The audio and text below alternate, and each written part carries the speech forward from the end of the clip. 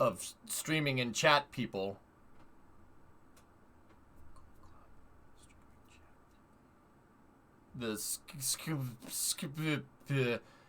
Then you will go get another pot of coffee now. So while Kerbal's loading up, I will be right back. I'm just gonna grab a pot, and we'll go from there. Be back in a second.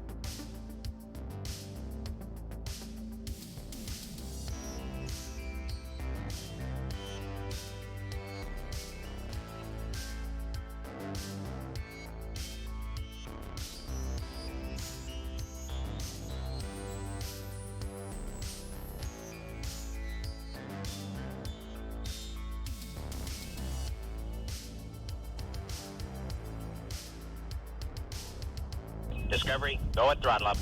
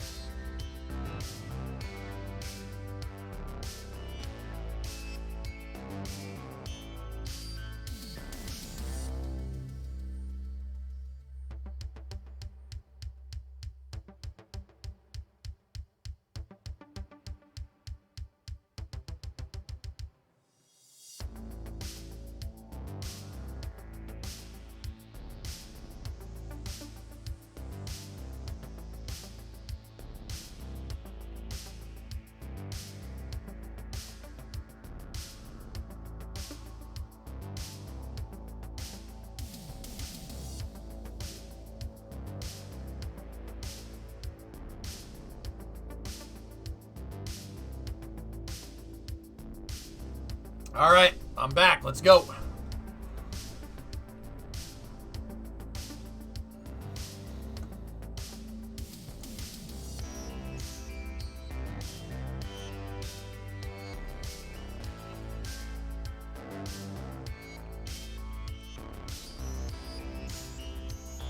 Full.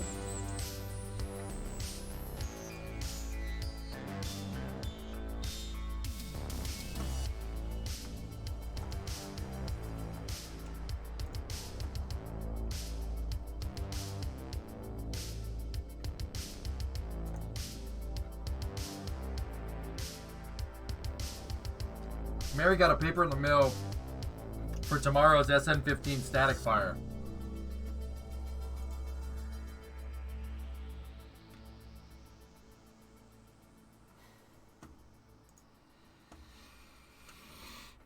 Oh boy.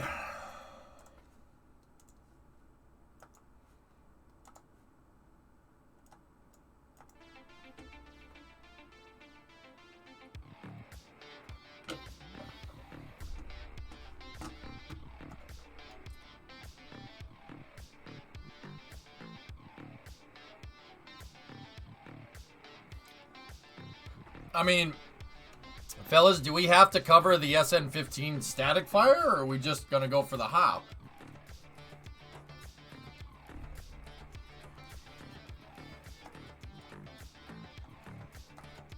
All right, Geeson. Have a good night, brother.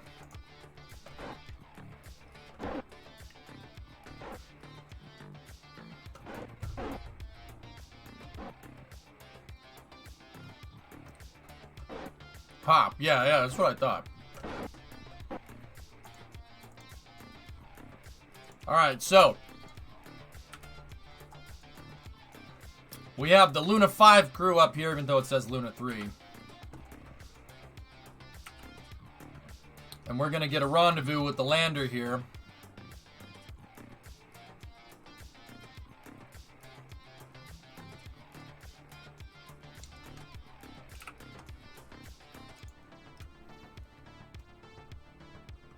All right, here we go.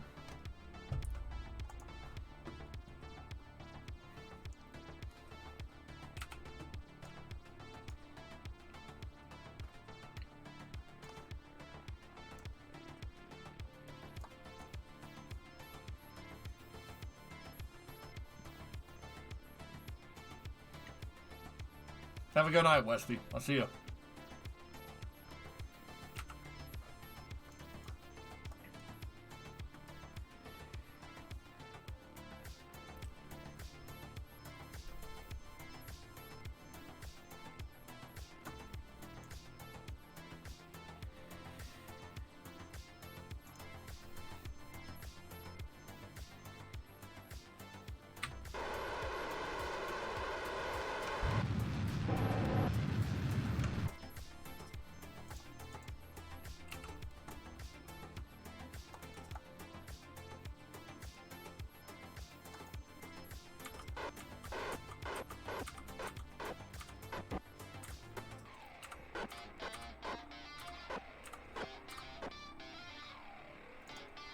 All right.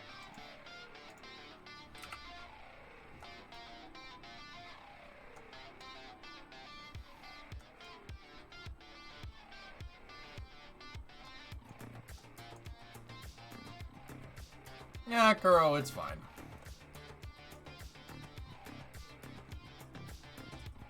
Here's some good pictures of the Artemis 2 and Artemis 3. Artemis 2 pieces and Artemis 3 engine section.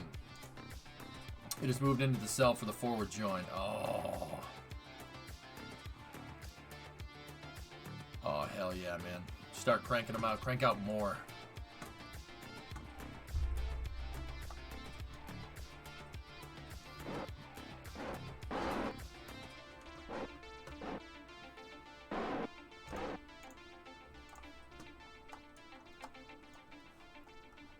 Okay, so this is the crew that we're about to find the lander. There it is.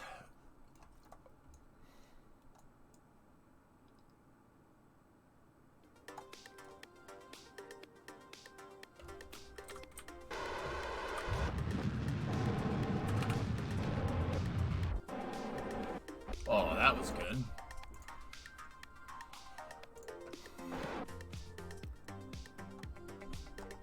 Are they going to send out our Artemis boosters to Stennis, too? They're just going to test the first one for now, dudes. Yeah, it's just that core.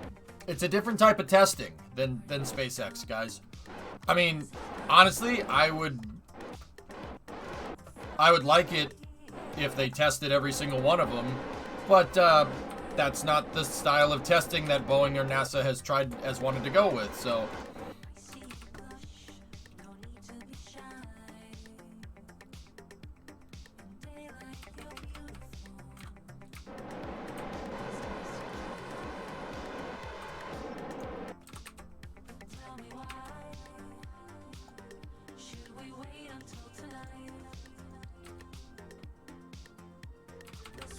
All right, let's go.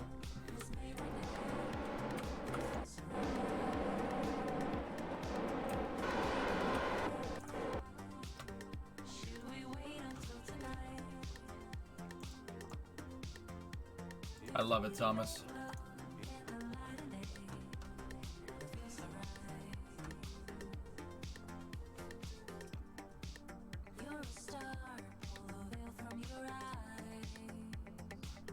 So unhop. Nice.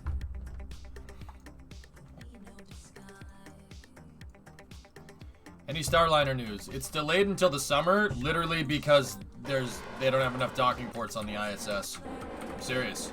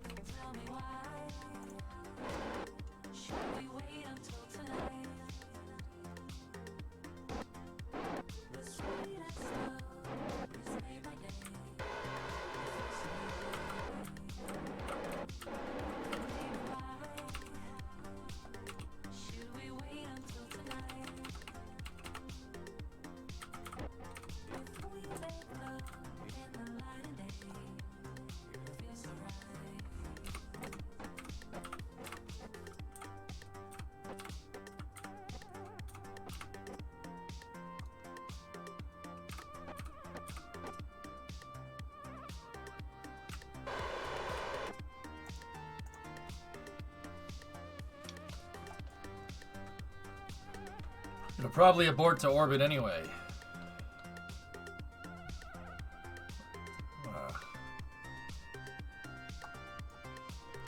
Drummer.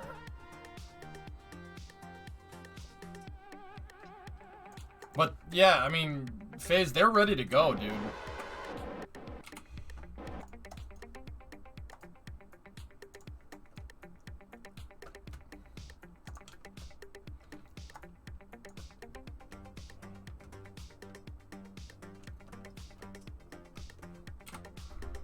Okay, we're go for final dock between the two vehicles here.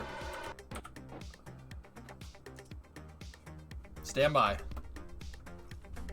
This isn't a dart launch. Yeah, see, okay, that's funnier than, I mean, that's funnier, but also, I hope you go to order food from somewhere and they get your order wrong, okay? Should we wait until tonight?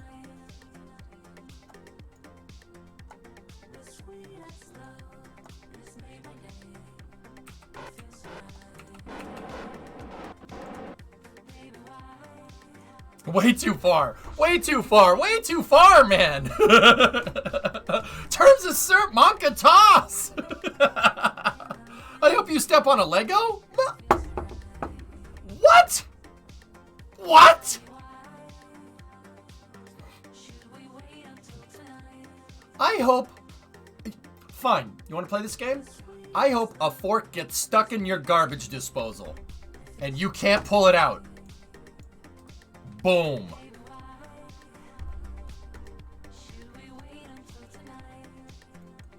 No, stop! He's already dead!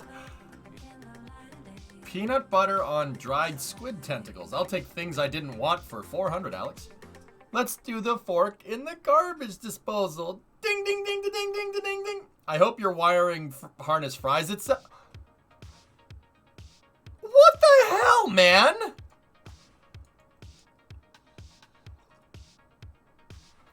Yeah, chat, you know what it's called? It's called yes, yes, yes, yes, yes. Okay, some of y'all can't remember nothing. You're gonna get some words to remember this by. Ding, ding, ding, ding, ding, ding, ding, ding. Great meme. Great meme. Safe the engines. Good call.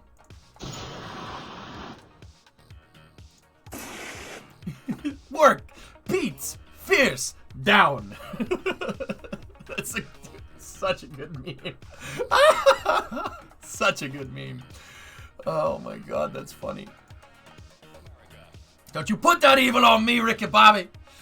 Don't you put that evil on us. You are not paralyzed. I am so paralyzed. Do the fork in the garbage disposal. Ding, ding, ding, ding, ding, ding, ding, ding, ding, ding, ding, ding. Oh my god. All right. I gotta land on the moon. Let's go. Maximum derp. Does this already have some leftover experiments in it? It does. Nice. So we have a GoobEb monitor, the ECS, and then we have solar panels. So we need one solar panel over. How did I do this? Oh. Solar panel, an ionograph, and then a seismometer. Okay, perfect. We're good. We can always make you feel old.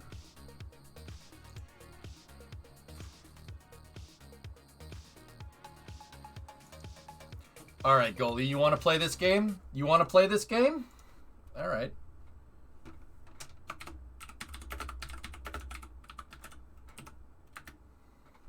Alright. Goldie, you want to play this game? Fine. We play this game.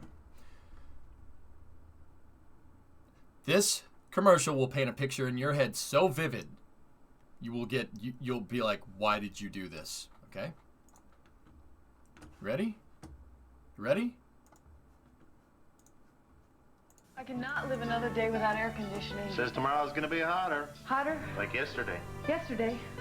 Yesterday you said you'd call Sears. I'll call today. You call now. I'll call now. Now's the time to save on Sears installed central air conditioning. Get 0% finance charge, no billing, and no payments until August with the Sears Charge Home Improvement Plan. Call now for a free in-home estimate on a Kenmore air conditioning system. State-of-the-art engineering means greater energy efficiency. A new Kenmore could save 10 to 44% on your annual cooling costs.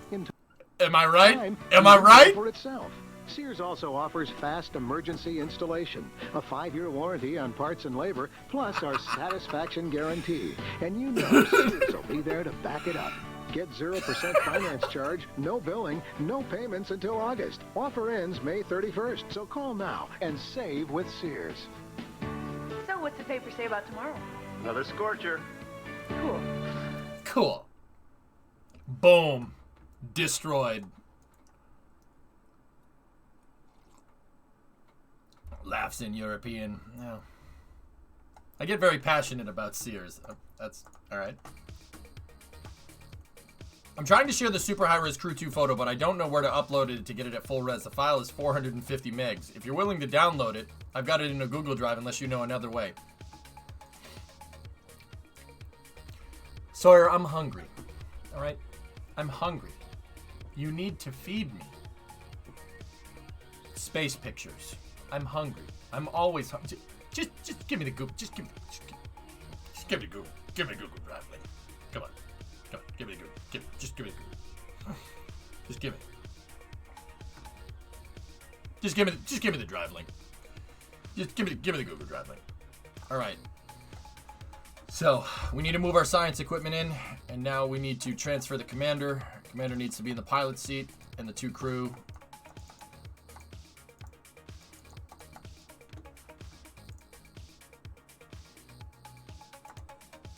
I'm requesting access.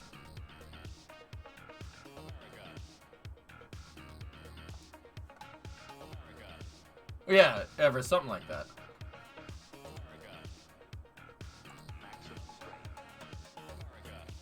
Y'all got any more of those pictures of space?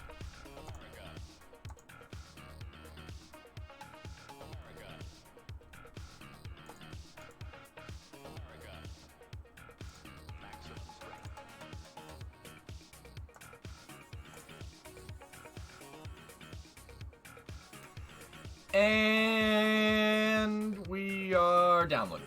Okay.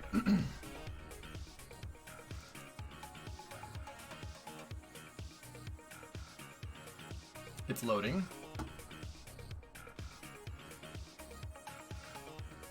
Still loading.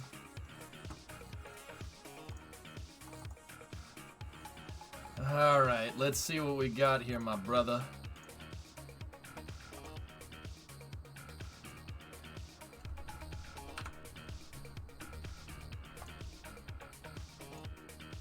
Oh, it didn't like that.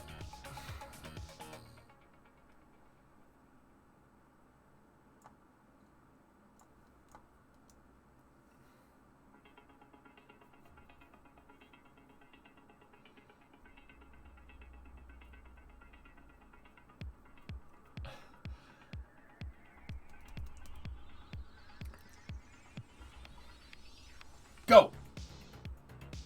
Go web. Go web. Go. Go. I'll try the Italian Spider-Man. Go web. Go. Go.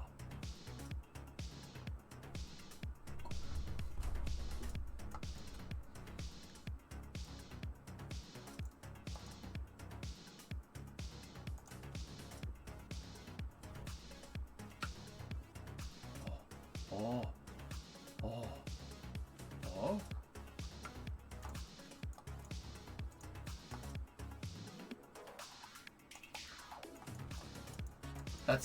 That's compressing. It's a great picture. I don't hate it. I'm sticking my head out the window. I'm sticking my web out the window. The recondenser is on for a possible wet dress rehearsal. Got it. Did you see this? Maxer is showing off again. Yeah. It's a great picture, dude. I like the color gradient, man. Seriously, the sky gradient in the background is awesome. I don't think my computer likes it though, Sawyer. I don't think the computer likes it. It's like, oh, what are you doing? What? Why? Why would someone do this?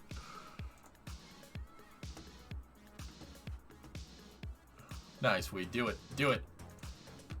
So Maxer took this. Oh. Oh.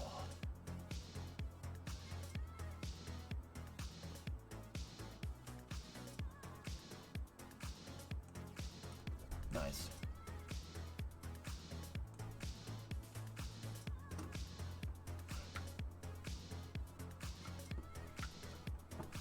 Well, I don't hate what's going on here. What a great picture.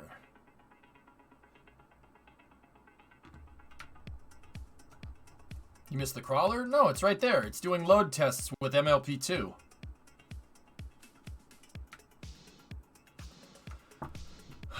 This place is heaven for me.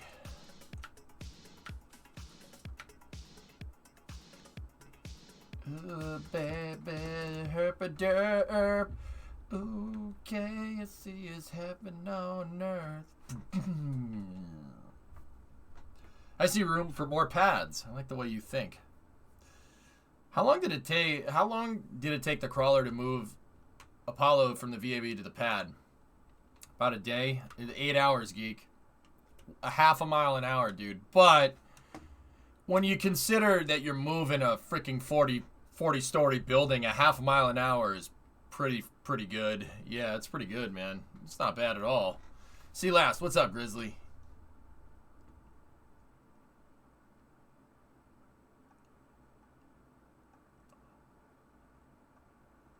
Do you have a P.O. box so I can send you something? No, I don't have a P.O. box now, but I probably should do that in the future. No, you got the appropriate hairstyle, boy. All I got to do is move right on down there. I'll be perfect in the swamp with those guys. Look at this, man. Look at this, man. Hell yeah, brother.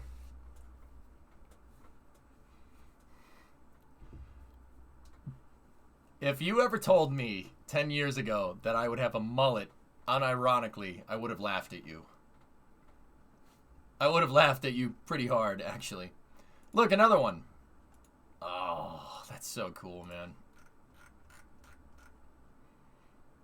Yep. And then if SN15 lands, then we shave all of this. I'll shave right here, Elon style. Yep. Yep. Yep. Yep.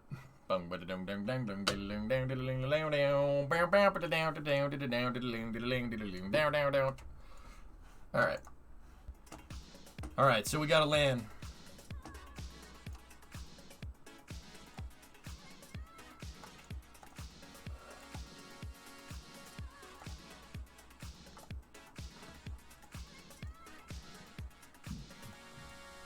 If it doesn't land, you'll go full Joe Dirt. I really hope they land this. This is getting annoying, man. I'm not gonna lie to you.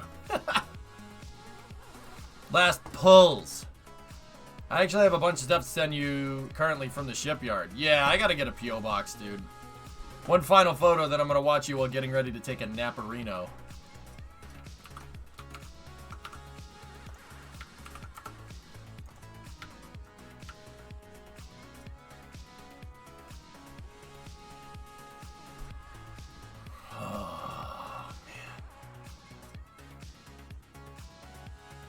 Look at the sky, man. That's something I really miss, dude. You don't get colors like this in the Northeast, so you know that for sure. Ah, it's what a great state, man. I freaking love Florida. I want to go back. I want to go back.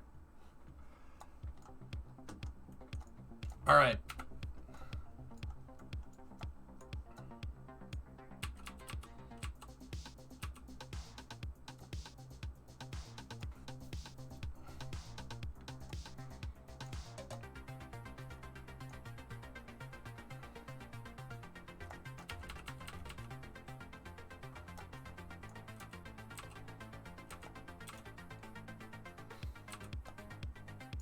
Alright, so they're gonna be orbiting for a little bit. We have to wait until the landing site gets over here. Alright. So, crew is now gonna power down the transfer vehicle.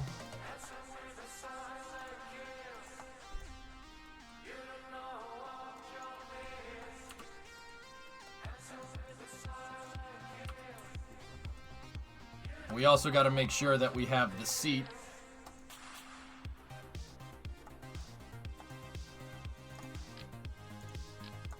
Oh, crap. Alright. Here's what's going to happen. Who's the engineer on this mission? Jeanette? Transfer? Discovery, go at throttle up. EVA. She's going to EVA out the hatch, and I'm literally going to bolt the seat to the side.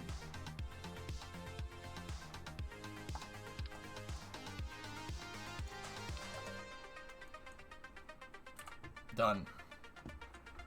Sky Seas 27-month resub. I'm going to be near Lompoc on Monday. What do you think the odds are that the Delta IV Heavy launches? It could happen. 2 years, Lompoc. I'll die before I go back.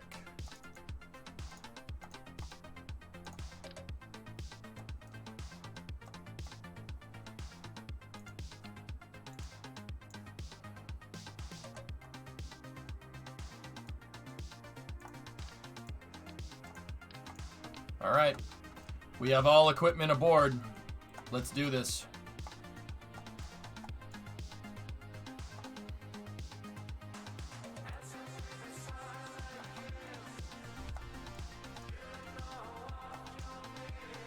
Put a Kerbal in the seat. No.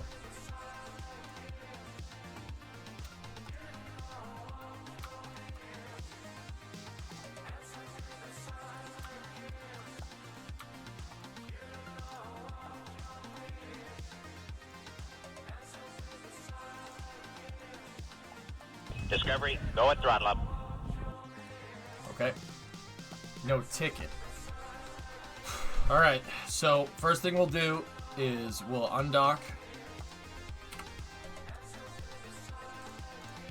Jeep Guy, 14-month resub. Thanks, man.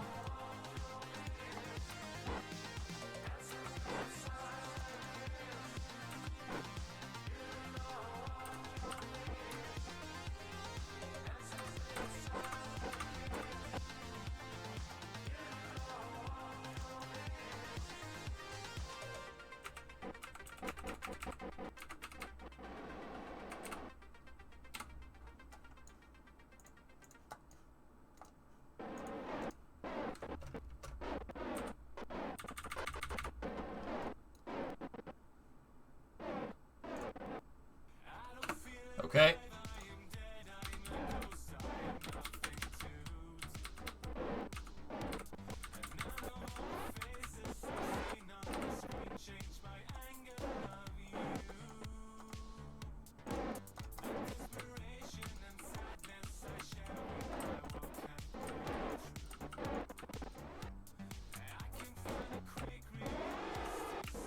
We have soft capture.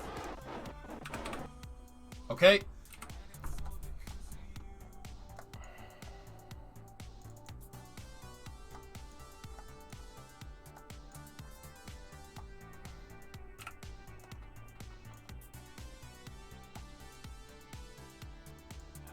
Here we go.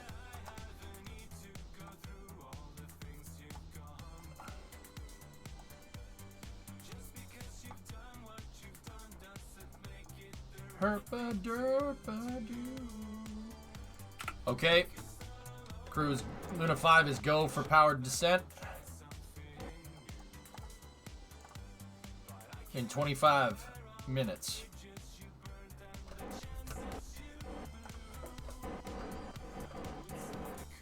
We got a full tank of gas. Alright, we're gonna warp to the maneuver.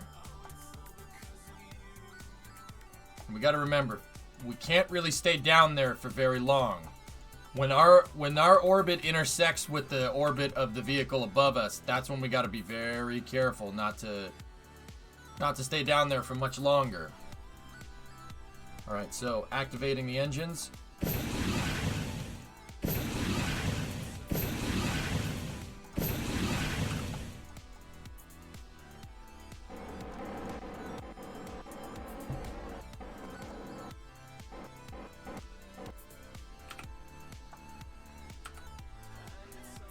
All right.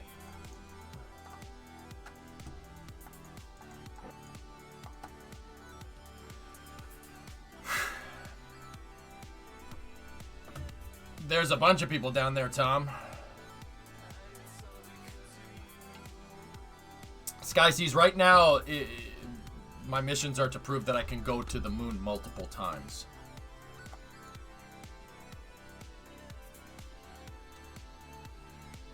Alright, here we go. Stand by for first powered descent.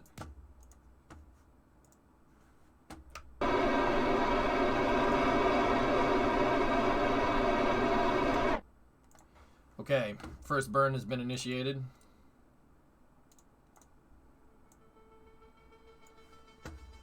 We're now leaving the transfer vehicles here.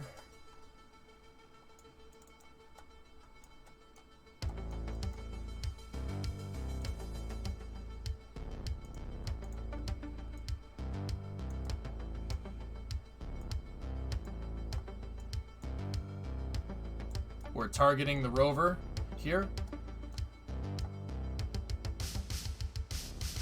Second descent burn is in. Reorienting the vehicle to the descent burn. How do you get funded for your missions? Hey, Hebrew, chat funds me, believe it or not, dude. Yeah. Chat votes on polls that are integrated with my website. And I pick like a couple of different proposals. And then the chat picks the direction of the program. So like, they chose for me to go to the moon with exploration. And right now, I'm proving that I can go to the moon. I basically, the first thing was go to the moon. And then after that, it was prove that you can get to the moon reliably. And that's what I'm trying to prove. I set dates, and I do take a rep hit if I miss deadlines. Chat isn't Congress so much, HPB. You're not representatives. It's a democracy. It's straight democracy. So it's more like a board of directors than everything. It's more a corporate structure than it is a governmental one. But yeah, dude, Hebrew, you don't know how dumb that was to delegate that kind of duty to chat. It makes it really freaking difficult. If they want to stick it to me, they will. Let's assume Crew 2 launching into space with people on board tomorrow. I don't know, Black Sue. I don't even want to entertain that idea, dude. This is in career mode, MotoKid. Yeah. If you guys want to see a full rule set, just type in exclamation. Here, you know what? I'll do it. I'll bring up the rule set in chat with caps lock on. Yeah, just click the link over there and you can get my full rule set. It's tough, dude. It's a really hard way to play KSP. And it is in the stock game for what it's worth. So, yeah, it's difficult, man. I really, really have to be careful with the engineering. Like, really have to be careful. The way the rules are set up makes this really tough. But I like it. I think it's really fun. Panja, anytime people launch into space, it makes me happy. I don't care if it's the Russians, us, the Chinese, I don't care. More people going into space is not a bad thing. No, and yeah, I know. It was more of a joke, but yeah. Stand by for secondary burn here. This is one of 3 powered descent burns. We are coming in right on the pipe here for the lander. We got it lined up pretty well, actually. We have 174 seconds of burn time here. T-minus 30 seconds till PDI 2.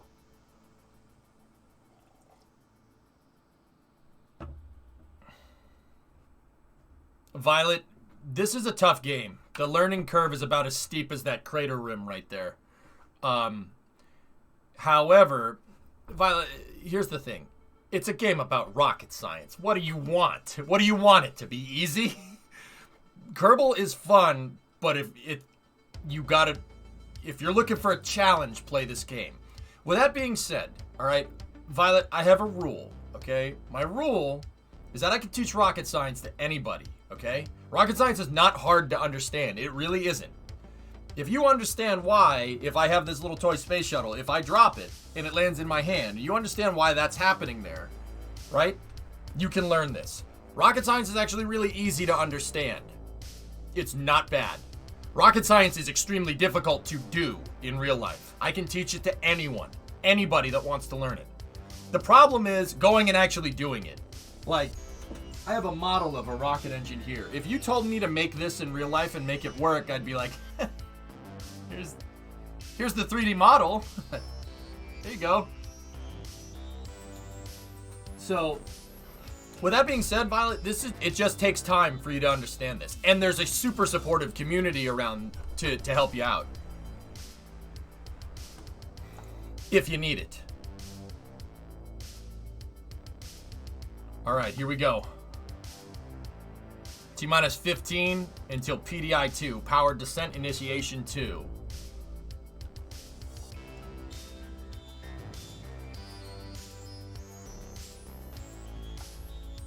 T-minus 5. PDI 2 initiation confirmed. Ground altimeter is activated.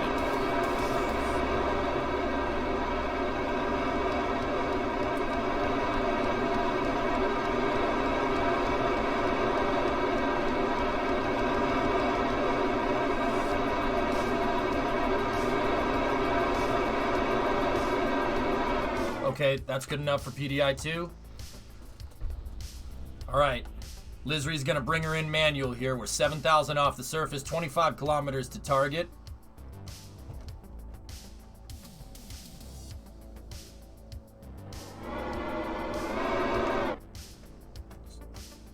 Full manual control now.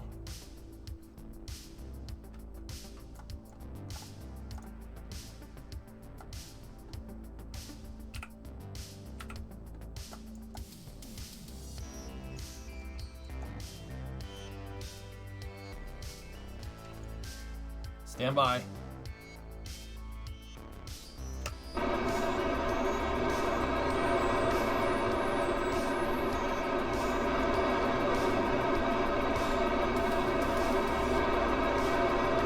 Kilometers to target, 4,800 off the deck.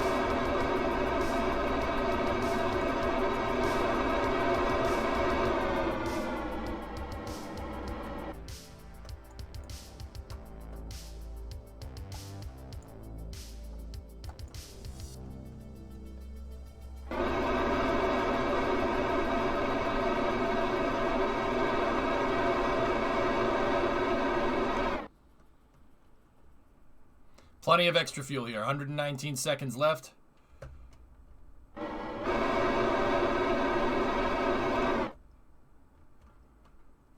.5 kilometers, 1,400 off the deck. Stand by for the final burn.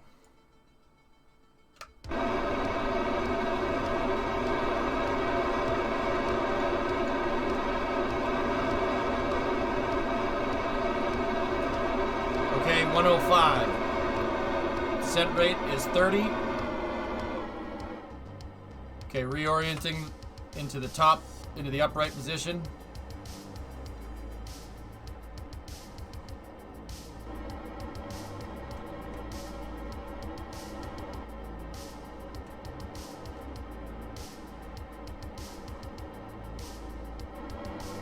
Okay, stand by for final descent.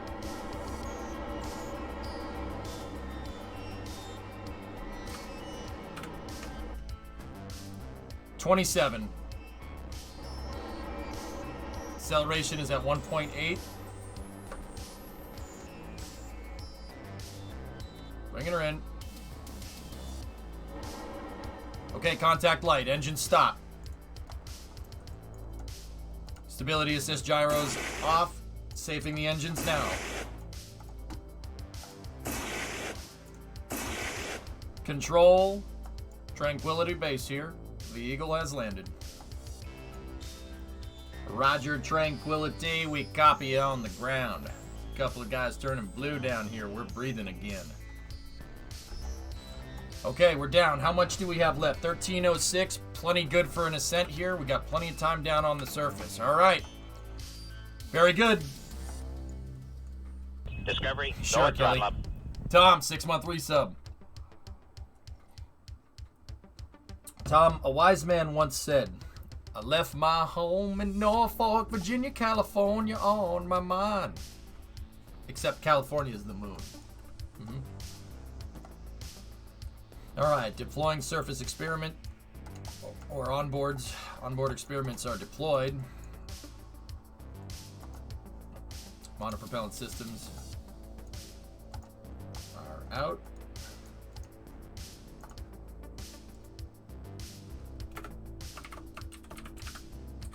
Lunar 5 is on the ground. We're back on the moon.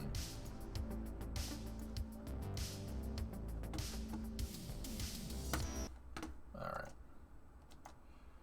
Let me see if we can select the dang ladder.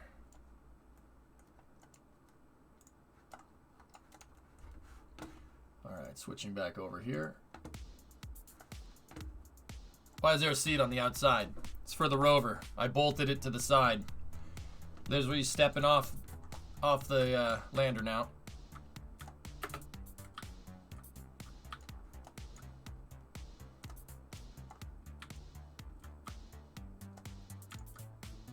I collect the science, Hebrew. Yeah.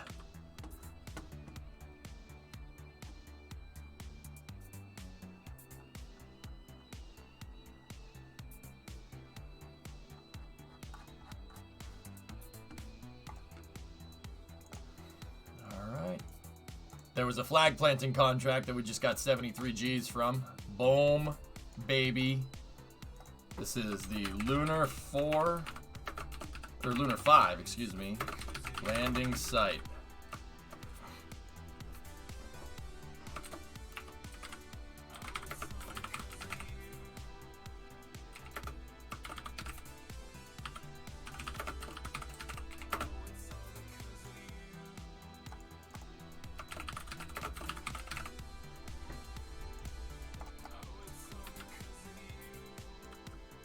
What's the coffers reading? 330 now. Perfect. All right, we can shut that down for a second. All right, now let's get the other two out. Jeanette moving into the airlock.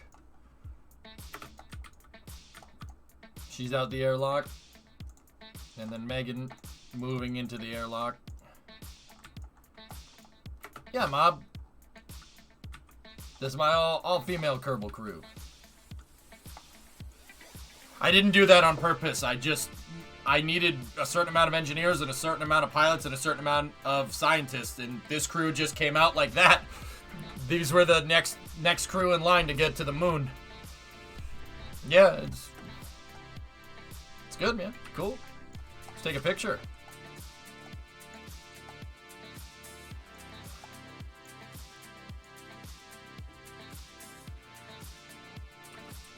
It's unfinished Starship infrastructure. It's on pause right now, Chris. Alright. Megan is my scientist. So, we're gonna... So, Jeanette's gonna go over here. We're gonna walk over to this stranded rover. First thing I'm gonna do is put these solar panels on it, and then we're gonna install that seat on it, and one of these guys, Lizri, will drive it over to its destination. You streaming until the launch? Are you crazy? No. Pop Bear, this rover gonna pay out big. 390 G's, man.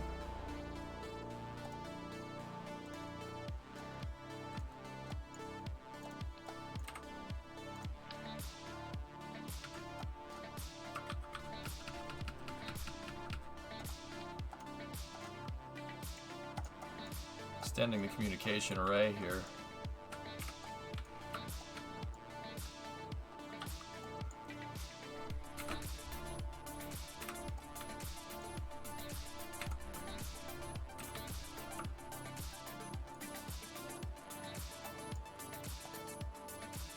We're down on the surface here.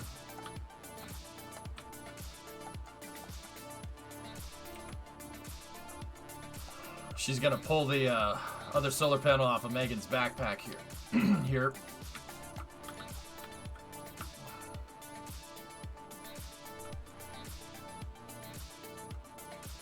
Five hours deep and have another 9 to go. So, it's a 14-hour stream. That's nothing. I do that every weekend. Spoon. Every Friday and Saturday stream for the past, 8 months have been a 15-hour stream. Bruh.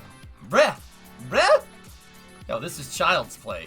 Easy peasy, dude. This is an easy stream. Come on, man. Come on, now. Oh, come on, now. Raise hell, praise Dale. Come on, now. How many landings in? This is the 5th one. 5th lunar mission, actually 4th landing total. We got 4 more to do. Will it be racing tomorrow night? Discovery, go at throttle. Does the Pope poop in the woods? I mean, he might. Yes, yeah, absolutely. Regular schedule tomorrow, guys. I might be a little late for the stream tomorrow because I want to take Remo out to lunch. So. Dr. Death, 8-month resub. Thanks, man.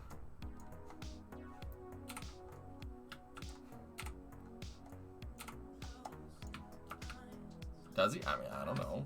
You tell me. I was actually asking. It was not pertinent to the subject, but I was... Are you going to the mall later? That's what I'm asking.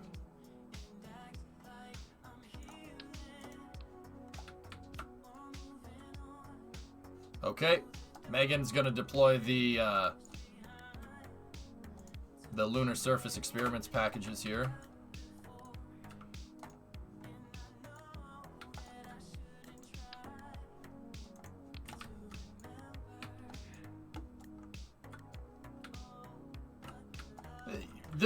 This is probably my favorite Robert Parker album, dude. End of the Night is really good. I actually really enjoy this music. It's chill, dude.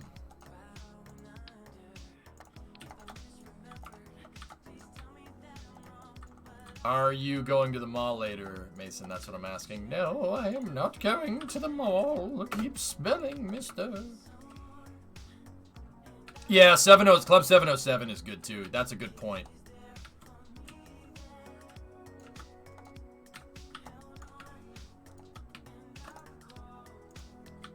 Shamona.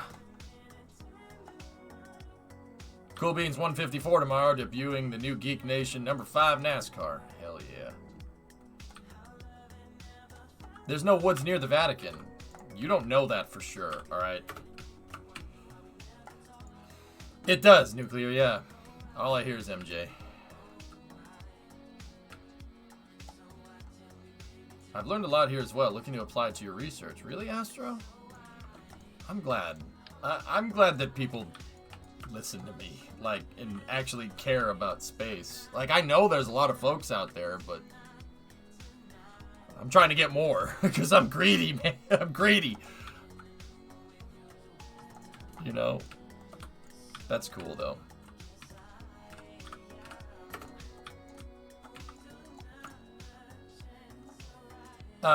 They can only hold one inventory experiment on their back, Ryan.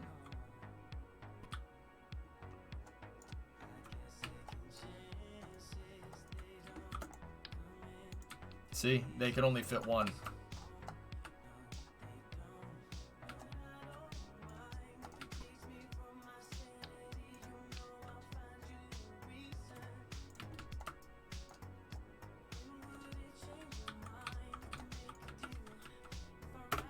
Okay, all surface experiments packages have been deployed. The seismometer is down.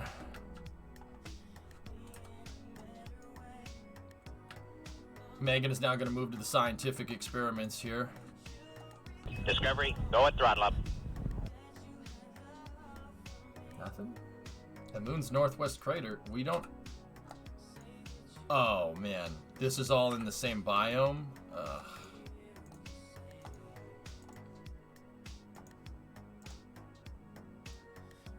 Well, that's useless. Okay. We just, by chance, are in the same freaking biome as the Luna 3 and Luna 4 missions. That's okay. Made a time lapse from yesterday's sunset over Playa Linda. There's a lot of you guys down there, hon.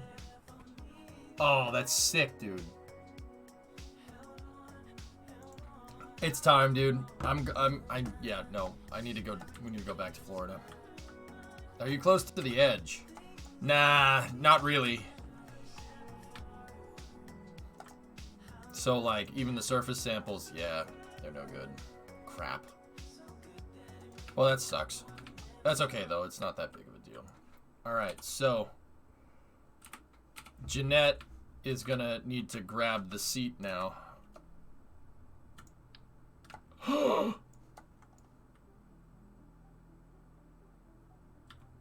Why did it let me grab that? Oh, shoot. Oh, no. I clicked on the seat, man. Well, we just ripped one of the fuel tanks out. Whatever.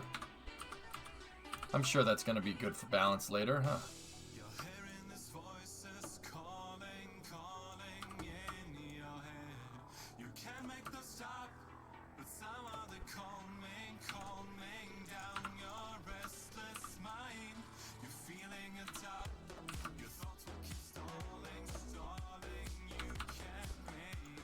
Oh, that's gonna come back. I hope that doesn't, well, I hope it doesn't come back to bite us. I clicked on the dang seat and it took the damn fuel tank.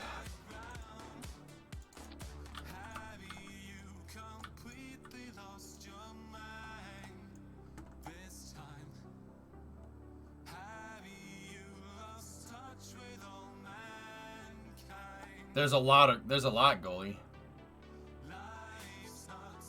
I don't think you can undo. It's okay. It should be fine. Though I'll set priority on those upper tanks to drain first, and it should compensate just fine. Where are you gonna drive the rover to? Well, there's a destination. There's a waypoint destination that I have to drive it to.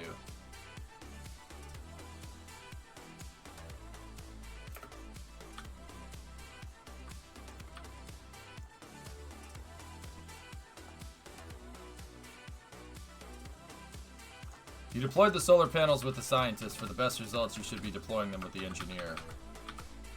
Yeah. Yeah, you're right.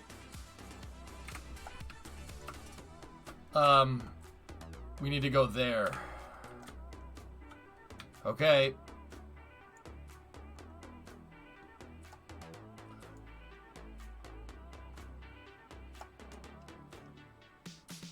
That's right, Mammon. You're damn straight. Hey, Atran, reporting on console for a launch in 20 minutes. Good luck today, my friend. Likewise, man. Thank you for what you do. We appreciate you more than you'll ever realize. Oh, Atran, shut up. Come on, man. Come on, now. No, it's all good, dude. It's all good. Atran, dude, I think it's time. It's time to show up for some launches, dude. It's time. It's time, dude.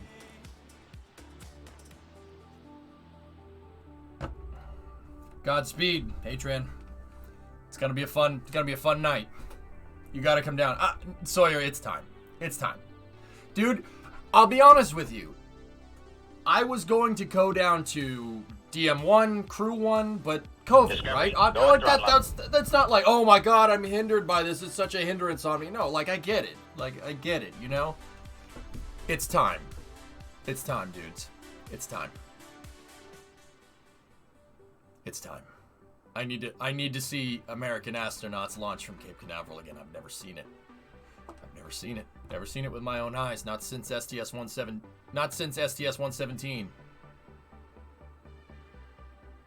What's the mission of the Luna stuff again? Prove that you can do it. Prove that you can repeat Novus. And honestly, I'm proving lander reuse right now. And we're doing EVA repair with this particular mission. Yeah, exactly, Xeon. It's time, dude. It's time. Let's go. Dude, I need to see a launch, man. It's been so long. The last launch I saw was NG11. Oh, God, that was like 3 years ago. Oh. Yeah, we proved that we can rip the fuel tanks off the lander if we need to. Okay. The last Cape launch I saw, well, shoot. Oh, man, I don't even want to know. Zucal, you've still never seen a rocket launch.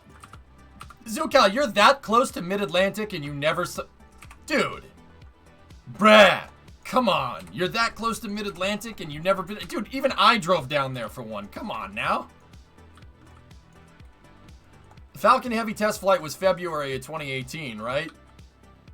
Yeah, that was the last time I was down at the Cape. With the Falcon Heavy demo flight. Frick me, man! It's been too long.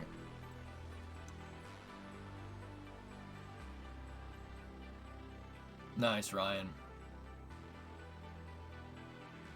Could you go ahead and stage the next launch while they're on the surface since you're running up on the deadline?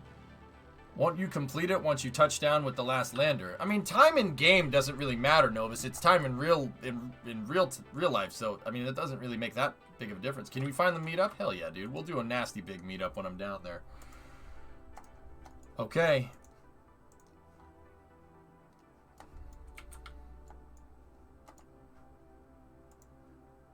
I don't want steering on a wheelbase like this.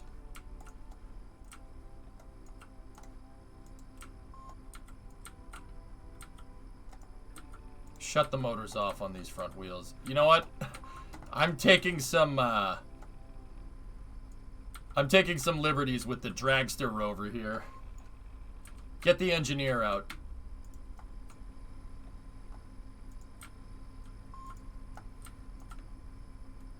Jonathan, that was one of the greatest experiences of my life. Like, I don't mean to be like, oh my god, but seeing two boosters land was that's one of the coolest things I've ever done. Like, it's crazy.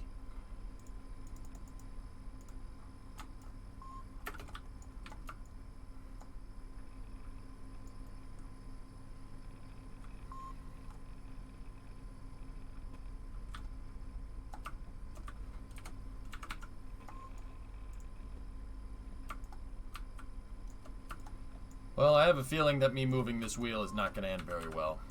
Oh, no. Everything went better than expected. I'm lengthening the wheelbase on this, and the reason why I'm doing it is because, well, it's dangerous to have a short wheelbase like this.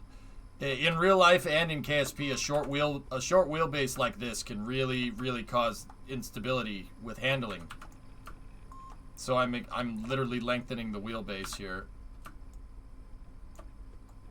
so that doesn't happen.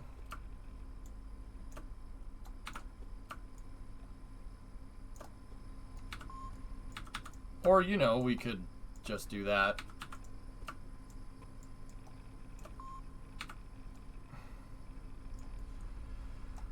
Oh boy.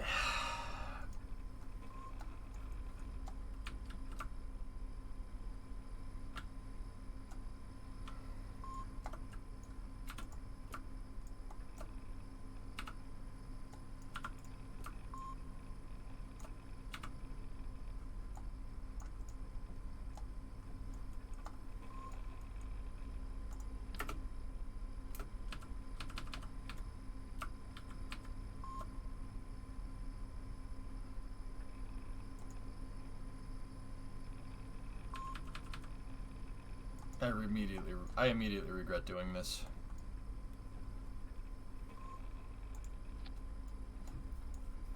All right.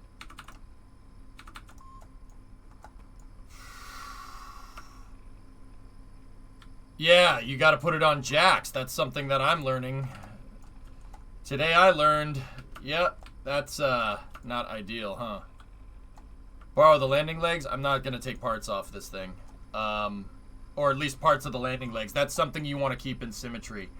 We need to find something on the rover that we can use as a jack stand. How about that?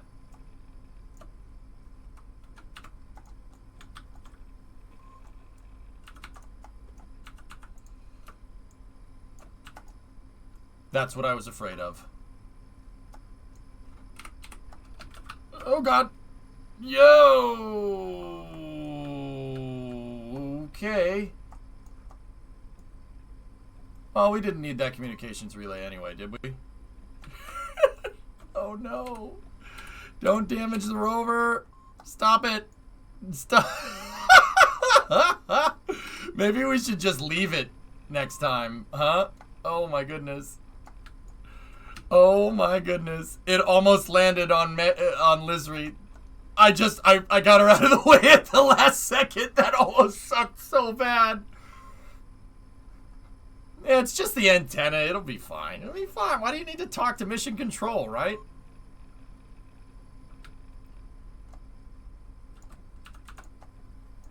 Okay. So note to self, you got to put the thing on jack stands next time you do that.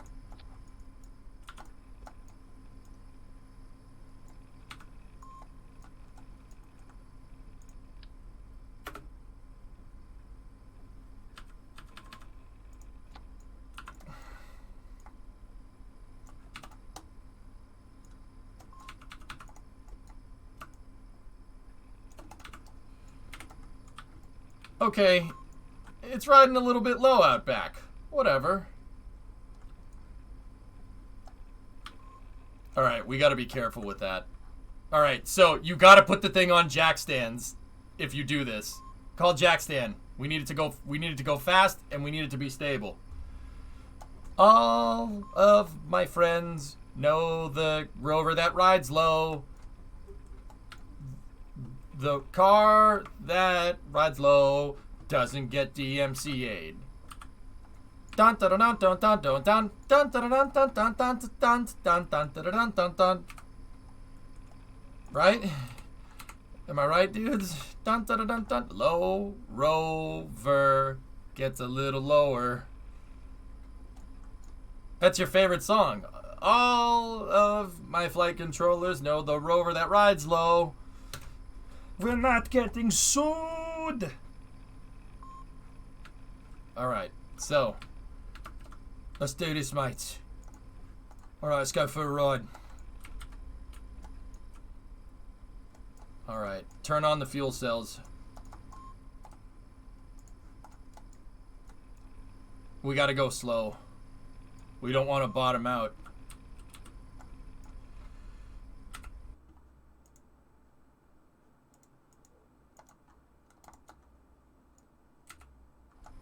I really wish it would tell me what direction we're supposed to be in.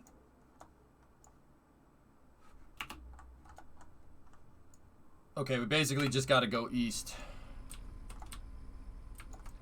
So let it flow, let yourself go. Fast and high, that's where the temp goes. 'Cause it's sunny out. Alright, we just gotta drive it over to the zone here. How the mission's coming along? It wasn't without its hiccups, but we're doing okay.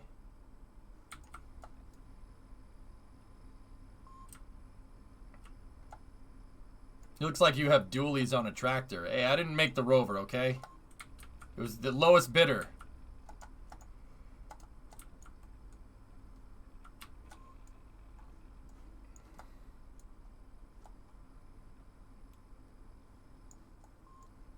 Dude, it turns out someone from the high school I went to worked on Ingenuity. Cool.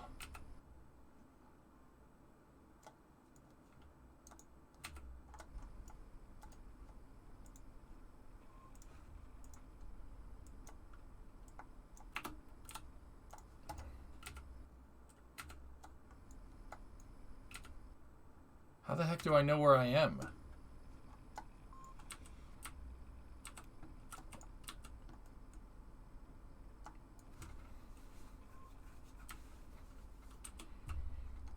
What's up, Lucifer?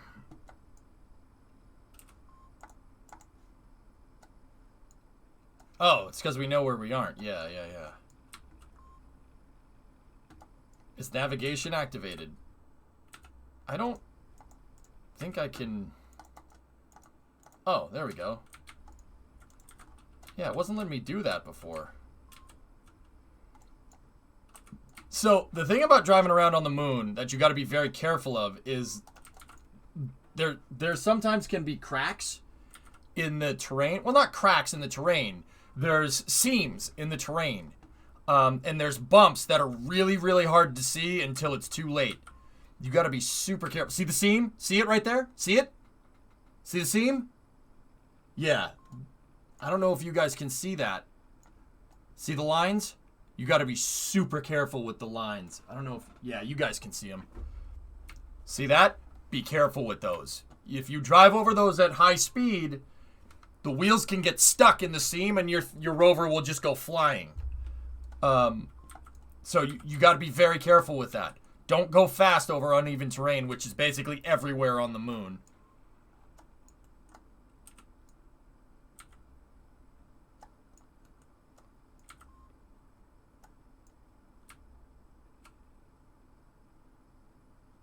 Kerbal really doesn't like it when parts clip into the terrain. You just saw that with the antenna on this thing. You see what it did? It just shot the thing up into space. I have a very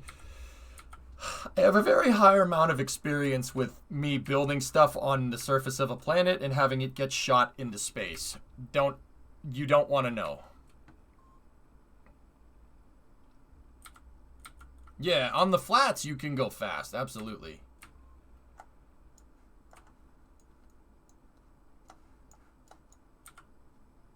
And once again, it really is hard to see the terrain because it's all the same color. There's not much parallax going on.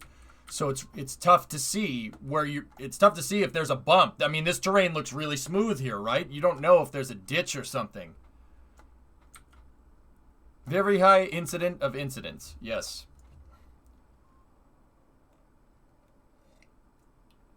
Depending, like, with a rover like this, I wouldn't really go over 10 meters a second, honestly. That's a really bad idea.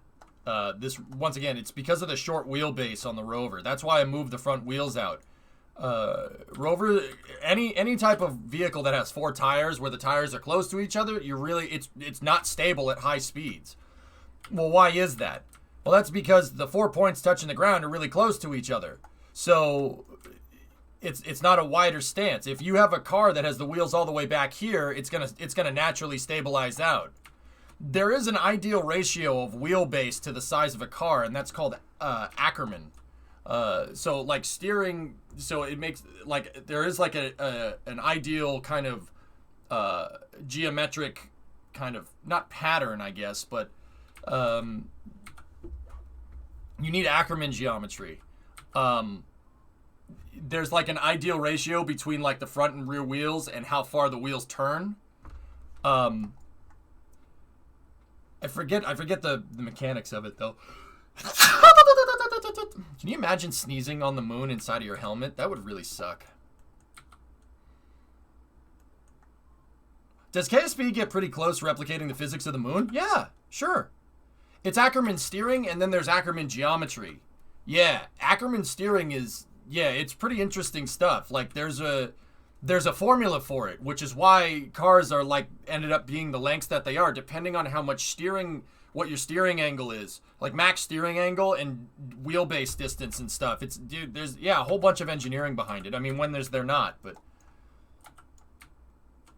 Internal windshield wipers. Yeah, so short wheelbase cars tend to be unstable at higher speeds.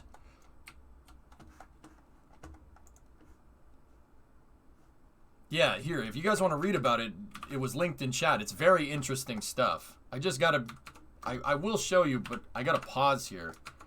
So, like, check it out. See what I'm talking about? There's an ideal ratio here, depending on how much your steering lock is, right? Comparatively to the rear tires. Some cars don't have this all lined up, and they handle like dog crap. Like a limo. A limo, for instance, handles like trash. It has the turning radius of a battleship. Why? Because that's all out of whack. That's all out of whack. A truck, for instance, it's all out of whack, because a truck has an articulated back, right? Like a semi-truck. And another cool thing to notice is that with steering on cars, if you're steering to the left, this has the angle is more on the left wheel than it is on the right wheel. So steering actually works like this, right? Like, see what I'm talking about? Because whenever you turn, if your car's going around a radius, so the inner wheel is always going to move faster.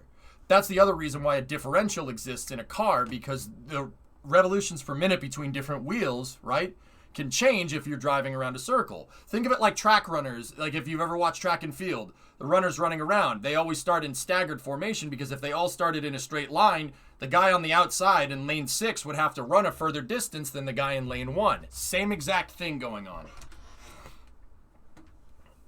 No, this is a rover repair mission, RJ.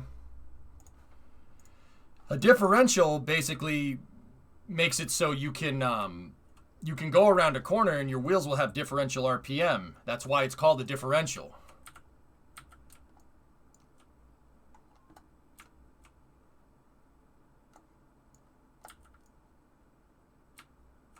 Do you know if Lunar Starship plans to use the terrain mapping tech like Ingenuity for a landing zone? Terrain relative navigation. I don't know if Starship exactly, Bagel Buddy, is going to, but what I will tell you this, Bagel, were you here the other day? Sawyer, I will get to that in a second. Were you here the other day when we watched the NS-15 launch? So New Shepard, Blue Origin's suborbital rocket. I know that has terrain relative navigation on it. Yeah, that's right. New Shepard is using TRN, the same exact thing that Perseverance used to land on Mars. It's using that to find its landing site.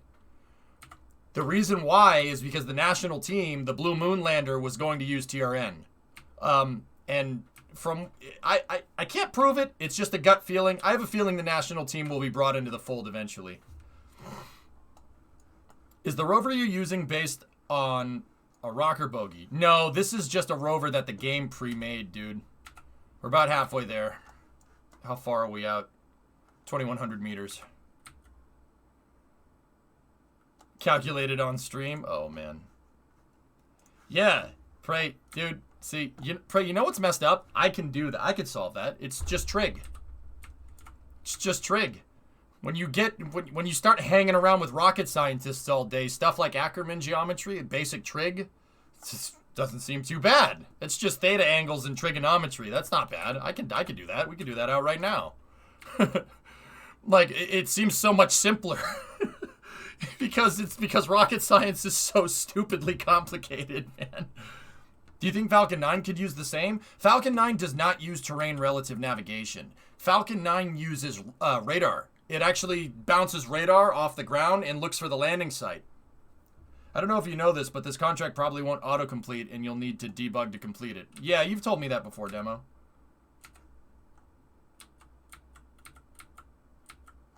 Going a little fast here. Builder, this rover was up here. It's a contract mission, dude.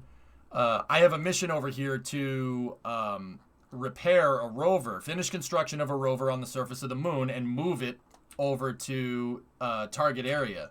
So that's exactly what I did.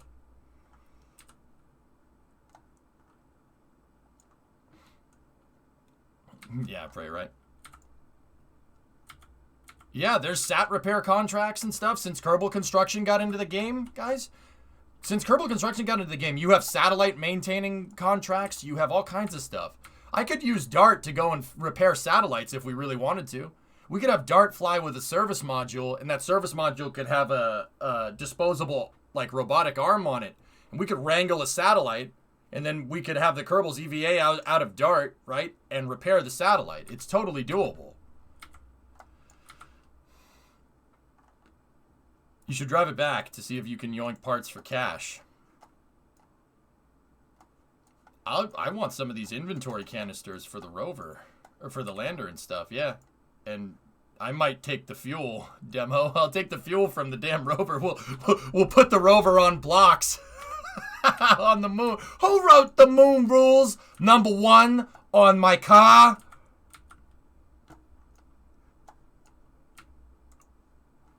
What happened to my freaking rover? I think so, Squishchin, yeah.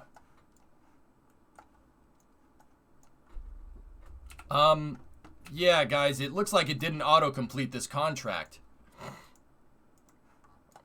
Hey.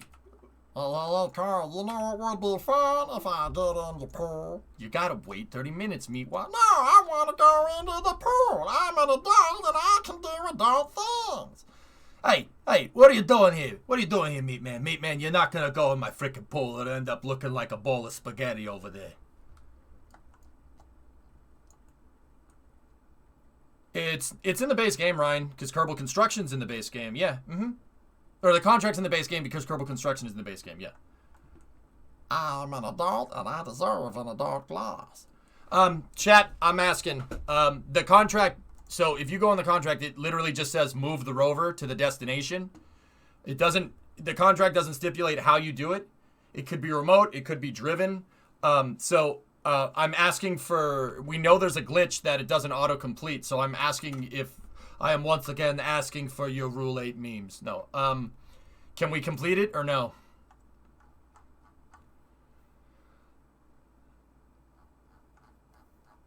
Any objections?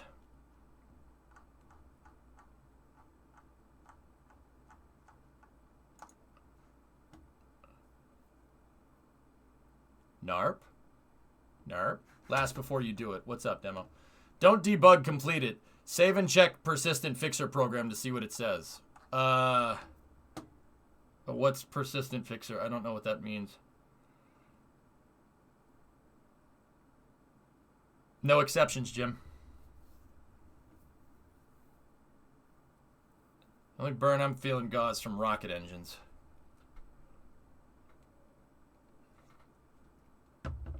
All right. So finish construction on a rover. Oh, KML. I'll just autocomplete it, dude. This is a known bug, and there should be good documentation on it, so I'm just going to autocomplete. Headbutt it with the Kerbal and move it. I mean, Guy, I'll be honest with you. I was trying to do construction on this thing, and the rover ended up shooting up in the air, and I didn't headbutt it with a Kerbal so much as the rover tried to headbutt the Kerbals. Does that count? Like, does it count, bro? Also, how's the trains coming? I want an update, please. Like the rover tried to headbutt Lizri. Like that definitely happened. You can go back in the VOD. All right, so I'm gonna complete. Contract complete. Okay, boom. We got paid. What if Little Caesars was Mediterranean food? Would their saying be pita pita? Oh God, don't Airborne, don't do that again. All right, HBB. See you, buddy. Thanks for hanging out lately, man. It's good to see you. Oh no! Oh! Okay. All right, we're good. Holy duh! That's why you don't do that. I've had some electrical cleaner just now, tucking them into bed. The trains? Okay, cool. In the roundhouse, right? Is Kerbal Construction on console? I'm not sure.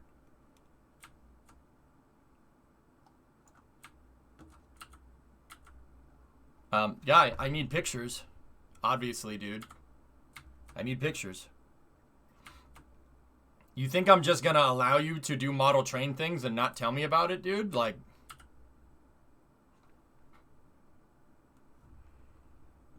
The bug has to do with craft ID. Got it, demo. Yeah, I'll shoot it. I'll shoot a message over to some of the devs to see if they're working on it. Well, you know what? I don't even need to do that. I know they're working on it. Yeah, guys, guy above you, who is a Kerbal streamer, he doesn't stream much anymore because he's working on a YouTube channel. He's working on doing model train simming on his YouTube channel. That's why I'm always like, show me the trains, bruh. Because I too am a train nutcase. I love trains. Trains were my first mechanical piece of equipment that I really, really, really, really like. And then it just kind of spiraled out of control from there. It went from trains to fast trains, and then I figured out what a bus was when I was really young. I figured out what a bus was, and then I was like, oh man, trains are just, like, buses are cool. I like buses. Trains are just a lot of buses all put together. I like that. That's really cool. And then, where did it go from there? Airplanes, definitely airplanes from there. I figured out that airplanes go faster than trains, so I liked them more. And then I think from there it went to military equipment, military planes.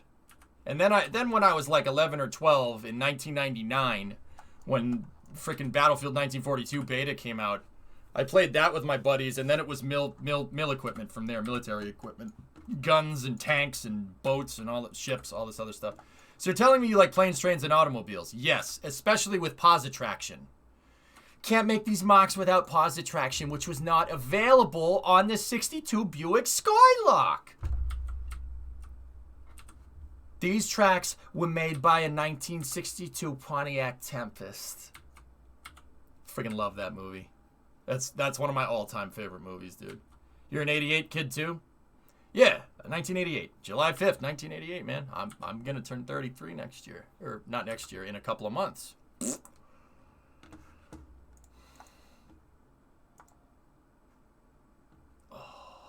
Yes. Yes, I like that. Yep. So you like things that go fast. I can reduce my entire being to just somebody that likes things. I just like things that go quickly. Your Marissa Tomei is too good. Sorry. It's dead on balls accurate. I guess the frickin' thing is broken then. Imagine you're a deer. You know, you're thirsty, you go up to the lake, you dip your little deer lips down to the cool, clear water. Wham! A frickin' bullet comes through your head. Your brain's lying on the ground in little bitty pieces. Now let me ask you, would you give a crap what color pants the son of a gun that shot you was wearing? Freaking bat, dude. I love that movie. That movie's great. I'll take that, Brimo. That's fine.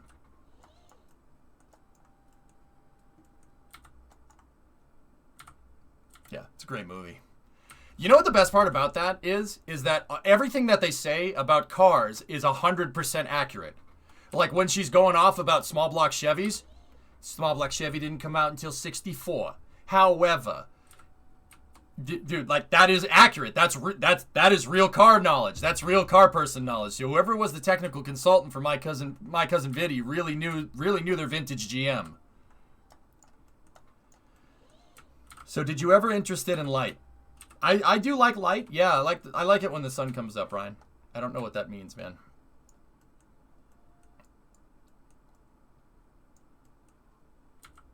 SLS question. Will the SRBs recover? Due to the low frequency of flight, Mason, no. I'm Walmart Steve Rogers. I'll take that. That's fine. Yeah, light goes pretty fast, yeah. Your Joe Pesci needs work, though? Yeah, it depends. It depends. Funny how? How am I funny? How am I funny? Funny like a clown? Like I'm here to amuse you? What the frick is so frickin' funny about me? Everything was good until Nat King Cole over here came over. That thing got a hammy? What's up, Das? Das Boo? No, it's electric. No, this sucker's electrical, but I need a nuclear reactor to generate the 1.21 gigawatts of electricity that I need.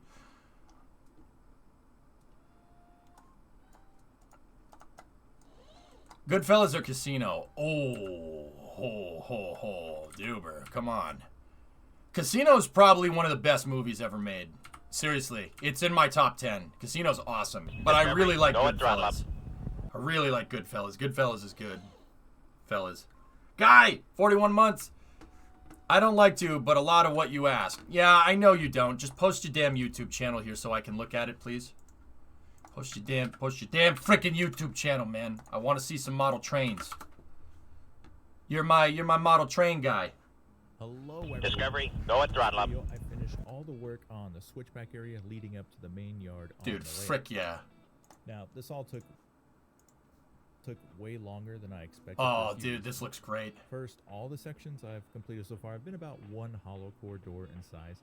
The switchback area here comprises of about 3 doors, so it's a humongous section. Guys, I see. Guy above you doesn't like it when other people plug in. Guy, I understand you want to succeed on your own because you're a stubborn piece of crap like me. Trust me, I'm the same way. But seriously though, this is awesome. You're doing fantastic work. I'm not just saying that to freaking. Because you're here. I love model railroading, dude. I miss doing this. If I had more space, I would be doing the same thing, man. And with the switchback area, there's basically double the amount of rock walls I need to carve compared to the other sections. This is coming along real good, dude. Real good. Up my production skills. Copyrighted music in the last video. Careful. That's all right. Dude, that looked good. Wait, why are we tearing this up? I can't hear now. Damn it. Last link, please. Have I seen this yet? Hold on. Rolling line. Oh, don't link me train games, dude. I'll never get any deadlines done. Yep. Okay, so using phone gap filler here. Discovery, go at throttle Brad up. Shark, 17-month resub. It's end. I'm pretty sure you guys use an end scale here. Yeah. Yeah. Clean it up. No.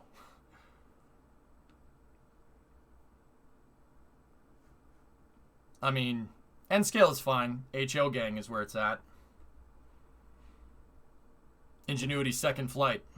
Yeah, I know, Astro. Pretty cool, huh? All right. How did you... Okay, you're doing plaster Paris, right? Yeah, okay.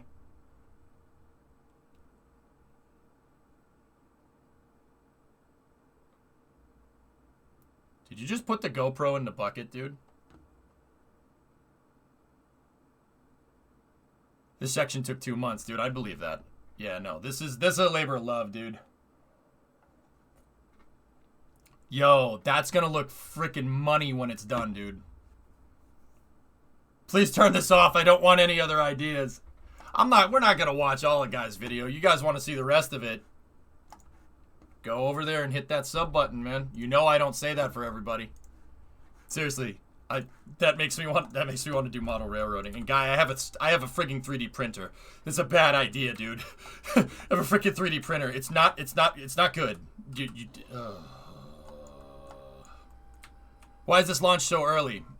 Because orbital mechanics mostly. Here, let's go over here. So yeah, guys, that's my buddy Guy above you. He does model railroading stuff on YouTube. It's awesome. That layout is gonna be sick, dude, when it's done.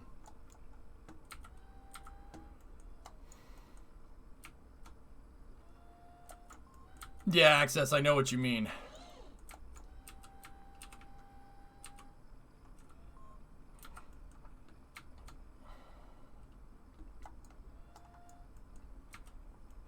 Anyway, dude, that's gonna be sick, man. Damn you, maturity. See, Access, you know what the good thing about that? You know what the good thing about liking cars is? The good thing about liking cars is that, you know, cars are just big boy toys, right? They're just big boy toys. Right? But you know, cars are just big Lego kits. It's just big Lego Technic kits. That's all. That's it. That's all it is. I mean, really, let's be real here. That's what it is. You know, it's just so you could be like, oh, I need a new car. Oh no, I need this part, this performance part for my car, so it works better. Right, right. Oh, Brimo, by the way, if we have when we have kids down the road, this is not anything that's happening anytime soon. Chat, don't get any funny ideas. When we have kids down the road, if we have a son or daughter, I don't care, that likes model railroading, we're gonna build the most monstrous layout ever devised, ever. I'm going to do, if any one of the kids at any point is like, Daddy EJ, I want model railroads, I'm gonna be like,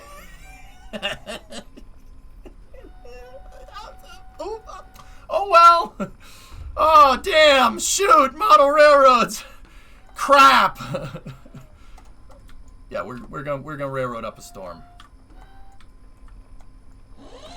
Was I totally a loser for having O scale? Tom, let's see, what do I have? I have S gauge from the 50s. I have a 50s S gauge set. Don't ask me how I got that. I used HO the most because it was the closest scale to Matchbox cars.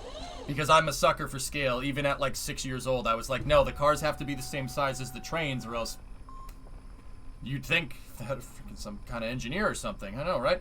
I never had N scale. I had HO, I had O, or I still have them. All my trains are just packed up. All the model railroads are just packed up. I have them packed up in their boxes, wrapped, and they're sitting right next to the truck in the garage. Believe it or not, it's in a nice and dry place in the garage. It doesn't get humid in the garage. So I have HO, I have O27, not O gauge. I have HO, O27, S gauge, and that's it. Those are the 3 gauges that I had. Nice, Gaw.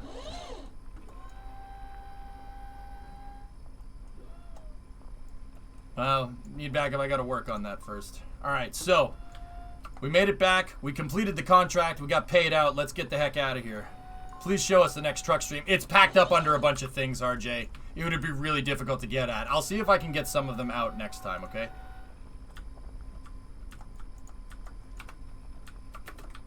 Strip the Rover for parts. I'm gonna get Jeanette out here.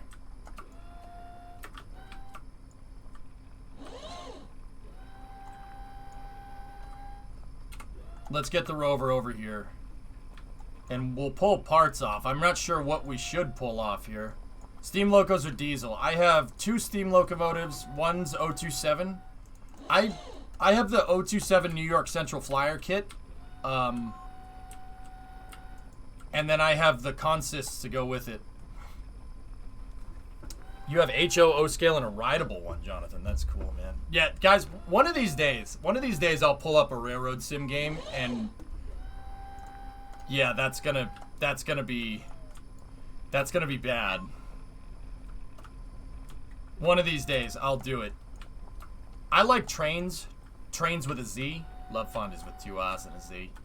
I like Trains Railroad Simulator because you can download content for it without paying like thousands of dollars in DLC.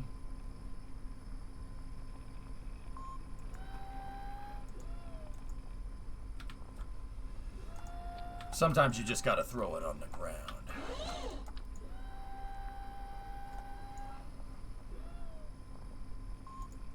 There we go. Yeah, I like trains because you can download and you can mod for it. It's like Kerbal with open modding. Alright, what else do we want to pull off of this thing? Yeah, Trains has an editor built in as well. Derail Valley. I have a VR headset to play Derail if we really want to do it. Oh, jeez, Primo. I mean, guys, you know what I would do? I would do a virtual field trip to like a freight yard or something and assemble a freight train, but honestly, in this day and age, you don't train, like, I've talked to people about this. Train operators, like, you know, all the train operators that do freight, they don't want people seeing the freight yards because they don't want people scoping the merch in the freight yards. They don't want people to see what they're moving. So trains are like ITAR nowadays, which is crazy. It's pretty insane. Do I have any repair kits aboard? I don't think so. Alright. I'm gonna take the fuel out of this thing. And I'm going to put it into my lander.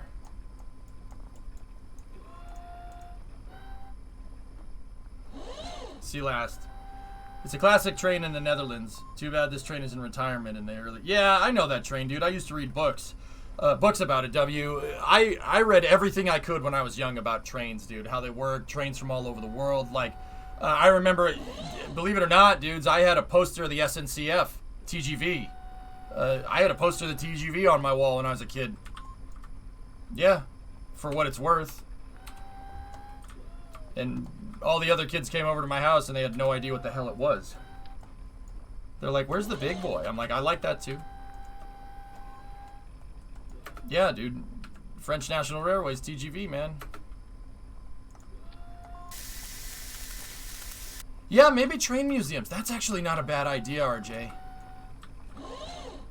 Where are the Lander's engines? They're down at the bottom. They're little tiny engines. They're spark engines.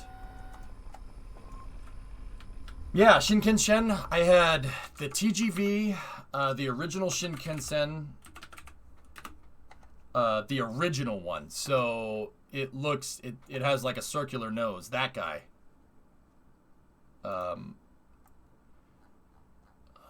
No, it was, yeah, that one right there. That one.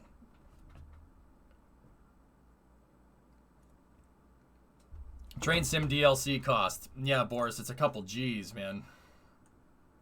Yep.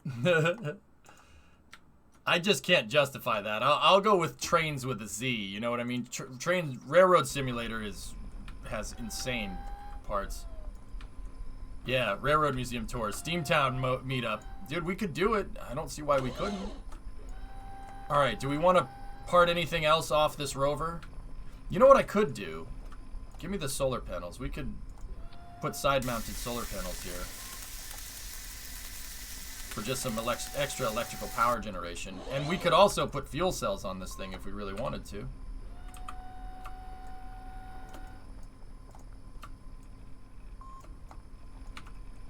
$2,200. Yeah, I'll pass on that. Yeah, hard pass. See last to be tempted even more. We'll do that another day, guys. Let's focus on the mission. The PRRT1. Oh, PRRT1. Kelly, what's up? Did I mention that Rolling Line is VR compatible so you could literally build a model? Oh, don't do that. Don't do that. Don't do that. Don't do that to me. You know what? I'll jack the fuel cells. Operation in progress cannot detach. Oh.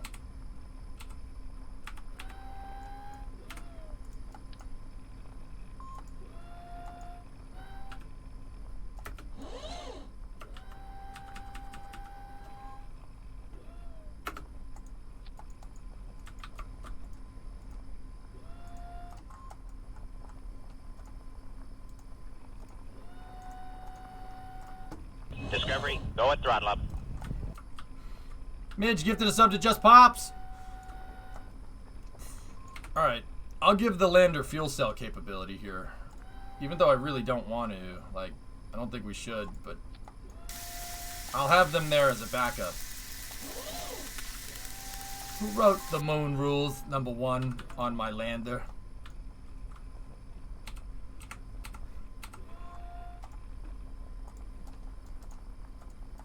we just really have to make sure that those fuel cells don't stay on, because they could drain the fuel for long duration stays down on the surface.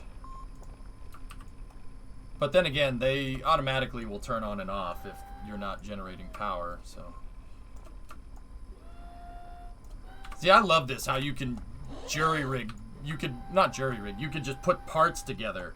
You can make stuff, like, on the surface. This Kerbal construction is going to come in so handy. Did you drain the rover tank yet? Yes, sir? Yeah, I drained it.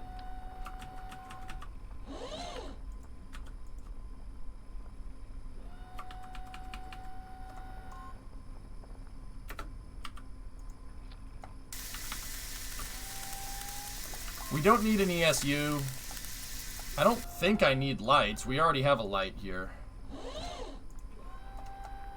New tile count for SN15. Do you know about the TGV, the high-speed line service? Yeah, of course, Ismic. I was just talking about that. Dude, I had a model of the SNCF TGV back in the... Well, not a model. It was a poster on my wall. Excuse me. I wanted it. I wanted a model train version. The orange one. This thing. I thought the silver one looked stupid. I like the orange one. What I'm trying to tell you is that orange train good. Okay? Orange train good. Do you understand? Orange train good.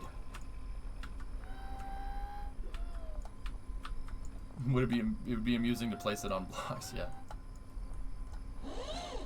Did you take the storage containers off the rover? I did, Jam. No, I did not, excuse me. I did not, Jam, it's not true.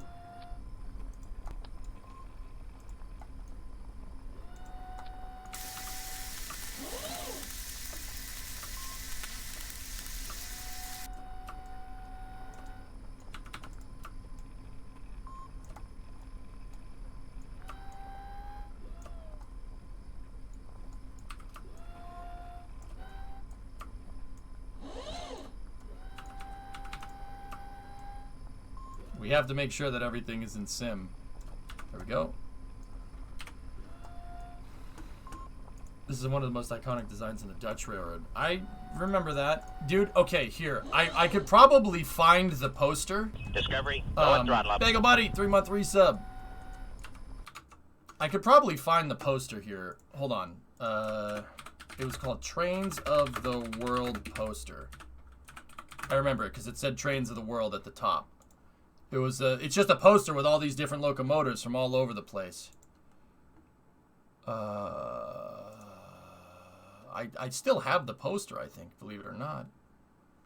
It had everything on it. It had the Flying Scotsman on there. It's the green locomotive that says LNER on the side. I'm trying to see if I can find a picture of it. Cool. I really still love model railroads, to be honest. Model trains are awesome. It kind of looks like one of these, but it has way more locomotives on it. It doesn't have all this stuff on the side. It's just pictures of trains, and it just says what the trains are. It had pictures of all kinds of stuff. I'll have to go take a picture of it next time I'm over at my folks' house.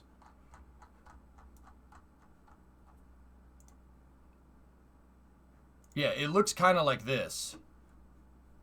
Kind of like this. It's not that exact poster. It had all different types of stuff on it. So yeah, like I said, I knew all about all the different trains from around the world and all the different historic American stuff. And my favorite one is still the Big Boy. When they restored 4014 2 years ago, I was ecstatic. Seeing that thing fire up, that was a childhood dream come true.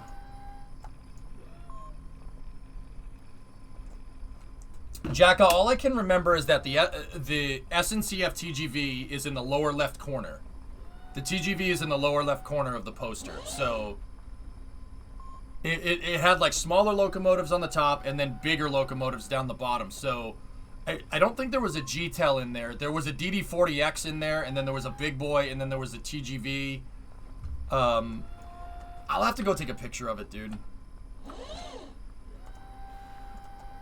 Have you been to the Strasbourg Train Museum? No. Eisen, where's that? Anyway, guys, we gotta focus on the lunar mission. Let's do this. Do we need anything else? That's cool, Spoon. He was a yard master in the 40s, so I have tons of really cool train stuff. That's cool. In Pennsylvania. No, I've been to Steamtown, but not Strasbourg. Is that the same thing? That might be the same thing. I went to Steamtown when I was super young, so I don't really remember too much. Any love for the F40? Only the greatest locomotive ever devised by man, Audrey. Yeah, F40PH. Duh. The freaking box. The box that makes 3,000 horsepower. RCS on pistons. I need this for the lander. Yeah, guy, yeah, that... I couldn't fit it inside the fairing, so I had to make retractable ones, dude. This is the new high-speed train in the Netherlands. It's nicknamed the Wasp. I can see why. The front's a little weird looking, man. But it does look cool. Did you construct that, Rover? No, this was a... Bruffles, this was a contract. A contract that paid out like 390 Gs. We completed it. I'm just thinking if I need to part out anything off of this. I really don't think I need to. The ES44AC. Hey, Rotor. Long time no see. ES44AC.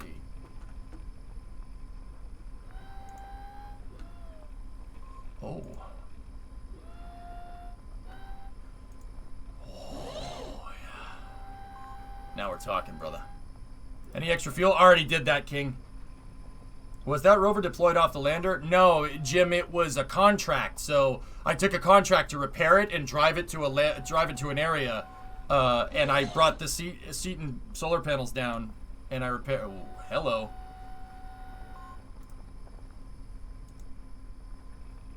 She's a beast, man. How much power does this thing make? Okay. The ES44DC is making 4,400 horsepower, or 32,000 kilowatts, or 3,200 kilowatts, excuse me. And then the ES58ACI is making 6,200 horsepower. 6,200 horsepower.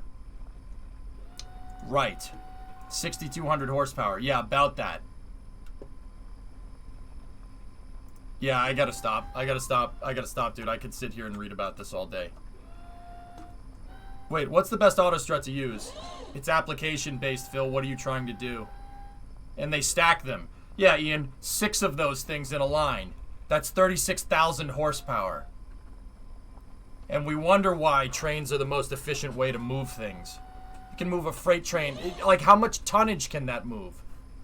That can move almost like a small container ship worth of freight across the country on like what, 2 or 3 tanks of gas? That's unbelievable efficiency. Unbelievable. Because the rolling resistance on trains are so low. They're super efficient because it's metal wheels on metal rails. There's no friction there. There's not a lot of friction, so you can really get going. Like, trains are one of the most efficient ways to move things around that we have by a long shot. Did you hear about the merger proposal between... Yeah, I did, Rotor. Yeah. KCS and the Canadian Pacific. Now Canadian National's offered to buy us. Yeah, they offered a crazy amount of money or something. I did hear about that. That's 1.5 Raptor turbo pumps. Yeah, that should tell you everything you need to know about how powerful rockets are. Strutting my rocket, I found that Kerbal joint reinforcement wad I had was causing problems, so I had to go back to the old ways. But I forgot what was best. All right, I'll do a quick part thing out for you, Phil, just because I like you so much. All right, so say you have a hierarchy of parts. So that's your root part, okay? So that's the first part you place down, okay? Little thing into hierarchies here in KSP. That's the root part. The first part you place in a craft file is root, and then you have a line, and then you have another part, okay? Okay, this part right here is a parent. Well, not parent. That's called the child, right? And then you have another part here. Say that's your pod, right? Say your root part is a pod. The child is a decoupler.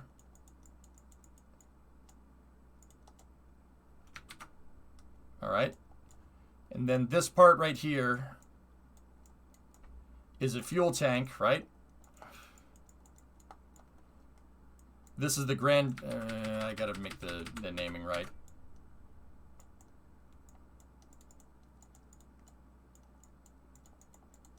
This is the grandchild part, and that's a fuel tank, okay? How Kerbal Craft files work is the root part is number 1. That part's number 2, that part's number 3, and then say you have down here, you have an engine, okay?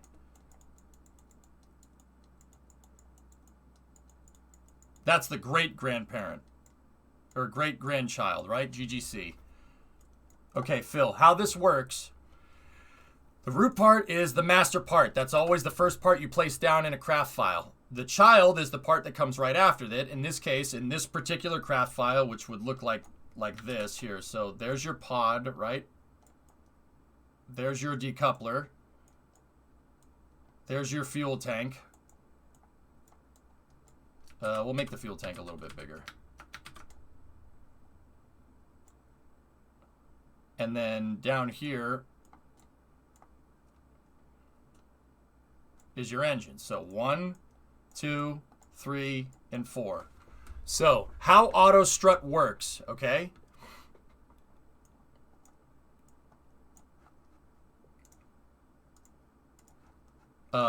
Is as follows. Give me 1 second.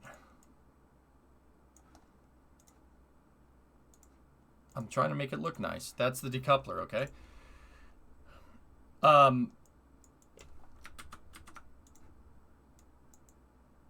Right? How this works is, so if I go to part number 2 and I set part 2 to grandparent strut, right? It'll just run a strut to the root, okay? Because grandparent part leapfrogs in the hierarchy, all right? So that's not going to do anything. If you go to part number 3, so if you go to the fuel tank and you grandparent strut the fuel tank, it's going to run a strut to the root part.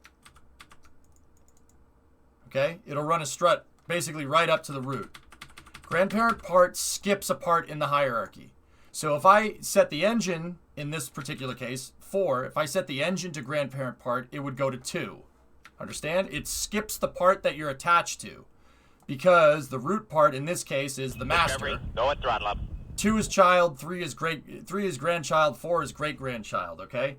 So grandparent part will skip because this is the grandchild. Well, where's grandpa? Grandpa's up here at part number 1. Okay? Root part strut will always connect a part back to the root. Okay? So that'll always go to the master node, the first part that you put down. All right? Now, so grandparent skips 1 up the hierarchy. Root part goes back to the beginning of the hierarchy. What's the last one? The last one's pretty straightforward. It's heaviest part. So if I took the root part here and I set that to heaviest auto strut, where is it going to strut to? It's going to strut to 3, right? That's the heaviest part. Don, 6-month resub. So heaviest will go to the heaviest part, all right? Root will go to the first part that you place down in the craft file or whatever craft file, wherever it finds the root part. Now, what it sets to as root part gets a little bit complicated, okay? Say you have a docking port up on the front here. So now you have a docking port up at the front, right? Guess what? Guess what number this gets assigned? 2. It's a different branch of the hierarchy. So that's in front of the root part. See that?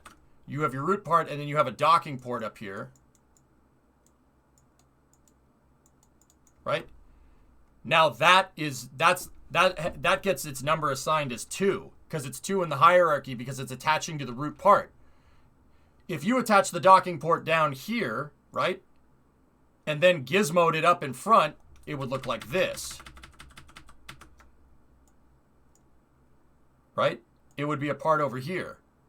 And now what number gets assigned to that? Well, that gets 2, 1. And if you attached a part to that docking port, that would be 2-2. And then if you attached a part to that, it'd be 2-3, etc., etc., etc. You see, with a bigger craft file, this can really get out of hand. Now, part of the reason, and the reason why I said, what if we add a docking port to the front? It gets assigned as 2, right? And what if we dock to a craft, right? And the root part on this is set to a pod, right? And when we dock, say that's a docking line, we dock it to another craft, and this craft is set as a base. Kerbal will overwrite the hierarchy, and that will become your root part. That'll become root part of the whole thing. This is docking vessel hierarchy in a nutshell. And Phil, whatever you're doing, I know it's going to be complicated, so this is why I went into detail. I know this is a little bit beyond what you asked, but I have a feeling that this is where this conversation is going. So, because you attached this here, it no longer reads that as root part. That just becomes a grandparent part.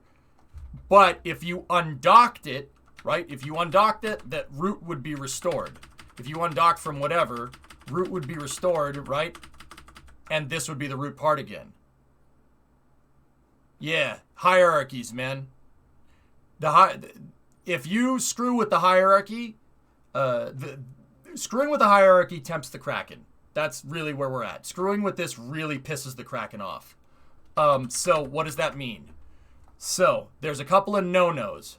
Say I had about 100 more parts down here, right? 100 more parts, blah, blah, blah, blah, blah. So, you know, and then over here, that's part 101 in the hierarchy, okay? If I set 101 to root, right? It's going to draw a strut. It's going to bypass 100 freaking parts, and it's going to draw a strut right to there. Kerbal hates that. It hates it. It really, really, really doesn't like that. You don't want to bypass too many parts. If you bypass too many parts, that tempts the Kraken. You ever dock two vessels together and then they start shaking and freaking out and then they explode? That's what's going on. You bypass too many parts. Same thing goes for heaviest part auto strut. If we set this part down here, 101 parts down the line, and I set it to heaviest part, and it runs the hierarchy to that fuel tank right there, which is the heaviest part in this craft file, boom, that'll make stuff explode. So what I do to get around that problem is I keep my degrees of separation between docked vessels extremely low. What does this mean? If it doesn't need to be in line, right? Don't put it in line. So, what does that mean? With this particular craft, what absolutely needs to be attached to everything else? The decoupler, you can't get around that, so that's a bottleneck. So the pod has to be attached to the decoupler. The decoupler has to be attached to the fuel tank. Now, say you had another vehicle down here. Say you had another decoupler. Does the decoupler have to be attached to the engine? No. No, absolutely not. So attach the decoupler to the fuel tank. Because if you do that, you bypass the engine, right? And you basically do this, right? So the engine, instead of becoming 4, it becomes 3A. And then you make 4 over here, the decoupler from a lower stage. And then the engine becomes 3A. Have little branches go off your vessel like this if you can. Do stuff like this. Kerbal likes and understands that a lot better. I make every craft this way. Every time I go to build a craft, I'm visualizing the hierarchy up here. So if you've ever seen me kind of stare off into space and be like, what if I did this? What if I'm attached that way? What if I did that? That's what I'm picturing in my head. I should probably just draw it out so you guys can understand it, but it's hard to do that and think about the best way to do it. So that's my 6 degrees of separation rule. You follow these rules and keep like less than 6 degrees of separation from the front, from your root part to your docking part. Keep as little degrees of separation in between the hierarchy as possible there, and you'll never have craft dock to each other and then freak out and blow up. Yeah, if we look at the lander, go back over here, the lander is built the exact same way. Check this out. Front docking port. That front docking port is attached to the fairing right here. It's not attached to this. It's not attached to that dang engine plate. It's attached to the fairing. So 1, 2, 3, 4, 5, 6 bottom docking port. See what I'm talking about? I do that with every craft. With Dart is made this way. Between the top docking port on Dart and the back docking port, less than 6 parts apart. It doesn't absolutely have to be 6. You just want to keep that number as low as possible. Yeah. Yeah, hierarchy is something that you learn about when doing 3D modeling. So, 3D, that's where I learned about this stuff. From school, believe it or not. It helps me make a better Kerbal craft. So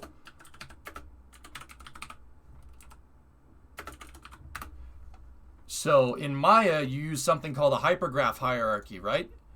And basically it building in CAD, especially if there's any 3D modeling riggers out there who do like character rigging, so how the character moves around, the hierarchies on these can get very complicated. Here's a sample of a hierarchy in Maya.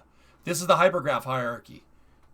This is what I'm visualizing in my head whenever I build a Kerbal craft file. You see all these different nodes represent different transforms and different parts on a 3D model. If I went into, I could just show you, I have a legit copy of Maya here. Long auto struts seem to be okay when symmetrical. Well, the reason why it doesn't like strutting over long distances is because of float point error. So if you have a craft, right, and your craft is wobbling around because you just docked it, and you dock something together and it snaps too, what it can do is if you have one strut running to the end, it'll act like a tensioning cable, and it'll try to bend it, right? And then the craft will try to compensate, and it'll try to compensate again, and you'll basically float point bend the auto strut. And if you bend the auto strut, the Kraken gets really pissed off. Like, really pissed off. Here. Let me go in here, and I'll show you this. Take a look. Yeah, so, I mean, like, fellas, I can see the hierarchy. I see right through it whenever I build a craft file. This is why my stuff never blows up. Because I had to figure out what makes Kerbal tick. And that came from testing out a bunch of different hierarchies over time. Like testing what works and what doesn't. So here, if I go in here and I go into my, it should be general editors. All right, so check this out.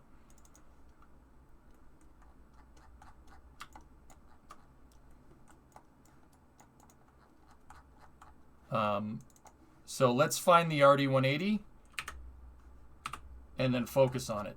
So that's the RD180 right there, and there it is in there. This is it in hypergraph form right here.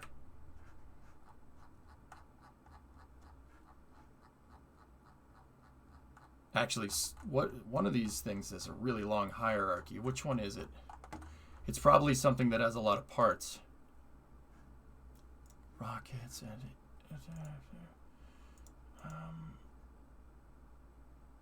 numbers for scale.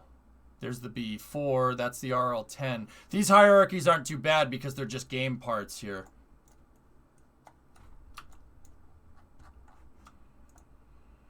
But some of them get really, really freaking long. But yeah, every time you go to build something in Kerbal, it looks like this. Now, check this out. If you want to go back in here and take a look at that RD180 again. Wait, where'd it go?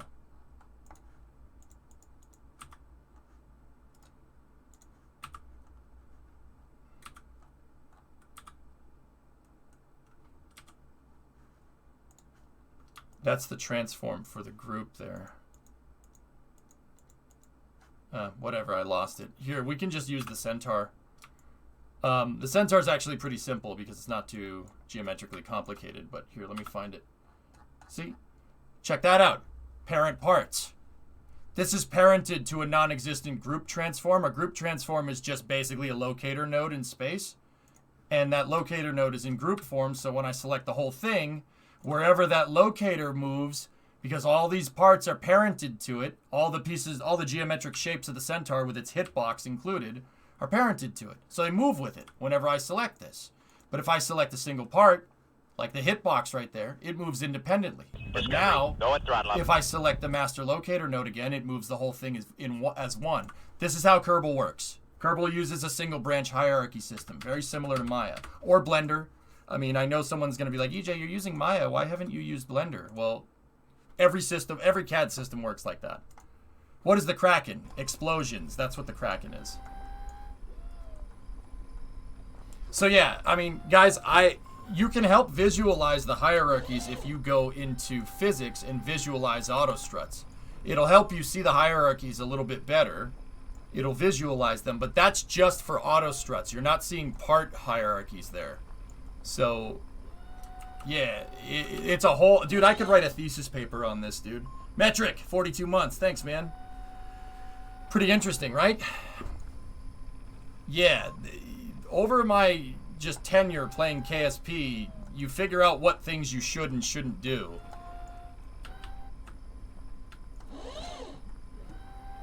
Yeah, Skittles, I know. Everybody likes Blender because it's free. I like Maya because that's what I learned how to work on.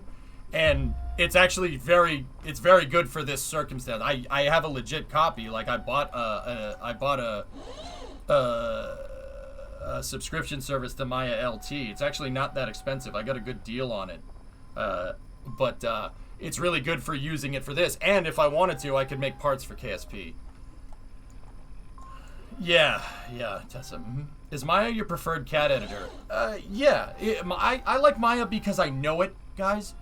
All CAD systems fundamentally work the same. Seriously. If you learn one, it's really easy to move to the other ones. It's like so like think of each CAD system as a different language, but they're all derived from one language. So like, you know how English is a Germanic language, right?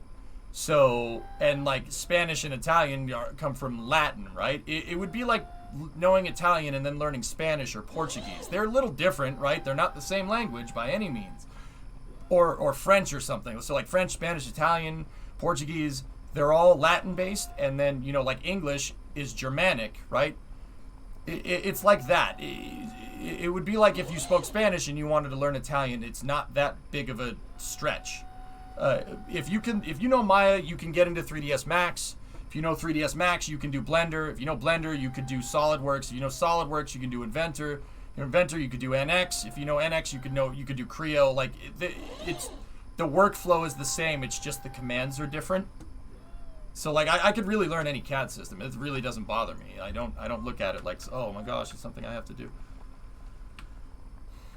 Toda vez que eu falo que eu sou brasileiro, pessoal acha que eu falo espanhol. Yeah, I mean, if you could speak a little bit of Portuguese, you could move to Spanish pretty easily.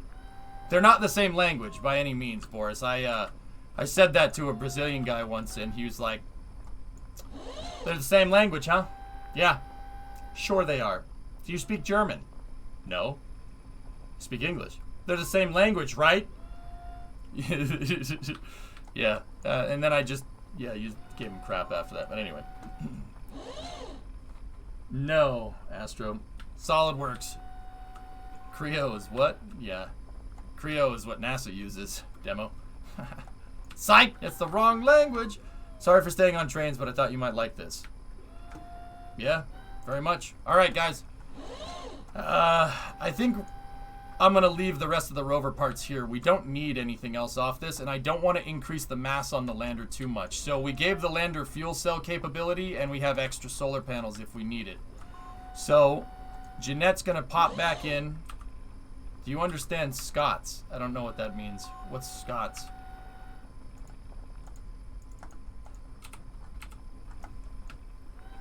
Looks like a better lem, basically. Okay.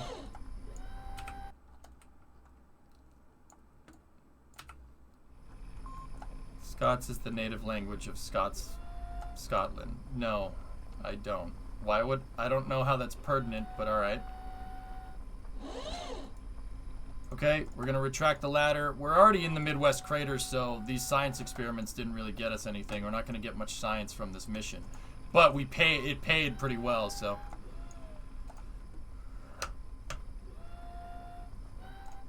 Alright, we do have more fuel here.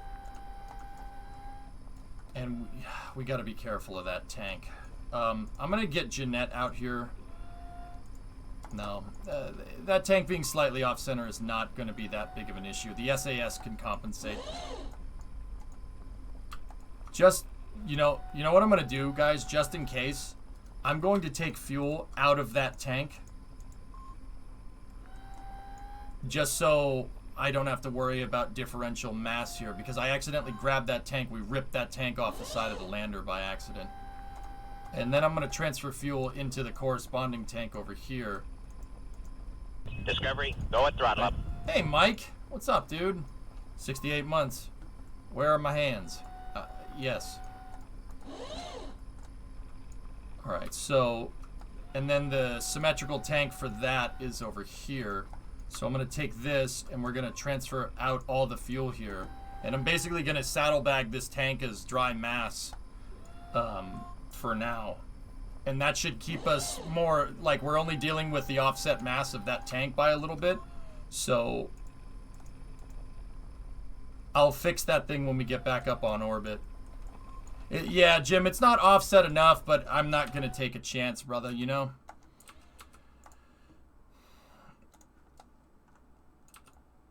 All right, let's get the music back up and running. Okay, target orbit is 19 by 20.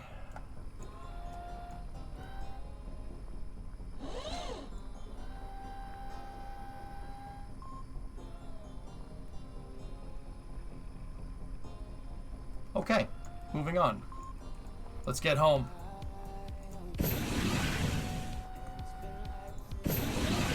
Maybe we should have left it on jack stands. Oh yeah, that's the other thing. Kerbal hates it when you put things on, when you leave things on suspension in time warp. This is why, like, my gantry crane on the launch pad has retractable landing gear, and I put it down on I-beams and stuff so it doesn't do that.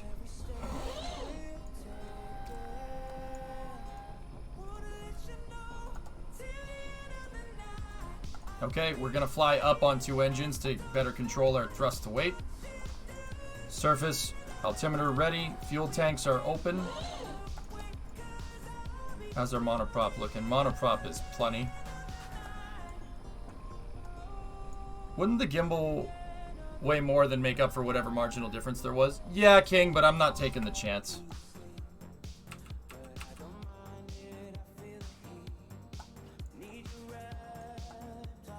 So we have 4 landing sites on the moon here. 4 landings now. So there's 1, 2.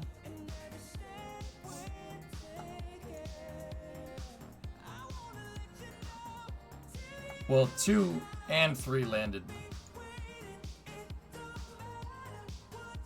1, 2. No, that's 3, not 2. 2 was an unmanned test landing. So 1, 2, and 3, I guess we're in the same spot.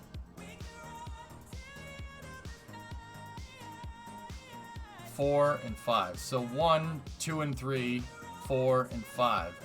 I think the next target site will probably be down in that crater. Or wherever another mission takes us. Let's keep going. Okay, we are go for launch. The rover is still broken.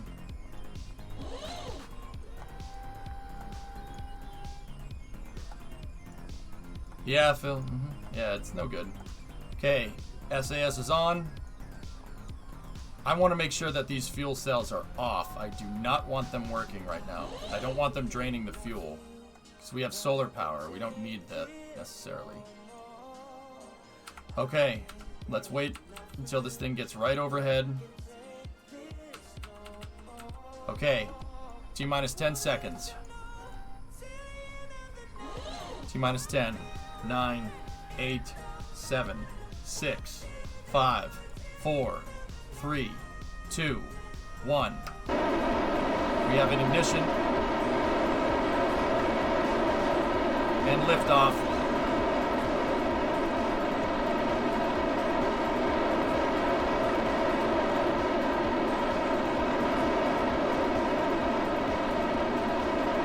Luna 5 is back up in the air.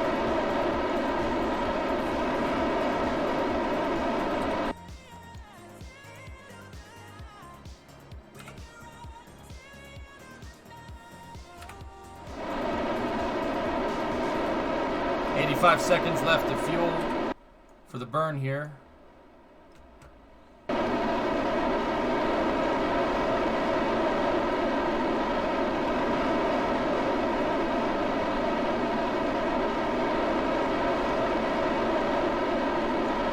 is up over 10. We're going to turn and we're going to burn it.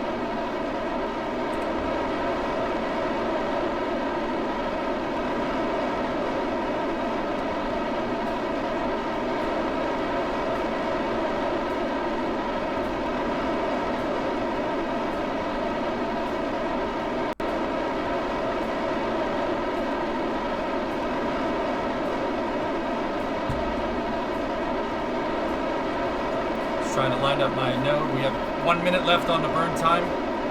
About halfway into orbit here.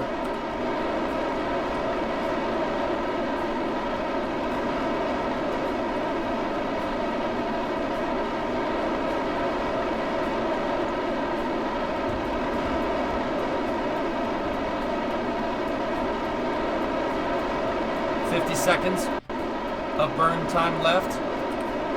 Almost into orbit. Stand by for engine cutoff.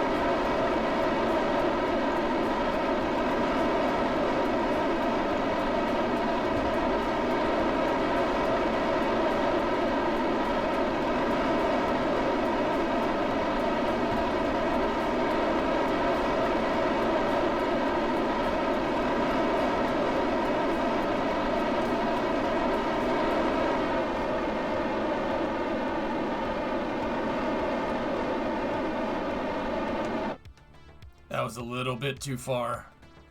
But we got 35 seconds left to fuel. Burned up a little too far. Back it up. Back everything up. We're out of here. Okay, shutting down the engines here. We'll leave that extra fuel on board. We have 460 monopropellant left. We should... Okay, we're well in the clear here.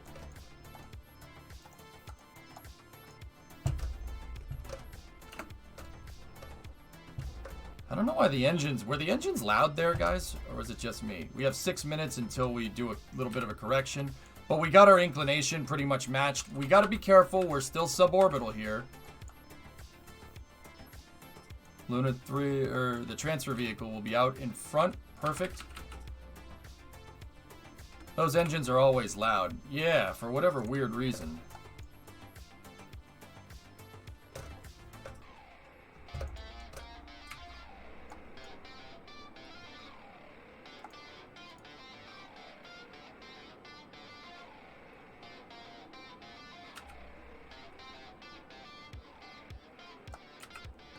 We got plenty of mono propellant here, so I'm gonna start tapping into my spare mono.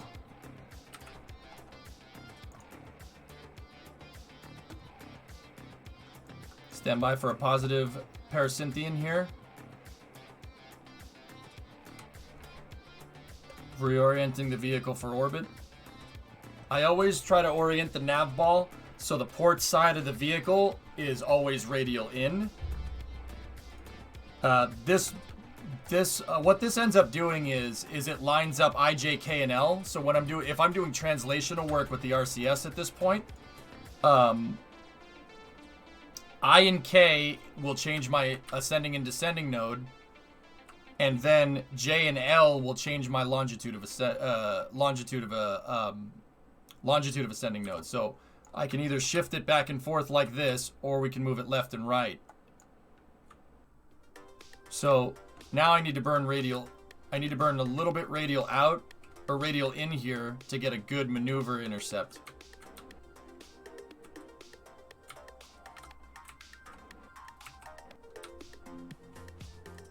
We need to decrease apocynthion and increase parasynthion. And that should give us a good rendezvous here.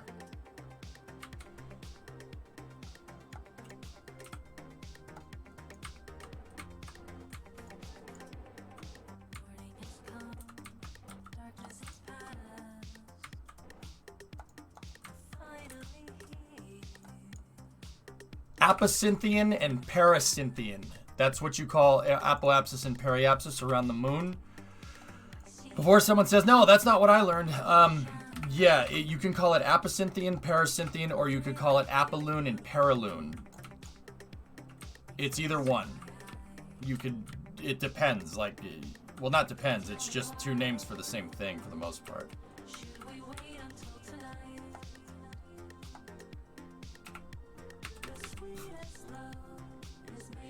Okay, everything's looking good. What about apogee and perigee?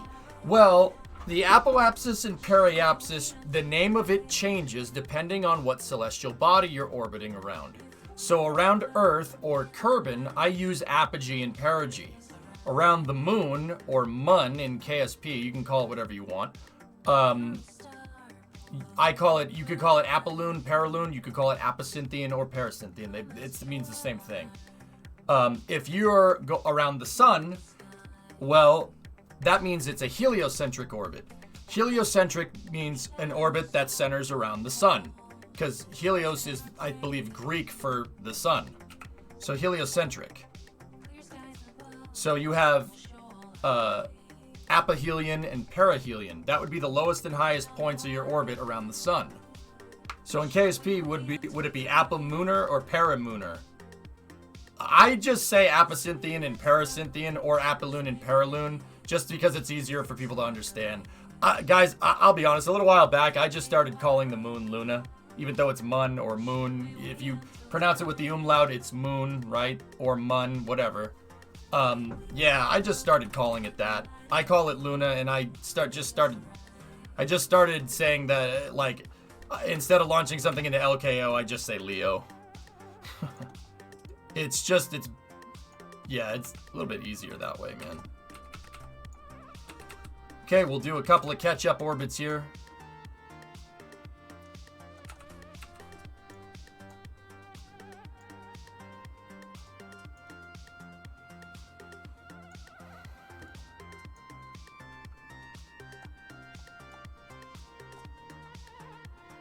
How are you so smart? I taught myself this stuff, Bubba. Dude, I just started streaming KSP and people liked it, and nowadays you want to know how I learn? I got people that work at NASA, people that work at SpaceX, people that work at ULA that teach me. They teach me this stuff. I have like all kinds of engineers and builders and all kinds of people from all different types of trades that, electrical engineers and stuff. I learn all this stuff from chat, dudes. Yeah, it's the best tool ever, dude. You have no idea. You want to get a problem fixed? Ask chat. It'll fix it real quick. Some problems are easier to fix than others out of the box, but... How many orbits did the Apollo LEM do to catch up to the CSM? Discovery. That's actually a really good question, Ryan. I'm not 100% sure. I think how they did it was... So, when they're ready to separate the LEM to go down to land, they separate it, and then they put it in they change the paraloon down, and they put the LEM into a lower orbit than the CSM, right? So they get away from each other. And then they do, the three burns that I do, right? So we have PDI-1, PDI-2, PDI-3. PDI-1 is what they called it during the Apollo program. I forget what PDI-2 and PDI-3 are called. It was powered descent initiation and then something else. And then you'd go back up and they would insert into an orbit just below the CSM, a similar orbit that they kind of were parked at, right? And then it would use the RCS to get to the target. I don't know, Fizz.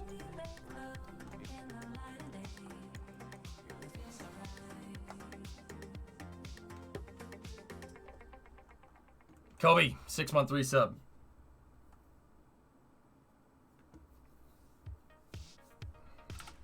So see how I'm in a very similar orbit? Yeah, it's like this.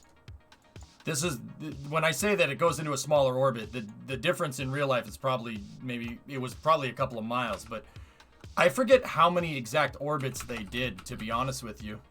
I don't know. Now, I should just be able to do a slight increase in speed here to circularize in a similar orbit to the transfer vehicle. And then if I do a nice little warp-areno here, it should be right above us. See? Switch us to target.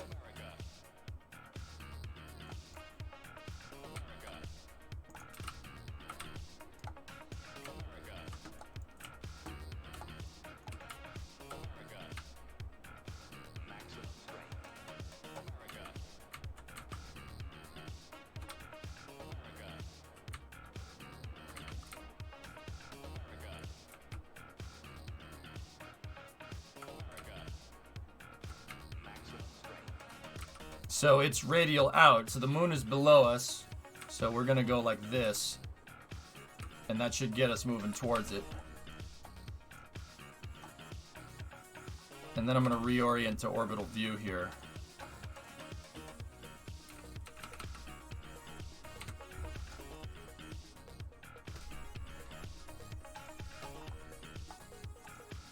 Okay, so the first thing we're gonna do now is we're going to undock this. Undock transfer stage 10. I'm going to set that as target. And we're just going to back up just a little bit.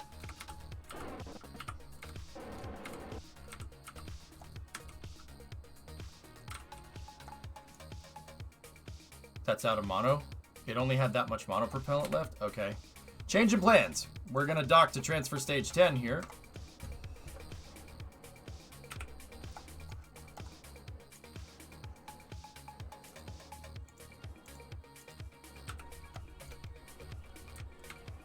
I forgot to refill it with monoprop, but that's okay.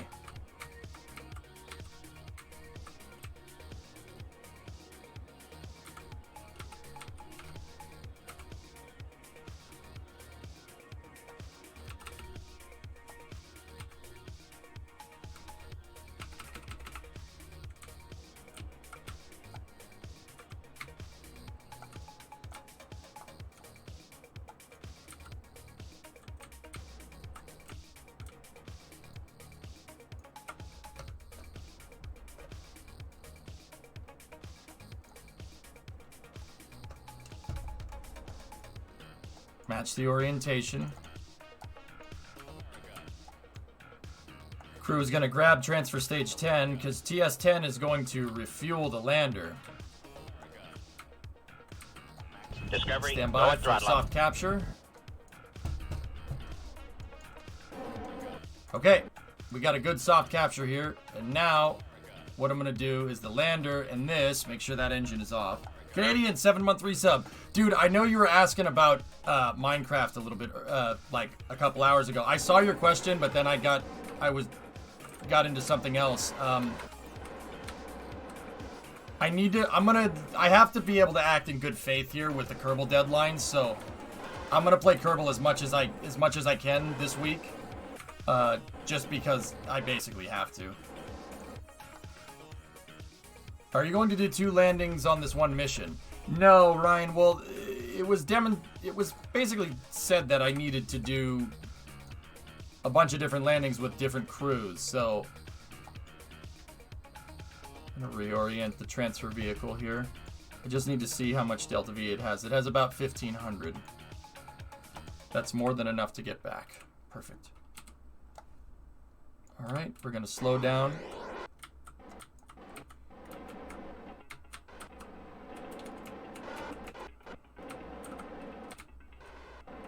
Stand by for soft cap.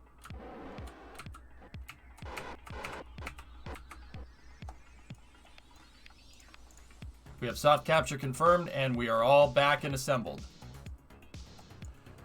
How is Minmus architecture coming along? Well, the Minmus rover is, if I set that as target, it should have an intercept with Minmus in about 13 days. Chat did not want me to go to Minmus. They only wanted me to go to Minmus with science. Right now, our Human Exploration Operations program is working on lunar stuff. The Science Mission Directorate is targeting Minmus, but the Science Mission Directorate funding is on hold. I still have to figure out a good way to get that done correctly, you know?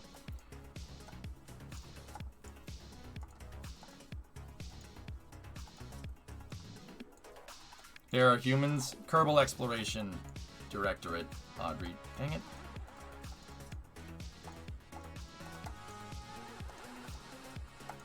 Okay.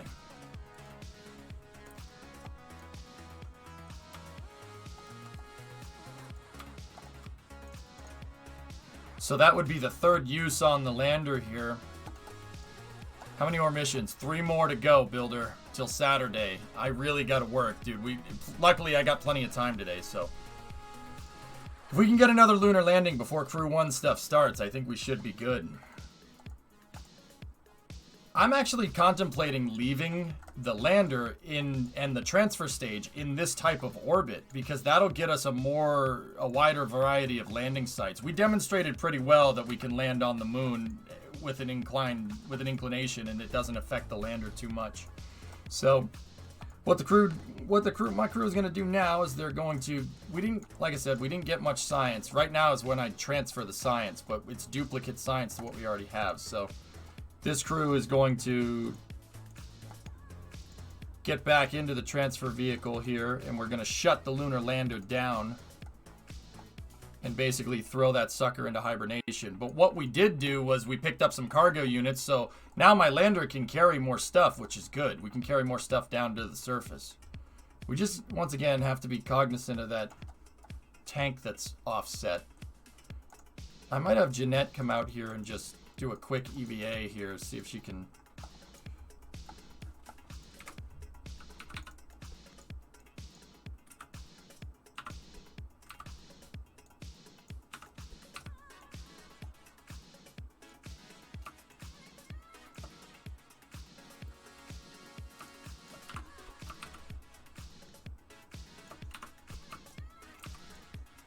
I mean, it didn't seem to affect the scent at all, so I wouldn't worry about it too much.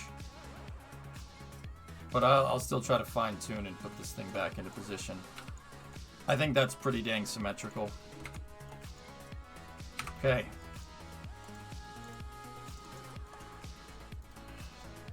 Crew's gonna get back into the HAB modules here, and what we'll do is we have science aboard, or science equipment aboard. We'll leave the science equipment here for the next crew.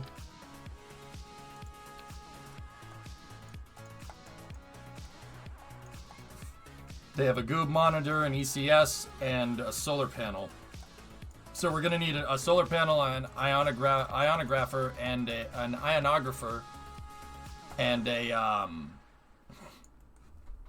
seismometer for the next one. Let me just condense down the fuel here for the lander.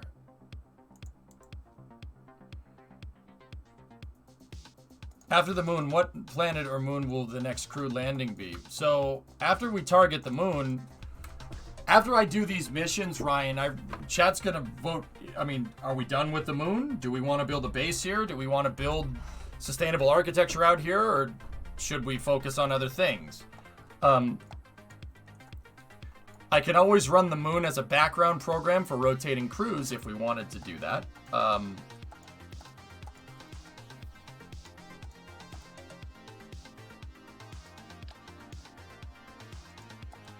I'll have a backup antenna. I'll put the backup antenna and then the surface experiments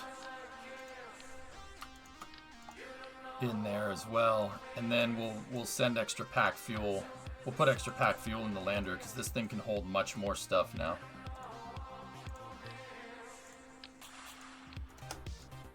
I'm just trying to use all the stuff that I paid for to get out here.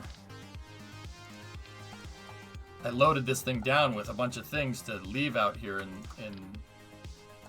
lunar orbit. There we go.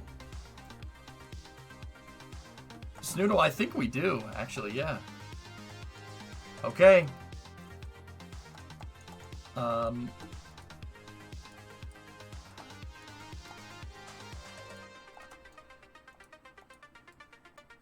That thing has monoprop on it, but we got to be careful with it. How much monoprop do we have out here with this thing? 890, 804. Yeah, I'm not going to transfer any monopropellant, and I do not have enough in transfer stage 10 to refuel the lander completely. Okay, good to go. Good to know. Just I don't like the idea of going somewhere and then just leaving. Yeah, Josh, I mean, Josh, as much as I don't like it, the whole point of this is to show people how the space program can work. Hopefully all the stuff I say about like getting rid of different programs, right? Getting rid of different programs and canceling stuff while you're flying with the Apollo program and Constellation, you know, hopefully people are listening to me, you know? That's the whole point. The whole point is to teach you guys. And mission mode is supposed to be kind of like self-correcting, which is cool. We're always adapting the engineering and coming up with new and better ways to do things. Okay, so we will pop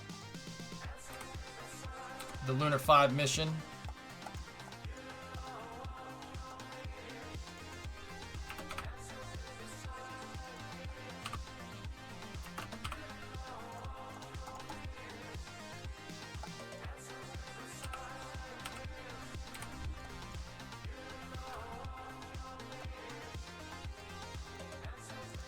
The lander should be in hibernation mode here.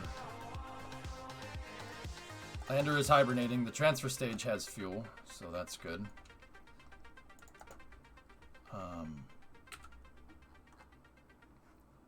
We're 19 by 21. Okay.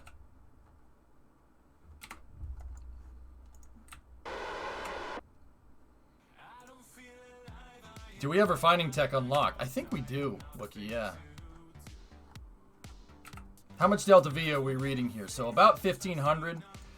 We're going to need about 300 and change for the transfer back, and then about 900 to recircularize. So we have a little bit of extra Delta V this time around, afforded a little bit of a better margin here. What we need to do is find a way to insert our orbit back into an equatorial orbit around Kerbin.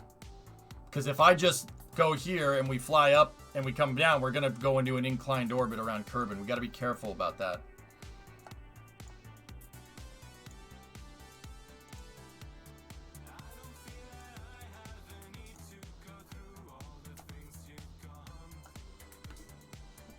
Let's just tweak around with our maneuver nodes here and see what we can do.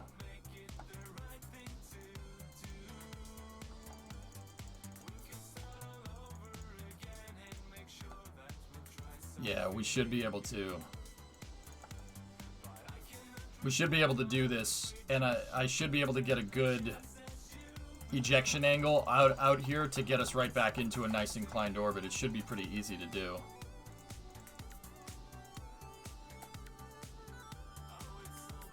You got to really be careful with changing your inclination around Kerbin like this.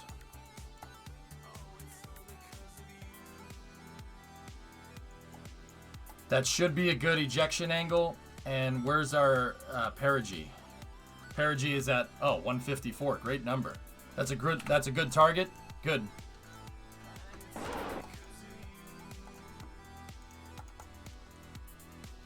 Yeah. Okay. What would happen if the electrical charge reached 0 on the transfer stage? Well, we have solar panels, but yeah, I mean the craft we would have minimal functionality. Electrical charge, guys, with this is one of those good faith things. I make sure to never have a vehicle with electrical charge run out. My general rule of thumb is that if you run out of EC, the craft's toast. You're not getting it back. And if there are Kerbals aboard, yeah. How about we don't run out of EC with Kerbals aboard?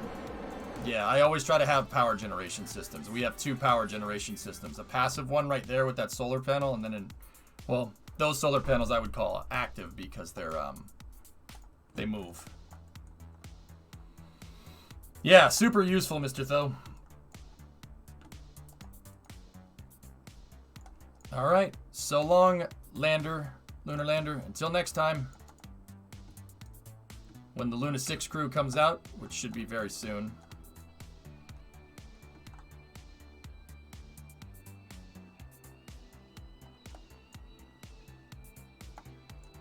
Okay, stand by. Stand by for TKI, or in real life, this would be called trans-earth injection.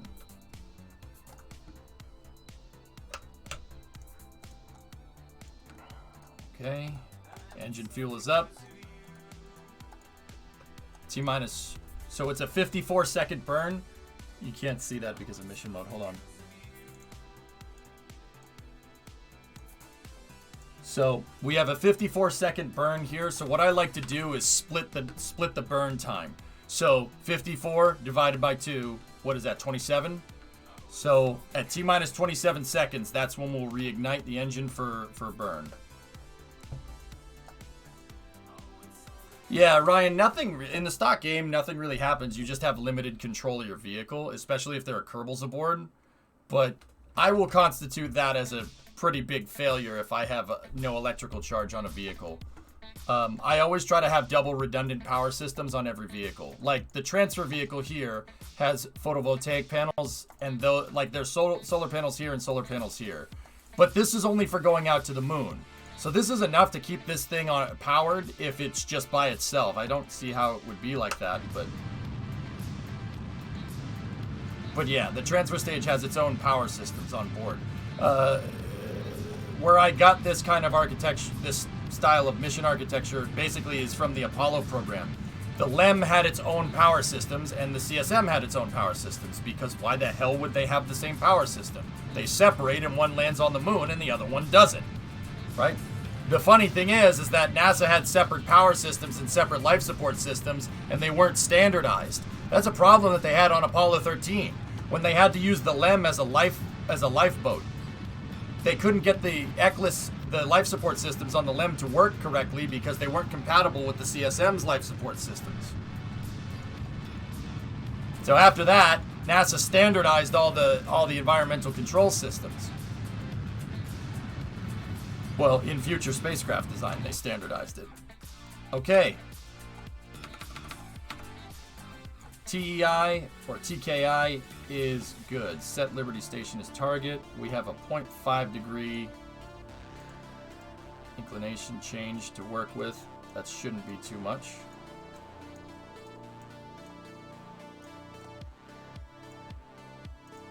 Okay.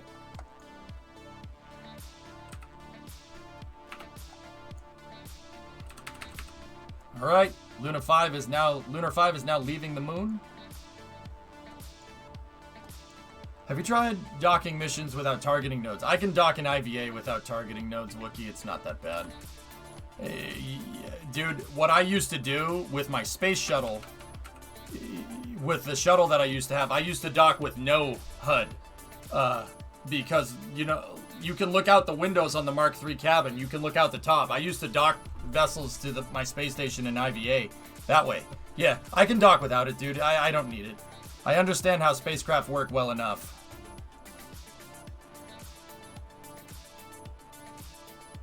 They take a lesson. That's right, Radar.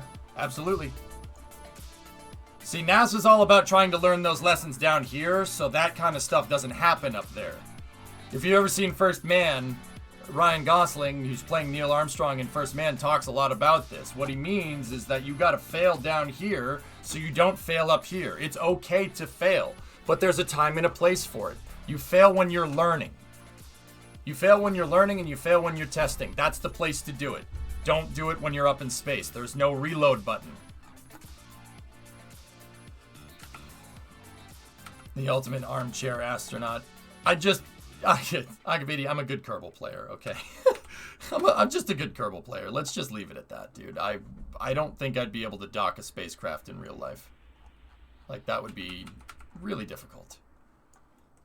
So, we didn't get much science here from the moon because we landed in a similar biome, so I'm wondering if we can get some high Kerbin orbit mystery goo.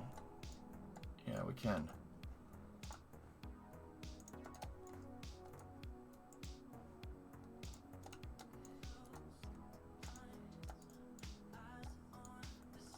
Let's see if we can get some magnetometer action.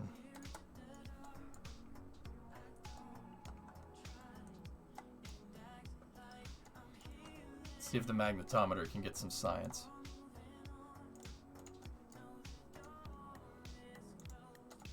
Well, it's not the worst. Didn't one of the Apollo astronauts manually dock in low Earth orbit? The Apollo program did no docking in low Earth orbit, Blinga. The docking operations for the Apollo program were on translunar injection, and for like an active Apollo mission. The only docking that they did was after they left low Earth orbit, when the CSM turned around and plucked the LEM off of the S4B, so the Saturn V's third stage, and then there's undocking of the LEM, landing, and then redocking the LEM ascent module back to the CSM. However, that's for operational Apollo missions. Apollo 9, they did do that. They Apollo 9 basically sent up, if I'm remembering right, they sent up an entire Saturn V. Apollo 9 was a full Saturn V launch with it had a not a mock-up LEM, but a very high fidelity. I think actually I don't know, was it a real one? It might have been a real one. And then they tested the ability to have the CSM be able to be turned around and pluck the LEM off of the S4B. Yeah, it was real. I'm pretty sure that was a real one.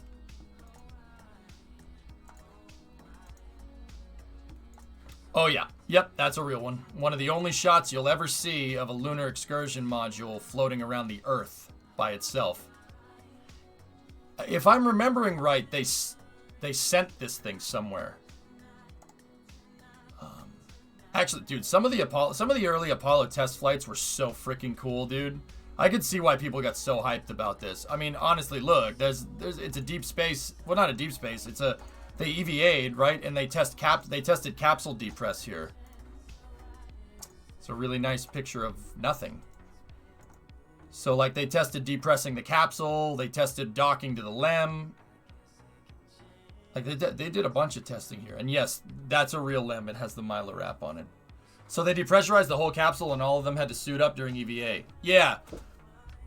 Kem, it's not like Vostok. They didn't have a vestibule. No, they just depressed the capsule. I mean, dude, the Apollo capsule has no toilet, dude. There's no toilet in there. They were really... I mean, when you think about what the Saturn V does with Delta V going out to the moon, it's like they really... Your mass margins are like razor thin. So they didn't have a toilet. It's crap in a bag. No airlock. Too much mass. Way too much mass. Freaking no airlock. Depress the entire capsule if you want to go EVAing, which they did do during Apollo 16 and 17. They did 15, 16, and 17. No. Maybe it was 15 and 17. It was one of those missions. They did deep space EVAs. The only missions to ever do it. They EVA'd while they were coasting back to Earth. It's crazy, dude. Crazy stuff. Where did Apollo 4 head to? Low Earth orbit, and then it decayed. Apollo 4 was the first test of a Saturn V. So Apollo 4 was basically the SLS equivalent of Apollo 4 was Artemis 1. It's a real Saturn V. Nobody aboard.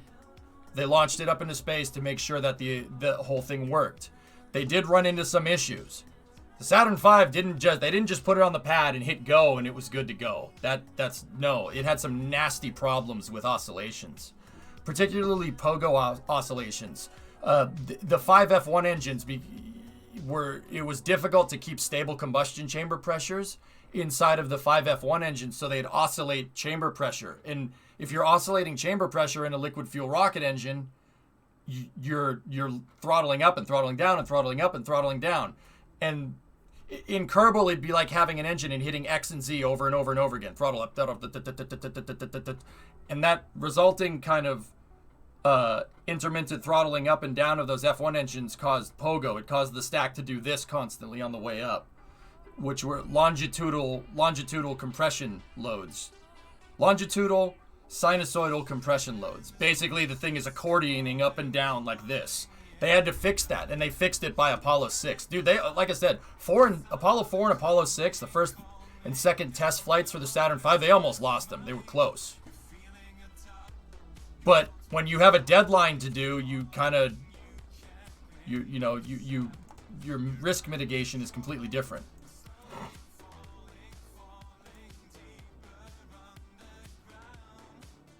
Does Orion have an airlock for EVA? No. No, it does not.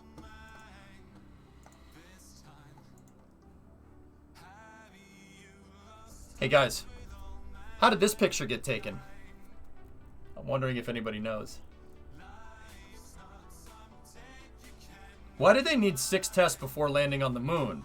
Well, chap, Apollo 1, Apollo 2, Apollo 3, and Apollo 4, first of all, they didn't have names for them. They retroactively named all this stuff. Apollo 1 was supposed to be Photoshop, long stick camera. Is a remote camera, I'm pretty sure. So like Apollo 1 was supposed to test the command module. Okay, and then Apollo 2, they didn't have a name for it. Apollo 1, 2, and 3 were basically retroactively named those things. And they didn't, there's technically no Apollo 2, no Apollo 3. If you can, here, I'll go back in and I'll show you. So Apollo 1 was testing the CSM. Apollo 2 would have tested the LEM and make sure that the LEM works, which they did. Here. So, like, it started with 1, right? That didn't end well. Apollo 1, they were doing basically a wet dress rehearsal, what was called a plug-out test, and it popped. The capsule had a short, and it caught on fire. Apollo 2 and 3, they didn't really have a name for those. They were just Saturn 1 tests, technically. And then by the time 4 came around, they were just calling it Apollo Saturn 501 at that point. By the time 4 came around, they started doing very iterative testing.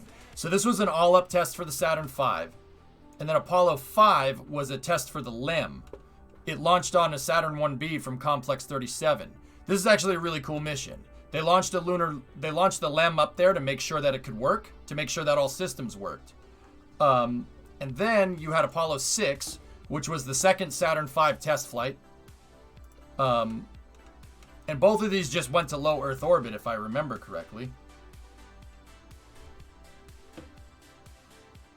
This would test the Saturn V launch vehicle's ability to send the entire Apollo craft to the moon. Oh, they did send it to the moon. Apollo 6 was intended to send a CSM plus the lunar module testing article in a simulated LM with mounted structural vibration sensors into a translunar trajectory. However, the moon would not be in a position for translunar flight, and the service module engine would be fired about 5 minutes later to slow the craft, dropping its apogee to 22,000 kilometers and causing the CSM to return to Earth, simulating a direct return abort. Oh, 6 worked a lot like EFT-1 for Orion. That's cool. Very cool. Pogo was nasty. The increased thrust flexed the thrust plate, which compressed the fuel and oxidizer lines, increasing thrust. Yeah, no, it's a nasty thing to deal with. Vibrations are a big pain in the butt. It's something that's not talked about very much with rockets. They vibrate so ridiculously bad. It would be like, it's like think about how well your car would operate if you put it in a paint shaker and then tried to drive it. It's like the entire time. You don't want that. So then there was Apollo 7. Apollo 7 after that was basically what Apollo 1 was trying to accomplish. They launched that from, I think it was 34. From Complex 34. Yes, it was from Complex 34. They launched it from Complex 34, and it was the only crewed launch from 34, if I'm remembering right.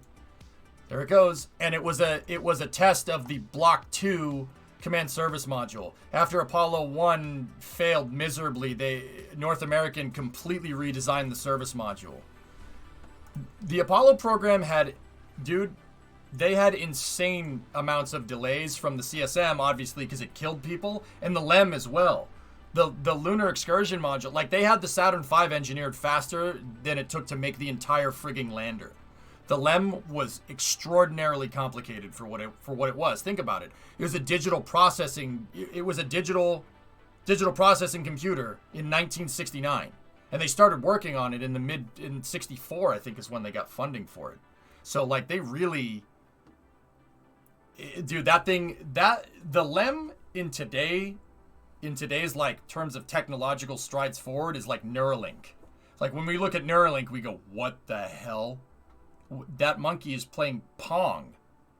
The LEM was that level of complicated. You're just like, oh, yep, okay, we're just doing that. So then all the subsequent flights, chap. So 7 tested the CSM on orbit, and then 8 was probably the ballsiest mission NASA has ever done. Ever. 8 is insane. It's quite literally crazy.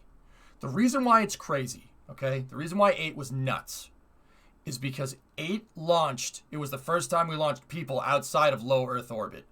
Jim Lovell, Frank Borman, and Bill Anders went to the moon with the Saturn V, but the Saturn V had no LEM. It had no lunar excursion module inside. Now, I don't think I need to tell you how insane that actually is.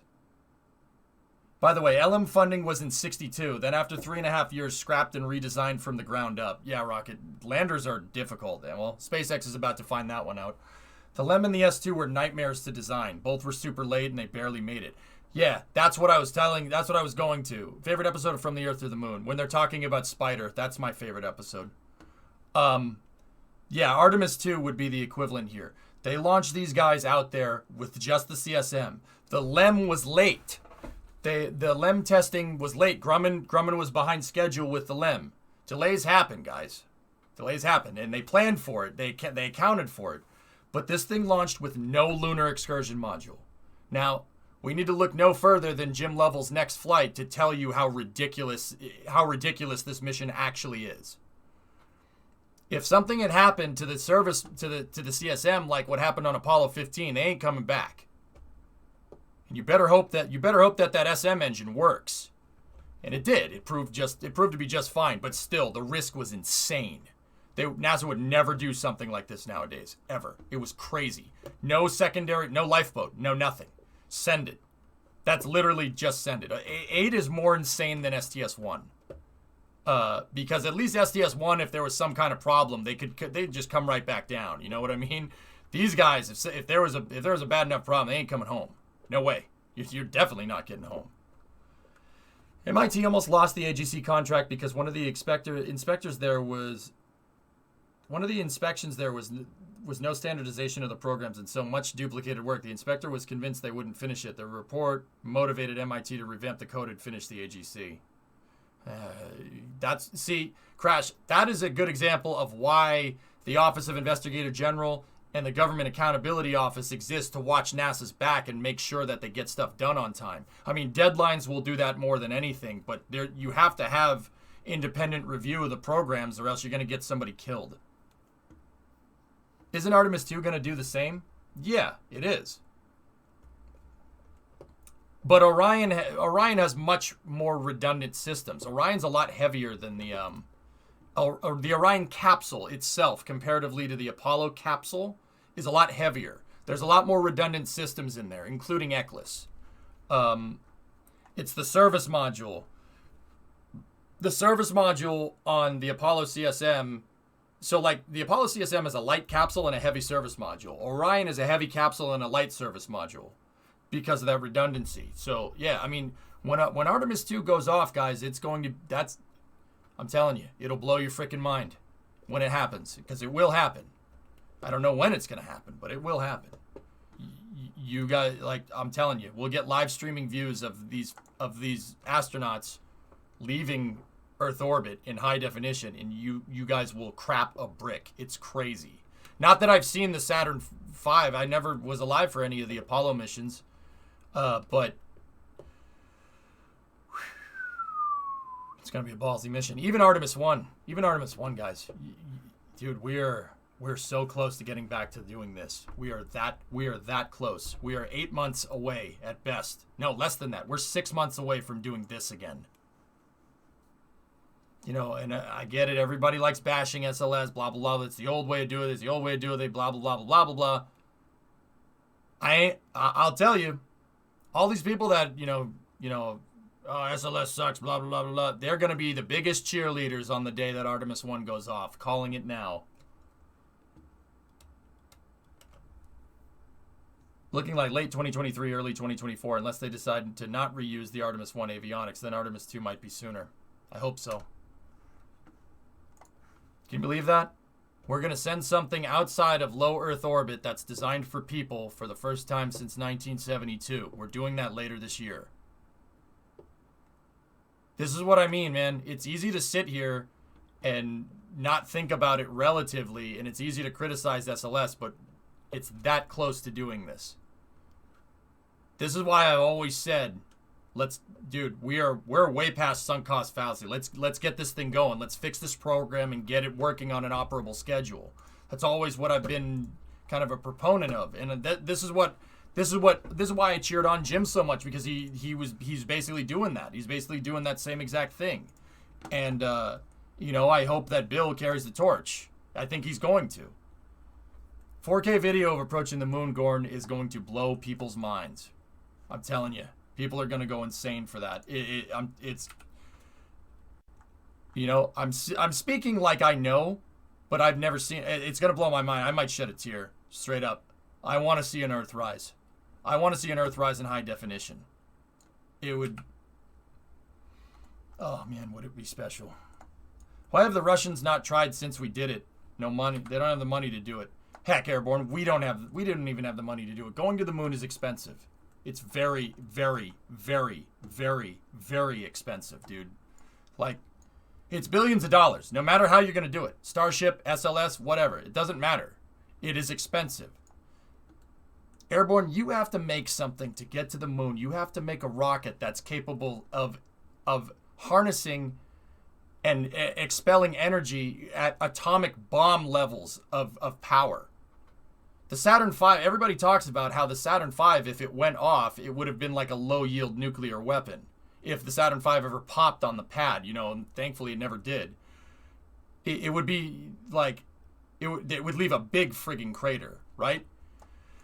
This stuff is complicated, man. It's complicated and it's expensive. The only way it's going to be less expensive is if somebody throws billions of dollars at that problem, Elon or NASA, and we get over the hump. We mature that technology, dude. But it's always going to be expensive.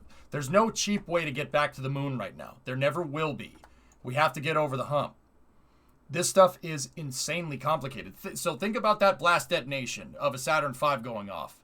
It's enough power of a low-yield nuclear weapon. That power is harnessed and forced in one direction. That is an insane amount of energy. It is an insane amount of energy being expelled. And it all happens in 8 minutes. It's ridiculous. Like, this stuff is complicated and it's very expensive. And it's going to stay expensive until we get over the hump. Like, Henry Ford... If you look at mass production of automobiles, and we don't even look at Henry Ford, you could look at Ransom Olds if you want, if you're an Oldsmobile fan. Some people don't even know what Oldsmobile means. If you're a Ransom Olds fan, one of the early pioneers from the automotive industry, Henry Ford didn't just poop out money printer go burr out his tail end to mass produce automobiles. Neither did Ransom Olds. They got investors. They got investors to do it, and they invested billions of dollars in that initial investment of building all these factories to have interchangeable and mass-produced parts, got us over the hump. And we got over the hump of maturing that car technology enough to where we could mass produce it. This is what Elon talks about all the time with scalability. The scalable part is the hard part. Any idiot can build a car. But can you make 100,000 of that car? No, that's the tough part. And that always is going to require money. It always is. It doesn't matter if NASA does it. It doesn't matter if SpaceX does it. Billions of dollars are going to get put in. And I know that Elon Musk himself says that,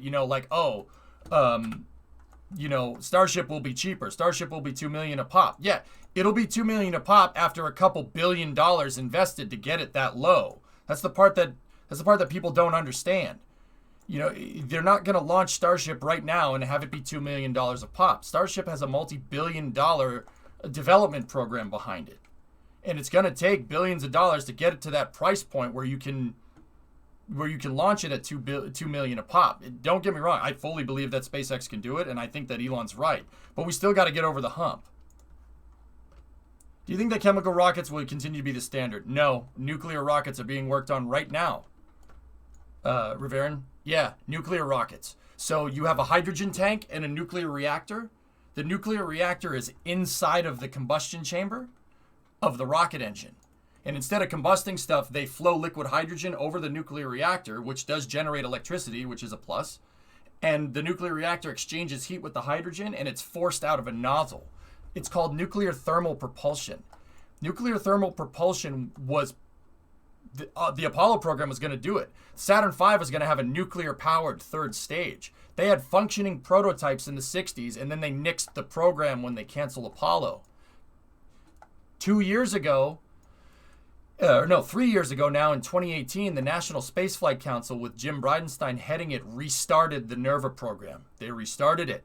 And we're gonna get into nuclear thermal propulsion systems here to be able to get to Mars easier. Chemical rockets flying around in space, Riv, are literally what a sailboat is to the ocean. We need better ways to do it. Hey, Rocket, what's going on? Oh, that looks yummy.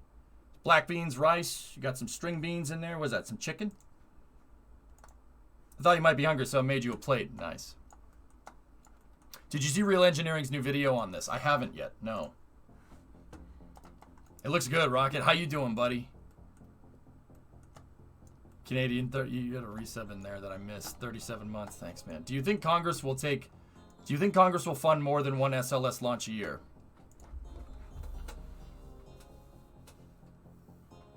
Yes. Yes, I do, Ryan. I do. And look, I'm not inviting people to weigh in on their politician that they love or their politician that I hate. But the vibe that I got from Bill's confirmation, from Bill's Senate confirmation a little while ago, is that everybody is on board with this. Everybody's on board with increasing NASA's funding. Some people are on board because because national security. Some are on board because of the science. Some are on board because it makes them money in their congressional district. But I can see a vast amount of Rule 8 people really on the same page here. So I think that Congress is gung-ho about going back to the moon, if you really want my honest opinion. I was never worried about that. Everybody's like, Congress this, Congress that. And they did underfund HLS, which sucks. But I think they did that because of COVID, if I had to guess. The executive branch, the previous administration asked for enough money to fund 2, and Congress gave them enough money to fund like 0.75 of 1. But that's okay. 1 year of underfunding is not ideal, but it's not the worst thing.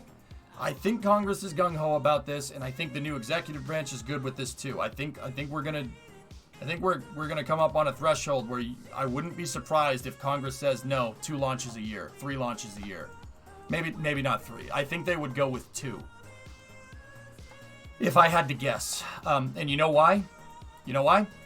That guy right there. Seriously. The bill. There's a House resolution right now which hasn't been put through yet, but there's a bill in the House of Representatives called House Resolution 5666. 5666 in that resolution calls for 2 SLS launches a year. It calls for another mobile launcher to be made.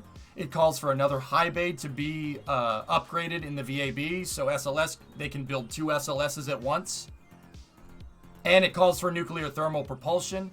And it calls for in situ resource utilization on the moon. And it calls for Martian nuclear-powered transfer vehicles to start working under a subset of the Artemis program called Moon to Mars. So, dude, I think they're gung-ho about this. I really do. I honestly think that... Dude, look, I was worried that a presidential change was going to screw NASA again, but that's not the vibe that I'm getting. Now, don't get me wrong. We need to wait until we hear what Bill says himself. Anybody can yes people to death in a Senate confirmation meeting. But I did like what I hear. I did like what I heard, to be honest with you. I'm pretty excited. I think we're going to be okay here, if you really want my honest to God opinion.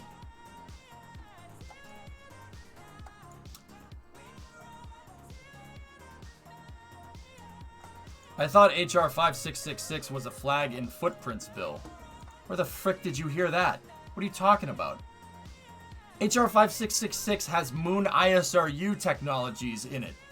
I've read the bill 3 times, Ryan. What are you talking about? Flags and footprints? Why would the ISRU be in there if it was just flags and footprints? Who the hell told you that?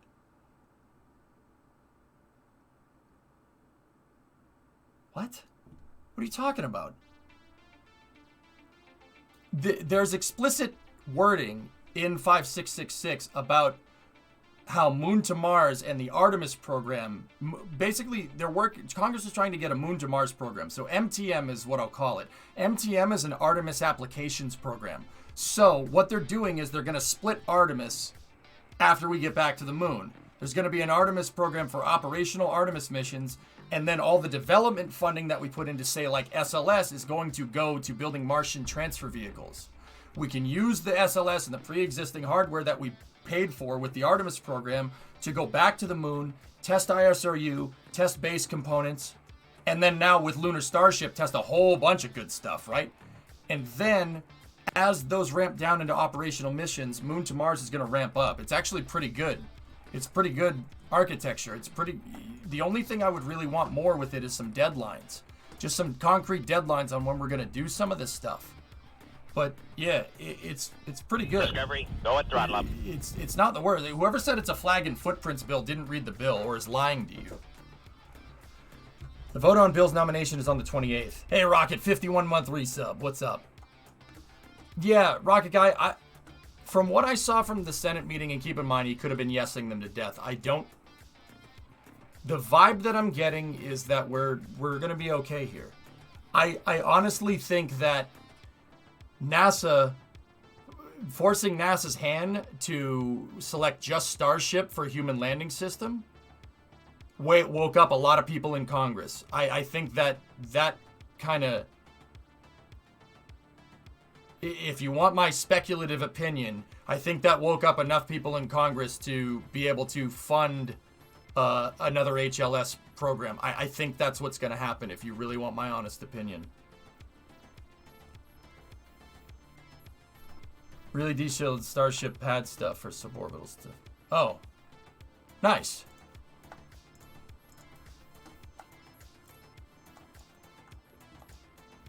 Yeah, Aldazar, just make sure you're not just using this as a time to bash Congress or whomever, please. If I was interested in what people thought about certain politicians, Bill Nelson notwithstanding, because that's who we're talking about, I would ask. Guys, I just don't need to turn this into a Twitter dumpster fire of a chat. We want to have intelligent conversations about going back to the moon and all this kind of stuff. You want to talk about the big boy stuff, you want to talk about big kid stuff, you have to act like a big kid, all right? I asked if we're going to talk about this stuff, please maintain some semblance of maturity, please. Okay, T-minus 10 seconds till the circularization burn here. Yeah, go ahead, FaZe. All right.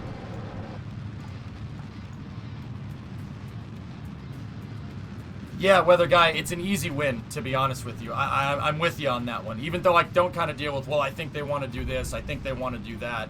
Like, I really try to make sure that when I'm talking about this stuff, I mention when I'm speculating. But that does seem to be the vibe. I'll be honest with you, I was a little worried, man.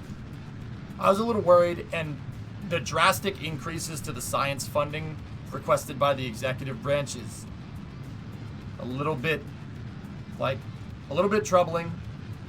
Just a little bit. But on the whole, I think we're going to be okay. And don't get me wrong, I'm not one to say, like, increase climate science funding, because that tends to be kind of the thing that you see with NASA. We need to increase climate science funding, or no, screw that, we need to increase human exploration funding. Well, you know what the screwed up part is? I agree with both of those things. And if NASA administrators have enough stones, then you can get both of those done, and it's really not a binary decision. I don't really like to think of it like, oh, you have to fund science or you have to fund human exploration. You can literally do both of those things. If you were smart enough, you could have both of those things feed and play off of each other.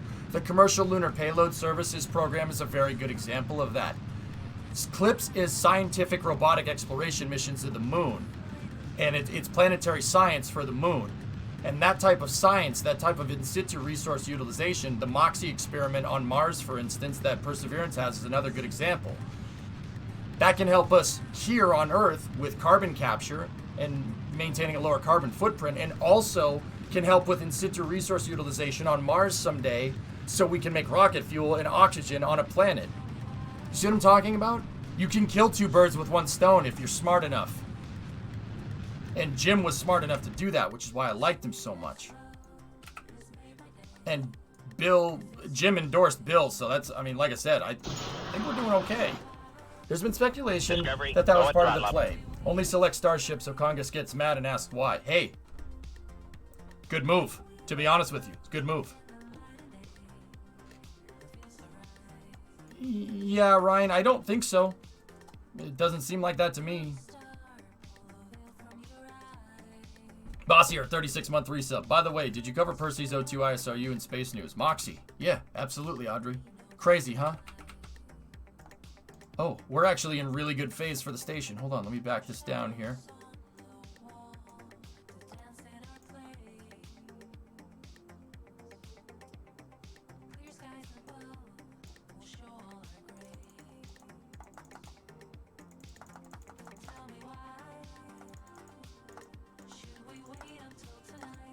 All right, there's a sub in there from Boss here. Thanks, man.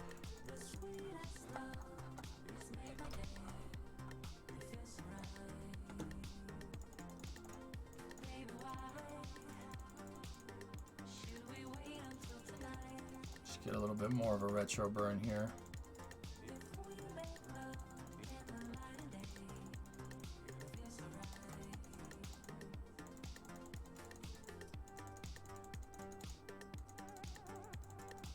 Just doing some slight tweaks here. I love this thing. This is my favorite thing in the game.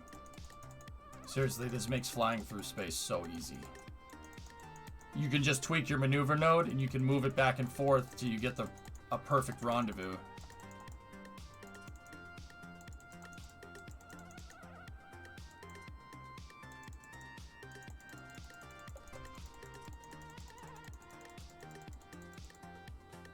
$400 is perfectly good. Okay, we're activating the engine.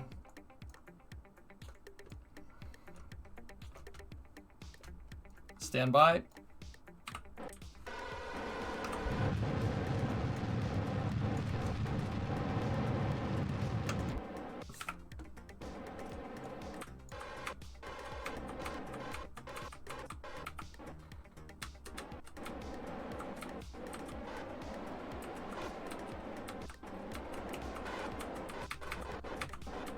I think the inclination difference is the only thing that's kind of getting us here.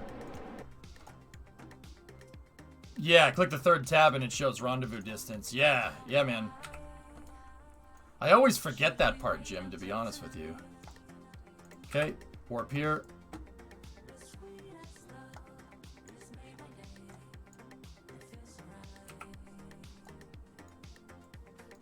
Earth observation from Gateway. It's way too far out username to provide useful observation. I'll be real with you. Give me 1 second, guys. Yeah, Gateway would be better for lunar observation.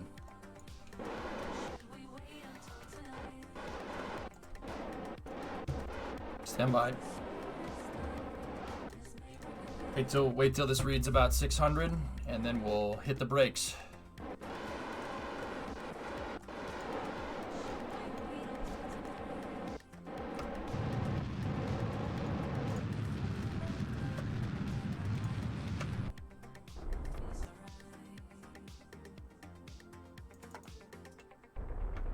Okay, we're 480 away from the station.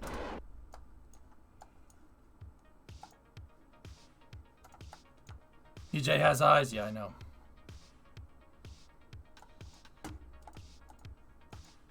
We got actually some decent fuel left over. Not bad considering what we just did with this thing. We did an inclination change out at the moon, remember that part? An inclination change that cost us an extra 200 Delta V. Guys, honestly, that's a direct result of me upscaling Freedom 10. I gave Freedom 10 that extended first and second stage, right? This is a direct result of that.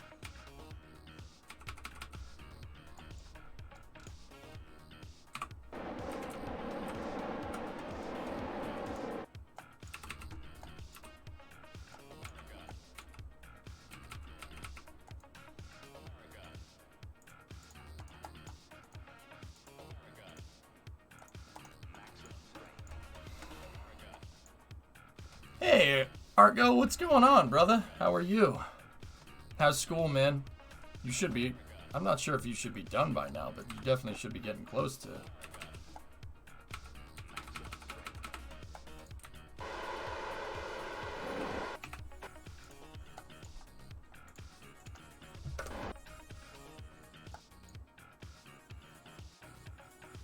Yeah, bling it back when it first. Yeah, right. Remember that? Don't worry, I found a way to make launches 45 minutes long. It's not because of frames, it's because I build the rocket. I'll find a way to make rocket launches take a long period of time. Don't you worry.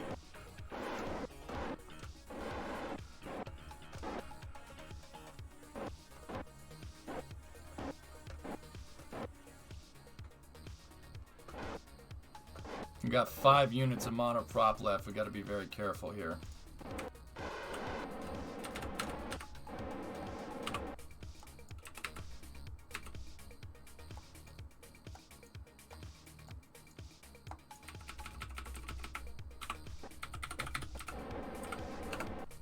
We'll go into low Z thrust mode here.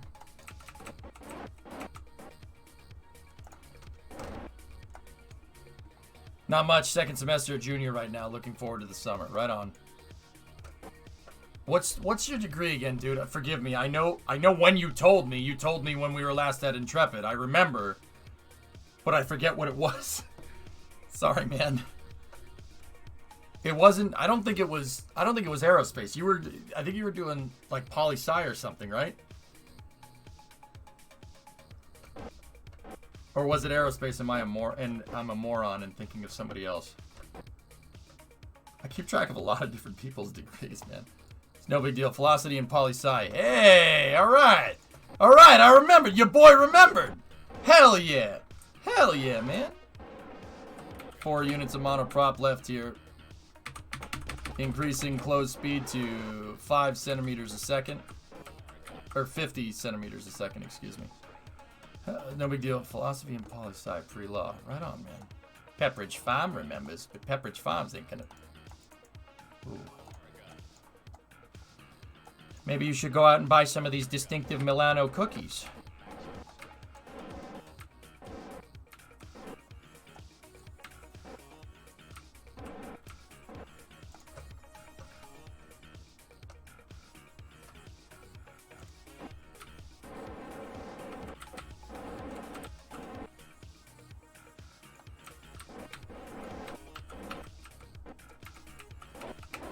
Close speed to 10 centimeters. 10 centimetros. Okay. Punched it right. Booped it right on the snoot. We punched it right in the nose. Perfect. Okay, I don't know why it reactivated the engine, but saving the engine.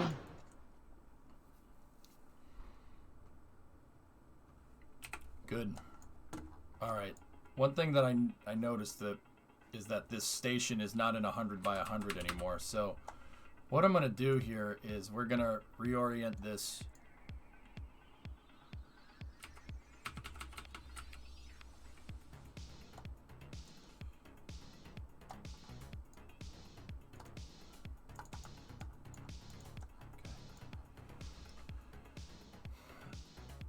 I'm going to reorient the station here so we can get a good, just a little boost here. I mean, a lot of monoprop systems are online here, so we're about to see a smoke show coming off the station. You usually wouldn't do something like this.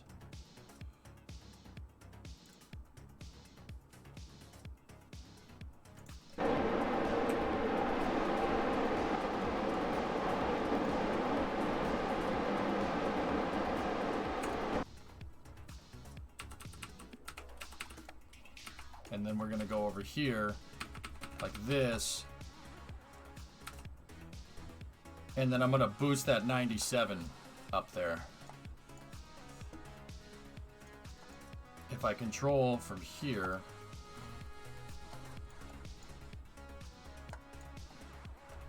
No. I still had retrograde lock on. No. Discovery, go at throttle up. Yeah, T-Man, for sure.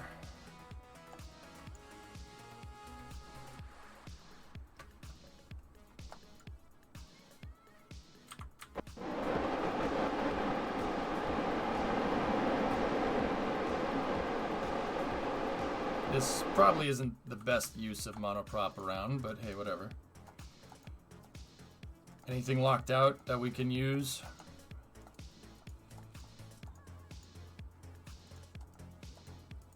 The only RCS left is the one that's on Dart, or the ones that's on Dart, I think. Unless I have some locked out tanks here. There we go.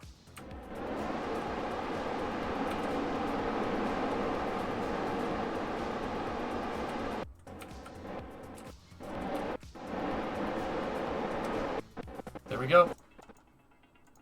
Yeah, that used a lot of monopropellant, but that's okay. We boosted the station back where it needed to be. Okay, this thing still, transfer stage 9 still has fuel in it. So what I'm going to do with TS9 is I'm going to take that monopropellant here and I'm going to put it inside of 9.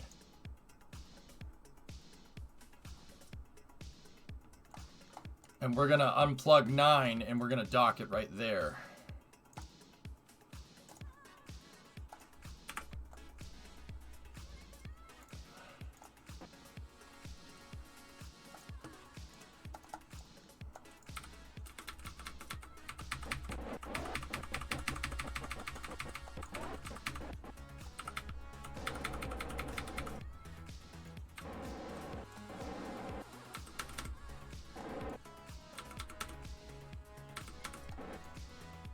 Okay. Monopropellant is at a premium here, so I gotta be careful. Not a king, it'll be enough. These things, when they have fuel in them, they handle pretty well. Actually, you know what I could do? If we move the fuel in there. Do I have any fuel in the back tank? Yeah, I do. If I move all the fuel into the front, we can shift the center of mass, so it, yeah. My comm is closer to my translation thrusters here.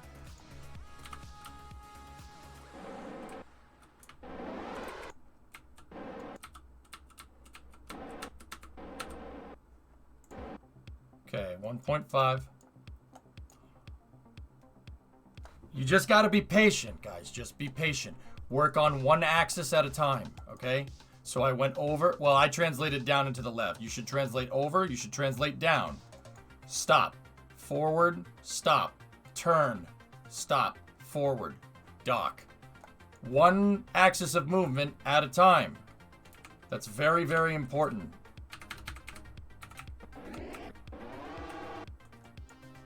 Okay, see how we're stopped? Now I'm going to shut the SAS off. Just going to pop the monopropellant just a little bit. I don't like having RCS and SAS on at the same time. It wastes monopropellant. Or just eat it until you got a quick load. Yeah, you don't need to do it this way, Hero, for sure. Kerbal's a sandbox game, and sandbox games are meant to be played the way that makes you friggin' happy. So if that's how you want to yeet it, and that's how you want to learn, that's fine.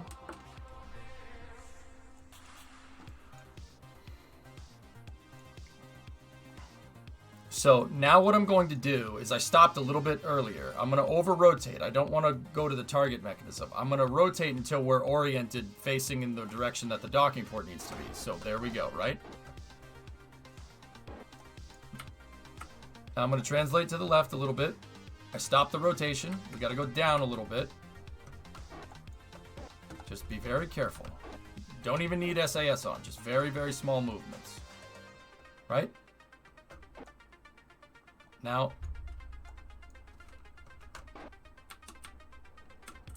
oh, that was a little too much. One axis at a time. Okay, now let's go forward. And now just do some slight corrections. Slight corrections to get yourself aligned here. So see, I'm not totally lined up, so we can go to the left a little bit until we find the center line.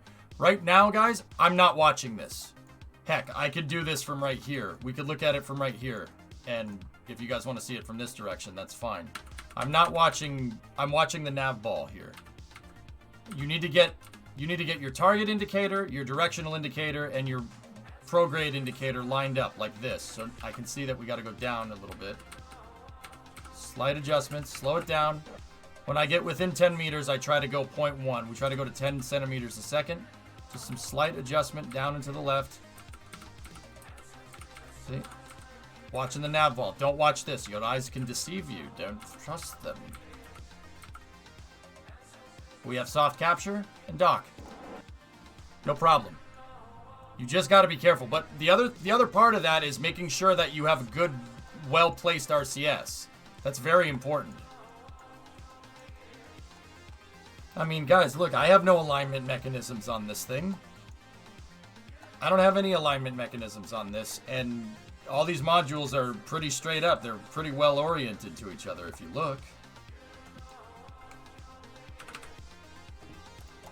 All right. Explorer is up here for a long duration stay, and then the transfer vehicle is ready to accept another stage here. Transfer stage 11 will be up here, and I'm going to leave transfer stage 9 basically here as a fuel dump in case I need it. We still have a Sigma docked up here. The Sigma should do some monopropellant resupply if we need to, and then 6 we should probably dump it soon. Lost the 100 by 100 again. Yeah, that happens.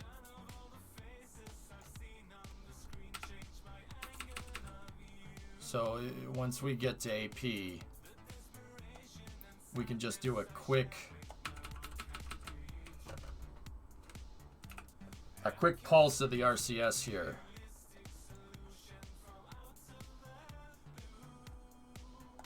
Let's control from the transfer module here. You got to be careful about moving the whole station like this.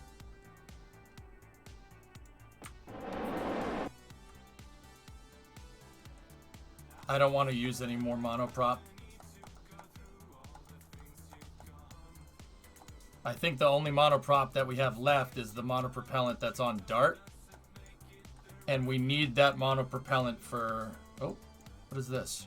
Nope, Sigma has plenty. 3 tanks full. Excellent. Sigma has some resupply monopropellant in here.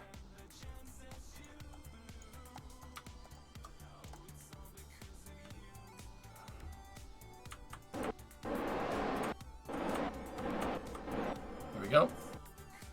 Shut that down. 100.5 by 100.009. I got Stormworks, and there's quite a bit more that when you first played. Oh, I know. You don't need to tell me. I'll dump back into it one of these days, dude. I just don't have the time nowadays. We're working on Minecraft, and we're working on a couple of other things.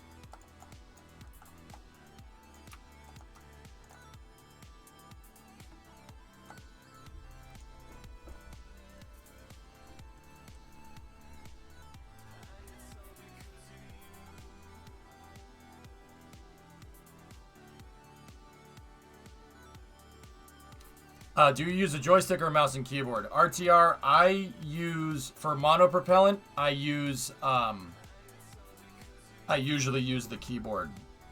I use the keyboard for up, down, left, right, forward, and back monopropellant, and then I use the joystick for yaw, pitch, and roll. So yaw left, yaw right, pitch up, pitch down, roll left, roll right. Reverse it because you know what I mean.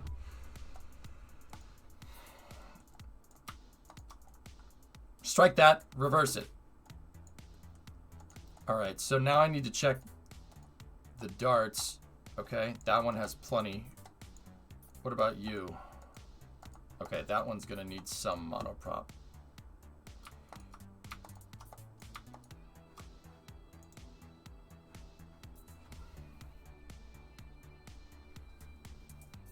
Sigma 6 is a Cygnus style resupply craft. Yes, pretty much. And then that's extra monopropellant that we can just dump into these tanks here.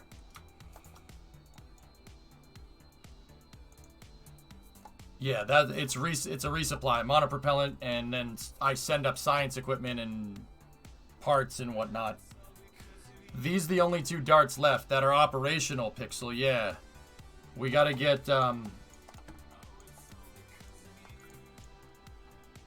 Voyager back down. So Voyager has the monopropellant on board that it needs for landing. You know what? Just because I'm paranoid as all heck, I'm going to take this monopropellant and I'm going to put it in here. I'm putting it on Voyager just in case I botch a re-entry again. I have more monopropellant to be able to S-turn and land correctly. If I had more monopropellant, I could have landed Pathfinder back down. I ran out of mono and had to rely on Soul Arrow control, which really sucked, but... Until the coverage starts, Builder. So coverage starts in about 2 hours. So we got plenty of time.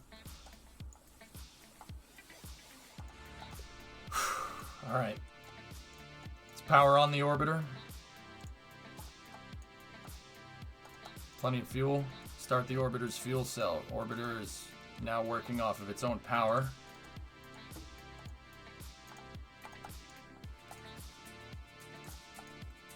Barakanov, 24 months. Thanks, man.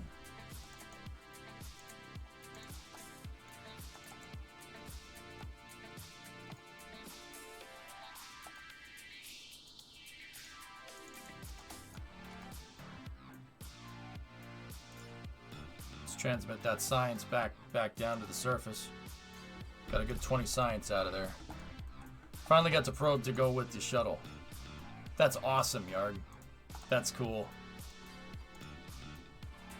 Way cool. Ulysses was supposed to be launched on a freaking Centaur G, but they put it on an IUS instead, and the mission ended up taking like 3 times as long.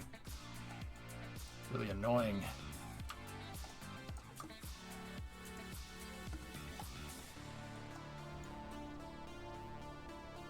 Would there be any reason to build something larger than Dart but smaller than shuttle parts? No, I don't think so. Do you? What would be really cool is if I could make a version of Dart that could fit in a shuttle's payload bay. I think Dart is just a little bit too wide. But yeah, I don't think so. No. In fact, if chat ever wanted to go with like bringing Collins back in, which guys, I'll be honest, I'd be game. I really would. I would really do that. It would be notoriously difficult to do it, but I would still do it. Sure, absolutely. That would be really difficult. I would do it though. If we did that, yeah, I would still probably operate Dart. I would probably operate Dart and Collins in the same program. Why not? I think everybody wants to see the dang shuttle, but guys, I'll be honest with you. That would be extraordinarily hard to get right. Like, to the point... Do you have a split aileron on Dart? I do, Tom, yeah. Yep. These can double as a body flap if I need to, and then I have a speed brake. Dart is really based off of a... It's my own design, but it uses a lot of different concepts from different orbiters. These speed brakes would be more in line with Dream Chaser, and then the body flaps here would be more in line with Dream Chaser's speed brakes, and then that's definitely a shuttle speed brake. Dart was principally inspired by the... What is this? Oh, frick you, Kelly. Why did you do this? Oh, you dickweed, dude. I have so many games that I have to play. Oh, you freaking son of a... I hate you. Anyway, sorry, moving on. Oh, why would you do that to me, dude? Shuttles are cool, but I would like to see Duna architecture built from this. A shuttle would be great at building Duna architecture for this, dude. I wouldn't use Clydesdales for a shuttle lifter. They're not powerful enough. We'd have to bring back our custom LRB designs, guys. That would be the biggest thing, guys. Every time we launched a shuttle, I'd have to basically expend the boosters. Even if I mean, unless you guys wanted to go, every time we launched a shuttle, you guys wanted to go get a boat and send a boat out there and grab the boosters and bring them back, and then we would recover them, right? Oh, man, fueling something like that would suck. I would like to explore other ideas, but I wouldn't be against bringing a shuttle back if we had to. I would probably end up just having them fly expendable, though. It would be so difficult to do that. It would be, I mean, I could even bring them back and make them reusable, but that means we would have to go and get them every time. That's like an extra stream per launch. Like, organizing a shuttle campaign would be a day of integration, a day of launch operations, and then a day of recovery operations for one shuttle mission. It's almost like it's complicated, just like the real one. But once again, I don't know. It really depends on where you guys want to go after the Luna missions. I personally am okay with keeping Freedom 7 and Dart just because it's really inexpensive. And we know it works. We know that works, so I think we should keep Freedom 7 and Dart going, if you really want my honest opinion, and then focus on a super heavy launch vehicle. So, literally Constellation, but without the Orion capsule. Without the Orion capsule.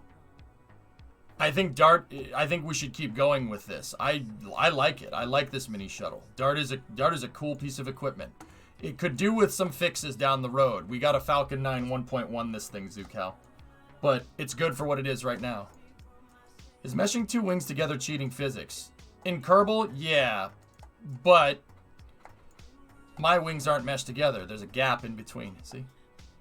See the gap? But anyway. Discovery, go at throttle. Okay. Opening up the monoprop tanks.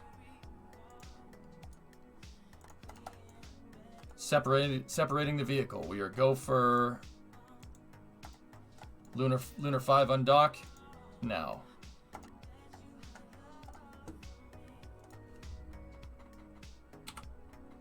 Hey, Voon. 35 months. Thanks. What's up, Mr. Pingman? NASA should really ditch the Orion on SLS idea. Repurpose Orion for another launch vehicle and focus SLS solely on heavy lift. Jared, I agree. 100%. Go back to Constellation, especially with Lunar Starship. I'm serious. If we were serious about going to Mars, you would have Orion launch on a low Earth orbit access vehicle only. And then SLS can move lander parts around and assemble vehicles. That coupled with Lunar Starship could be super potent. So think about this. Lunar Starship, SpaceX sends Lunar Starship into low Earth orbit. They start doing their refueling things. SLS sends a HAB module up for Lunar Starship.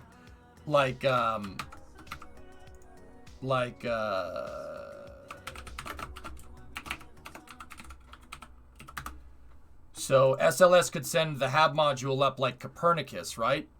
Like the MTV. No, not music television. This thing. You could send something up like this forward component right here. Right? And then instead of here with the nuclear tugs for now, you have Lunar Starship and you have an Orion out in front. And then Starship carrying this as payload shoots that whole thing out to Gateway. You could drop the HAB module off at Gateway, right? And make the space station out there. Attach this to the PPE so you have an extension piece, right? So now you could build a big station out there if you really wanted to, right? Crew gets out. Starship goes down to the surface, does things down on the surface, comes back up.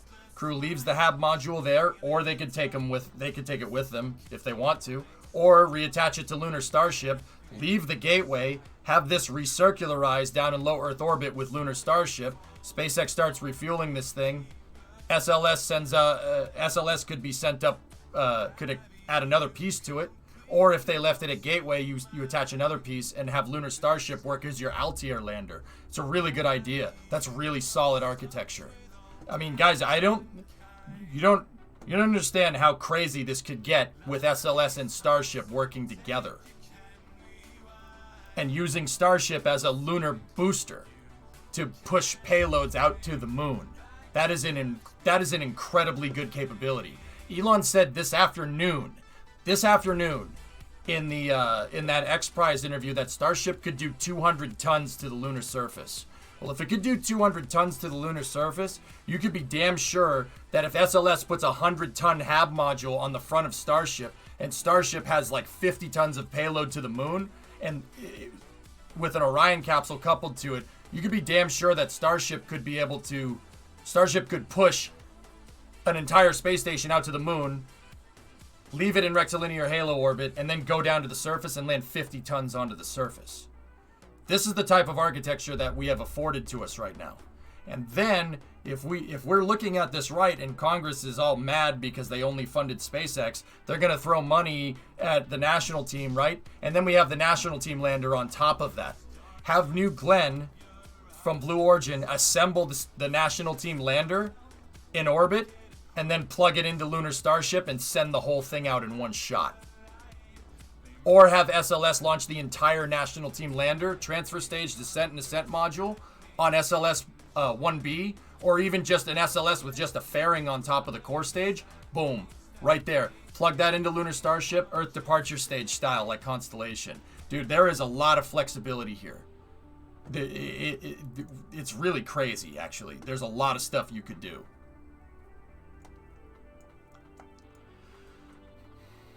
I don't know, Shaw, maybe. As an aerospace engineering student, I don't understand why NASA is adamant about wasting SLS rockets just to launch Orion to Gateway. As you said, use it to build Gateway. Okay, Jared, I am a vehement pro-Constellation program supporter, like to the point where it probably annoys people in chat like crazy.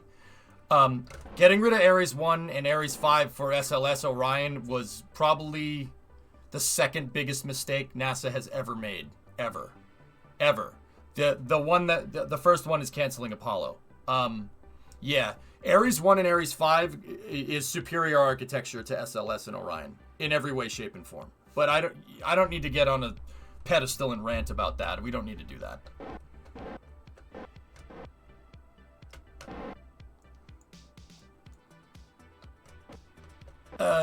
I'm not talking about management decisions. I'm more talking about architecture and overall program decisions. But yeah, well, dude, I would even say that, Columbia is not even NASA's fault. Columbia's a freak accident. Challenger was an idiotic thing to do. Constellation was a really good idea, Jared.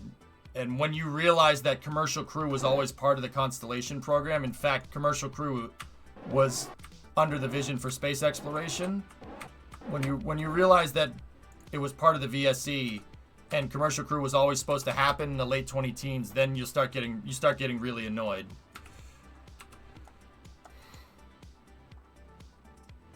Arian 5 is man-rated username.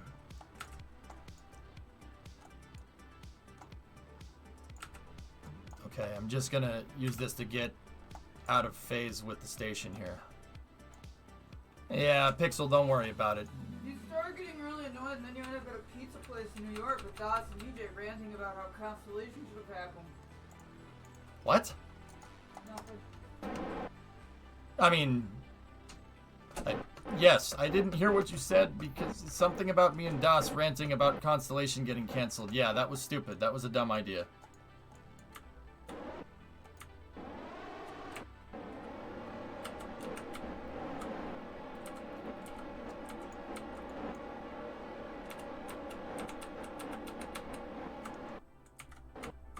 Okay, so we're a little bit behind phase in the space station. It should be right over there. That was a dumb idea, canceling it. Yes, that's what I meant. You know what I meant. Stupid chat. Okay. How are you doing? I'm good, Thorn. How are you? Saw the basketball thing, man. That's kind of funny. I don't really understand it, but all right. Yeah, Jared, if Neil Armstrong and Gene Cernan say that it's a bad idea to cancel this program, like, you know what, man? I'm inclined to believe them. Those two weren't stupid. Yeah, I'm inclined to believe them.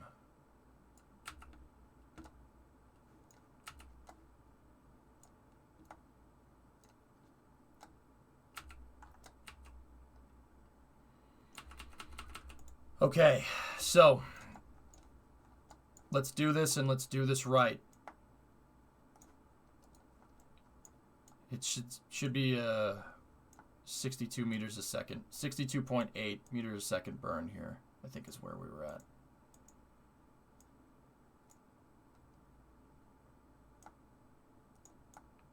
We'll just round it to 63 meters a second. Let's just iron this out and get these procedures exact. We need to set periapsis to 26. That's where it needs to go. So it's a little bit more than 63.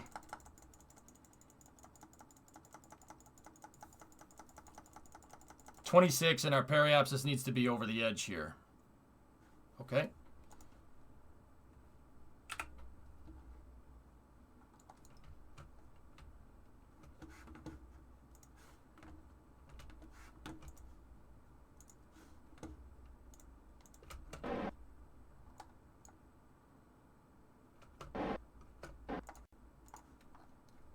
Okay, arming.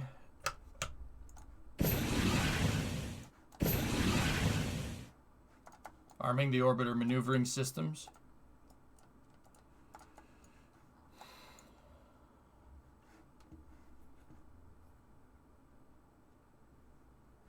.26, you set periapsis to, you set perigee to 26 kilometers over the eastern edge of this peninsula. So I need my perigee to be 26 right there. That's my initial reentry burn. This is how I do this. I always make it so my perigee is over a certain spot and I burn at the exact right time.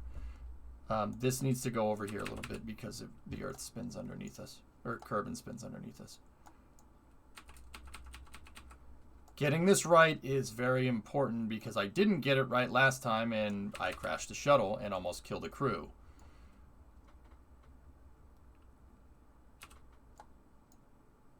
See, that would be an overshoot. So we gotta go backwards a little bit. Oh, not that much.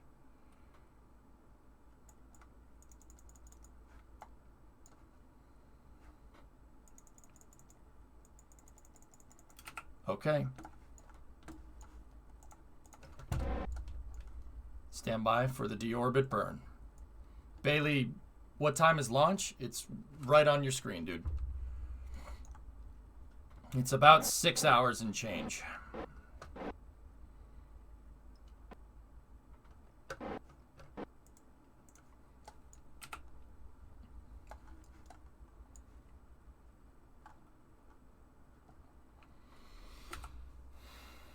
What time's lunch? Well, noontime, obviously. Stand by for the deorbit burn. T-minus 5.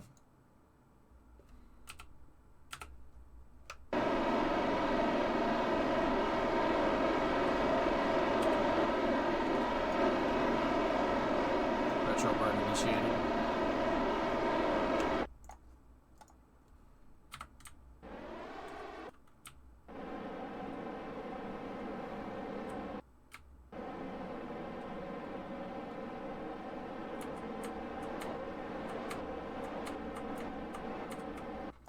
.26 over the edge here. It's not short, but that should be okay. Okay. The retro burn was completed on time. We are going to close out the orbiter maneuvering engines.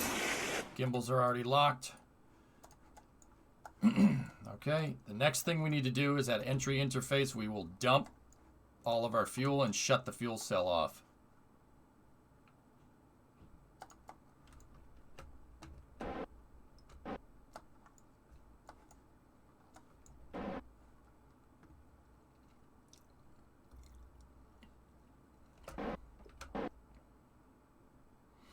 That's specific to Dart, Zelter. Every craft aerodynamically flies a little bit different. It really comes down to how the thing flies.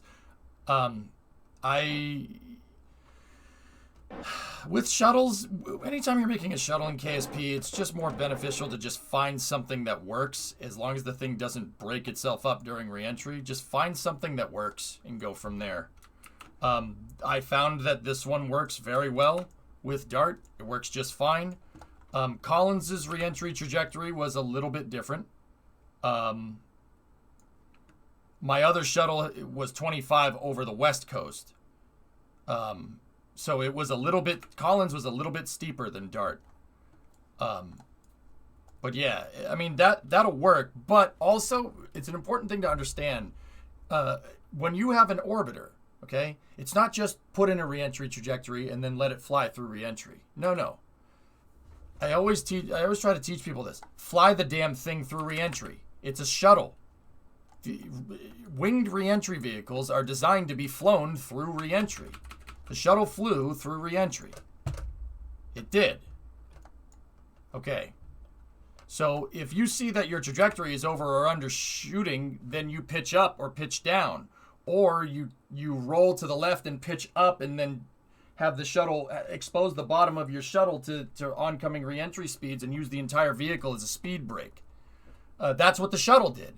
The shuttle had to do, sometimes when the shuttle was coming in for reentry, it had to do this a couple of times. So it's coming through reentry like this, and then it would roll 70 degrees to the right and pitch up.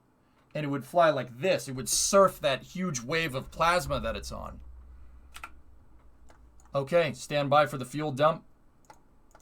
We're going to dump the remaining fuel for craft balance. Fuel dump is completed at this time. Closing out fuel tanks. Fuel tank closeout is complete. RCS systems test.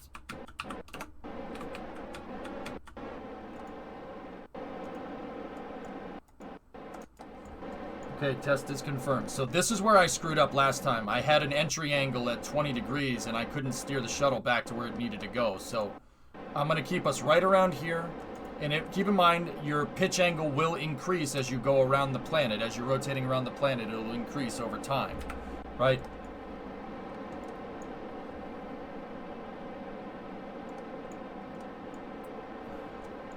Yeah, the shuttle would literally surf a gigantic wave of plasma back to the runway. And then another thing that you got to do is I always overshoot. The reason why I always overshoot, guys, is honestly, it's easier to land in water than it is to land on uneven terrain. I don't trust landing on uneven terrain, especially with Kerbal's landing gear being a little wonky. I'd rather put it in the water. Can you imagine how much Pathfinder would have sucked if we came down in the mountains? They would be dead for sure. At least with the water, you give them a fighting chance. With orbiters and reentry vehicles, I always try to get over the launch site, and then I bleed off all my other speed by turning around. Yeah, because you can always bleed off speed with a glider, but you can't speed up again. So it pays to fly it so you get over the launch site and then turn your craft down, right? I like to come out of reentry, basically right over KSC. Like come out of the fiery stuff, right over KSC, and then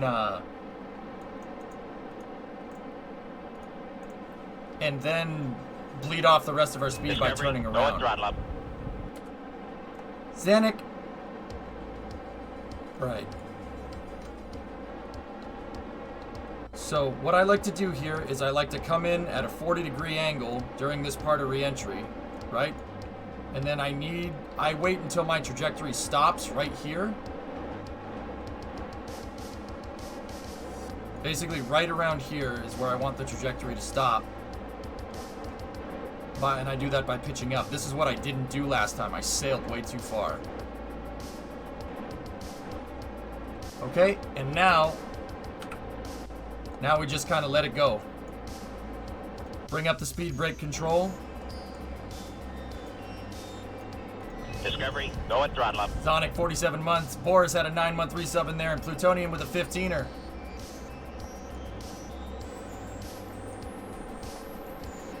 Now just have the RCS kind of keep us nice and in line.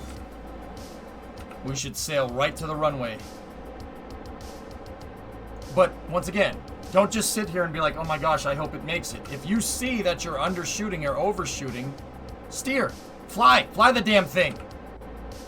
Now up here, the aero control surfaces aren't going to do much, so you have to rely on RCS. When you get under 35 kilometers, that's when I like to use RCS and the control surfaces. And if you get under 20, just shut the RCS off. It's not going to do you much good down there.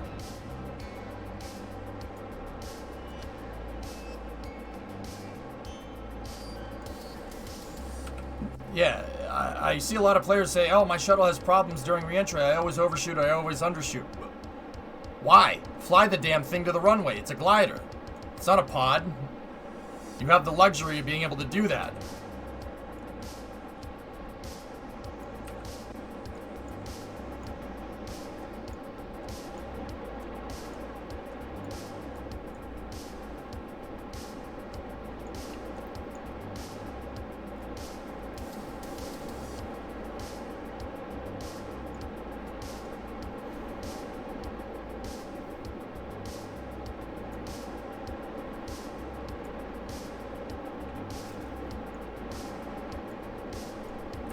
Thermal is getting a little hot, but we're alright. Voyager has... We still have a little bit of signal strength, but the strength is going down. We have strength through JeffNet.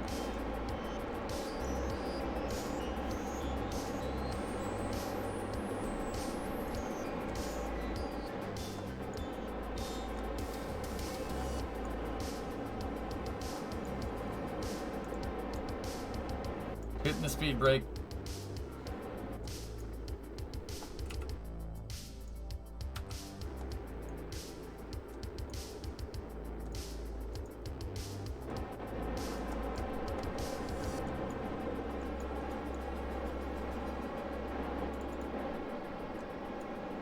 Okay, 1800 over here is good.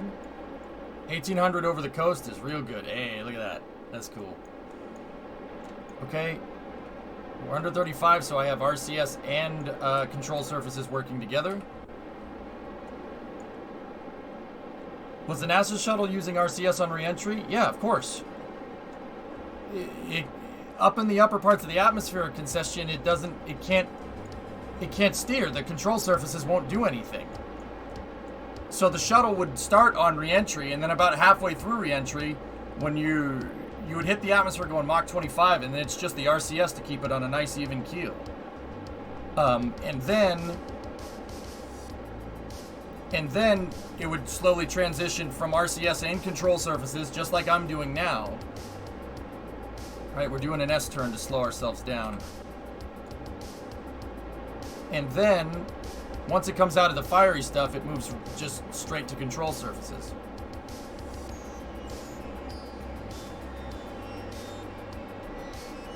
Discovery, go at throttle up. Okay. Mach 3.5 coming in right at the runway.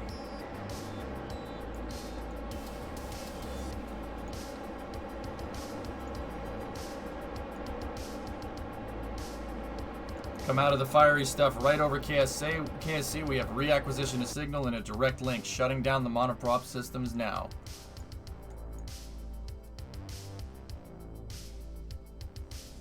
Closing up the speed brake. We don't need to bleed off any more speed. Any more speed that we bleed off is going to get bled off when we turn around. Coming in for a nice early morning re-entry here, the crew of Lunar 5.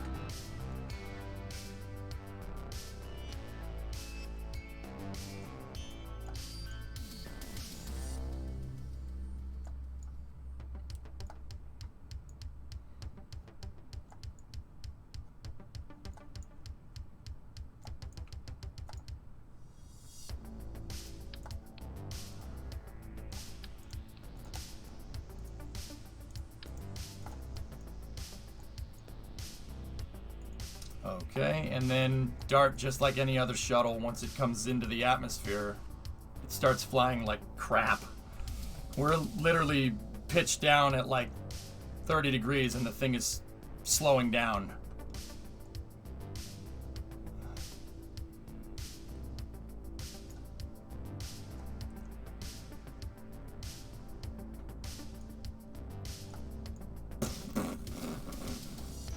Yep, we have sonic booms heard at the Kerbal Space Center. Yargo, I'll be alright. I got the altitude, man. I'm not worried.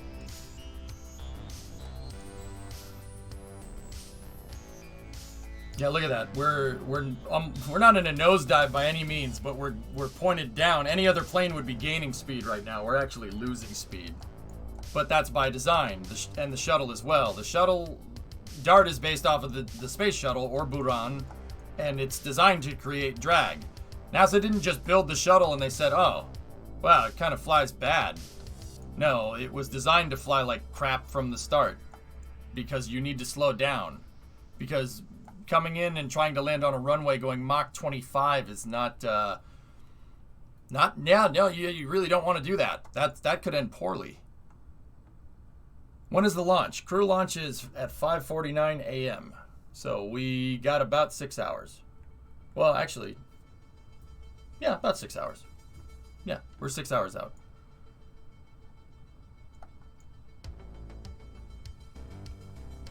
Okay, crew's coming in for the final flare here.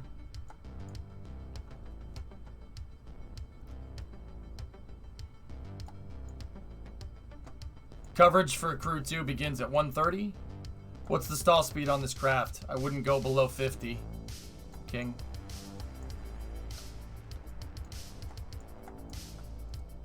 Yeah, I wouldn't go below 50. No, I've reused darts in the past. I don't know how many flights Voyager has done. I think this is its second flight. I'd have to go look. Crew 2 is sleeping. Well, actually, Crew, they just woke up. They're eating breakfast right now. Is this the first time they've flown on a reused booster and capsule? Yes. This capsule was used during Bob and Doug's demo flight 2. Okay, flaring around. And then the booster was used on the Crew 1 launch. This booster has already launched people into space, which is really freaking cool. I love it. I love that we're back to reusing stuff. It reminds me of the shuttle days, dude. Okay. Okay, we're gonna render everything over at the pad here. Switching to the ground altimeter. Stand by, gear coming. Gear is down.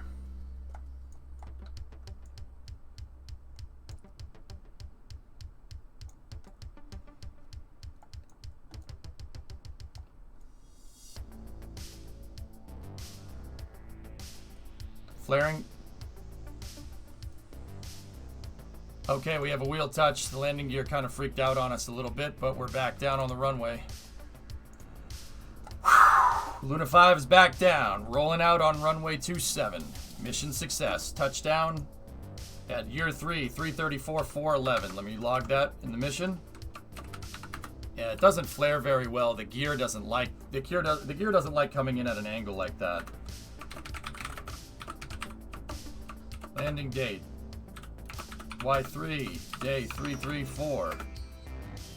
04:11:12. Mission success. All objectives completed.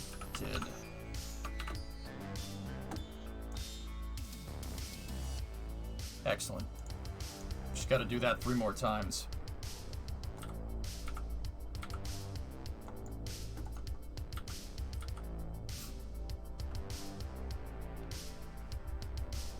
Nuked because of DMCA stuff, Kelly. Ah, brain, I wasn't on the center line. Just, yeah.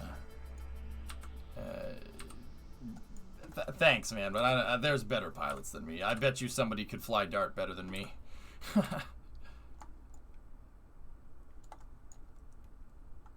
I don't want to hit the brakes because I'm gonna roll it over. I'm gonna roll it. Basically, gonna roll the thing all the way back over there.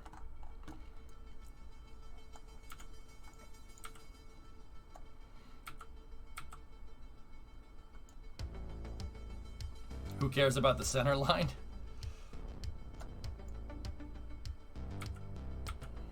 Okay.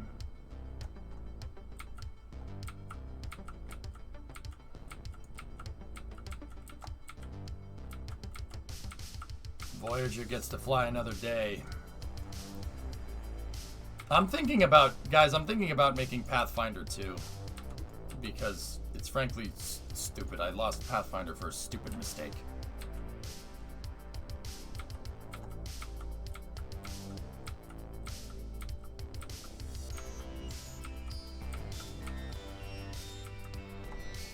Okay, let's make sure we're safing the vehicle, stopping the fuel cell. Tanks are already closed out. I hit EI at 40 that time, Hired.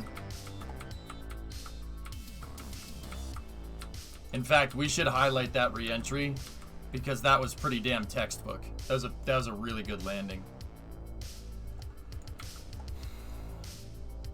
It could, Loldog, yeah. Good to see you still kicking. Right on, Ghost Suck. Hey, thanks for the subs the other day, brother. I appreciate it.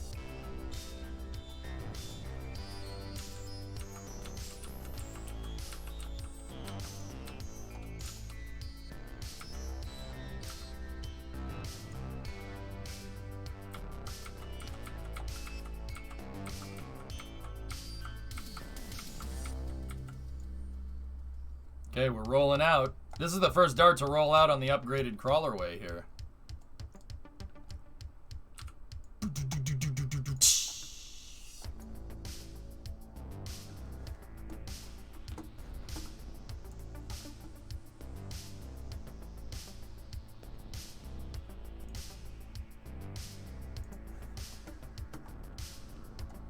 You're a good KSP player. I don't care what anybody says. Well, it's what I say, Firework. I suck. I make the stupidest mistakes, dude. Like, I could be so much better at this game. There's so much room for improvement. Too bad they won't use that crawlerway in game. The only way the crawler, I mean, we could use it airborne. There's nothing saying we can't. I could have an integration building. I could build a VAB in front of the VAB if we really wanted to. Roll out the parts from here, and then we could roll and build a pad right there if we really wanted to. I don't really see the need, though.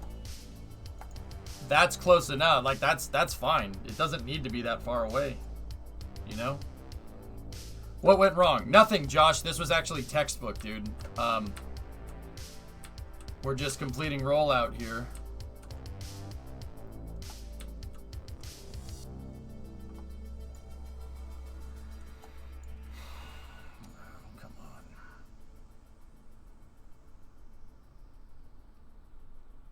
Yeah, I guess. This flies much better than my shuttle. It did a complete backflip just before the runway, and I crash landed using what little bit of lift I was still getting in a drogue chute. Your center of lift and center of mass are too far back, Gorn. They might be lined up, but if they're too far in the back of the vehicle, it's gonna want to fly butt first. Hey, Forlorn, what's up? Man, Dart's got some really good bearings on it. I need to look at the pad. We did damage the pad. Yeah. Okay, that panel we lost right there on the plate.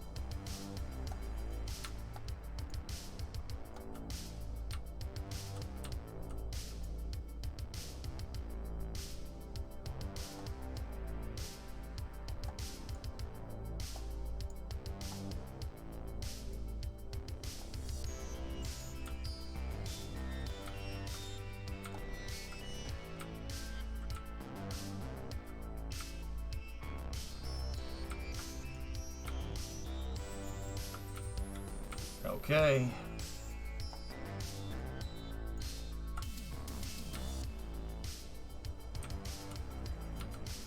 We have wheel stop on Voyager. Wheel stop.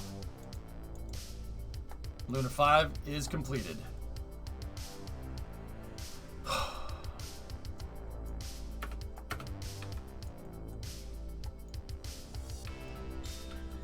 Yeah, Voyager's pretty much gonna go right back up for the next lunar mission. I have 2 launches to do here.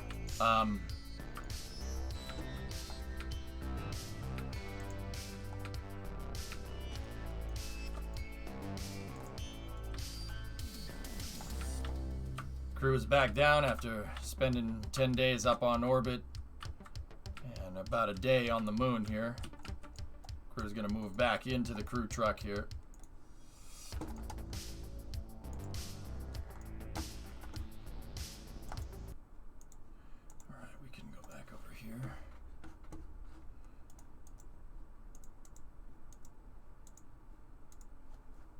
You know what? There we go.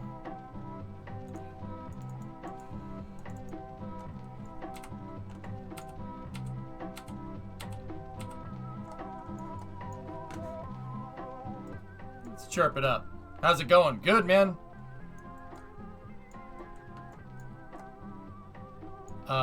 Let me just make sure that everything is safed out on Voyager. I gotta set the orbiter to powered down. Okay. Orbiter is powered down.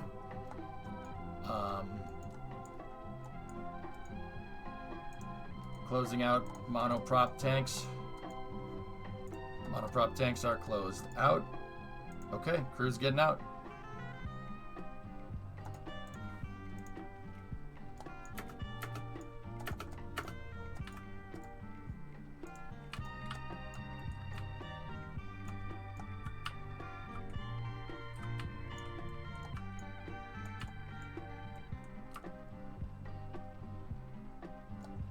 Well, here I am, just a little orbital transmission network of stock stuff all jumbled together, and you have custom constructions everywhere, and ships that look way better and handled incredibly well. I'm quite envious. Sit here, Riv. You'll learn something. I'll teach you, if you want. This is my jam, dude. The whole point, this entire game mode is set up to teach people how the space program works and how you go about engineering vehicles. So if you like what you see, like you never hear this from me. I'm not asking for a subscription. I'm not asking for a follower. I want to earn that stuff. But yeah, if you like what you see, stick around, dude. I can fix you. I'll help you fix your stuff. I'll help you get you where you want to be. No ladder. I still need a ladder truck. I haven't had the time to make it. But yeah, I mean...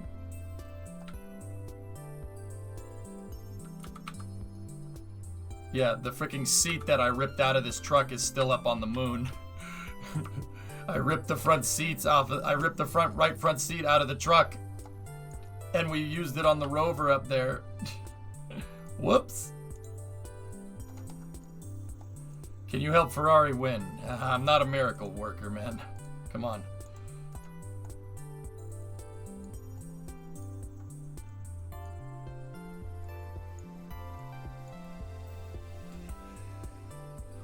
I had trouble modifying the sensitivity in my joystick input. Can that be done in game or is it third-party stuff? You can mess with the settings. Yeah, of course.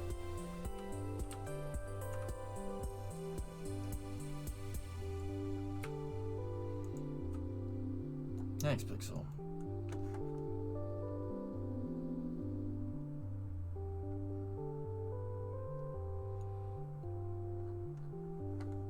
Wait, really? That's awesome. Wait, what yard? What are you talking about? The seat, yeah. The seat that I ripped off the truck is up on the moon. What I wanted to do was give the rover. I had a rover repair mission, and I wanted to take the rover, and I wanted to put a probe core and batteries on it so I could remote control the rover from the lander. But I couldn't. I had problems with duplicate parts here. Oh, see, thanks, man. I had problems with duplicate parts. Kerbals can't move the probe core around on their back with Kerbal construction. So when I went to do final checkout at DART, I was just like, screw it. We'll just put a seat on it. So I ripped the front seat. I ripped the passenger seat out of the bus and I put it in DART and we launched it. And it's up on the moon. It's up there on the rover. Whoops. I don't know, T-Man. I don't know that launch criteria. Flight Club IO might be able to help you. For some reason, the idea of a bus seat with Kerbals watching a TV while having a snack on the moon is just amusing. Now we need to bring it back and put it back in the van? Yeah, maybe. That would be funny. Okay, so we can keep the crane here. I still have the bracket installed.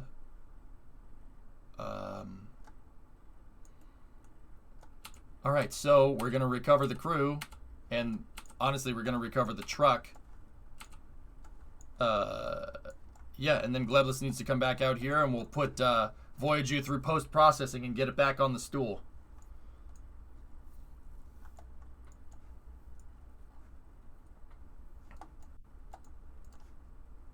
Okay.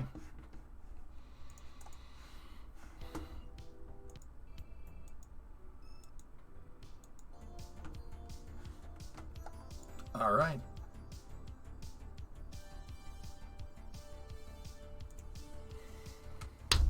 Lunar 5 was actually 100% successful. The only thing that would have been better is if Luna 4 was good, man. That really sucks.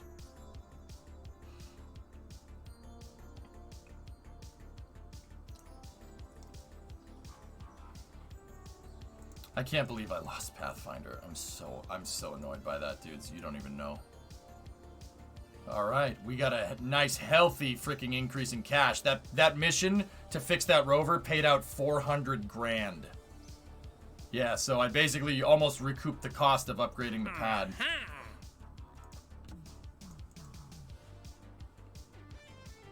How many Kerbal bucks up to you? 700,000. Has Squad asked you for their logs or saves all the time, Sia? Yeah. Did you leave a tip message, dude? I'm sorry, I didn't check it. Refinery time? No. We're not ready for that. I've earned your follow for sure. Always amazing to watch your stream. Thanks. My pleasure. I just had a space systems engineer from Northrop Grumman check me out on LinkedIn. Neat. Science data for space around the moon. That's some easy money. Pair satellite. Position a satellite polar on Minmus. Plant another flag on the Mun. Well, Luna 6 is going to do that. I don't want to do these ore extraction stuff. Finish construction of a rover on the surface of the moon. Where's... Well, look at that. That one pays 400 Gs. Where's that? Where is that? I gotta... If that's on the close side of the moon, then I'm in. I don't want to lose connection. So if it's on the close side, I'm... You son of a gun. I'm in. Nope. Oh, that one's on the far side. Dang it. Discovery, go at throttle up. That's annoying.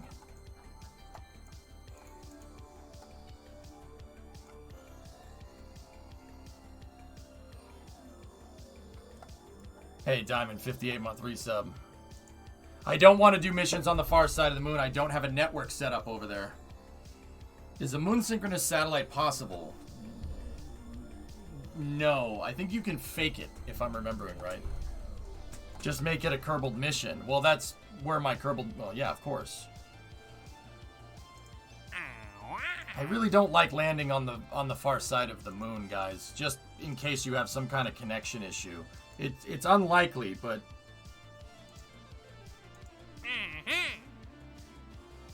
I have a sat relay up there. JeffNet.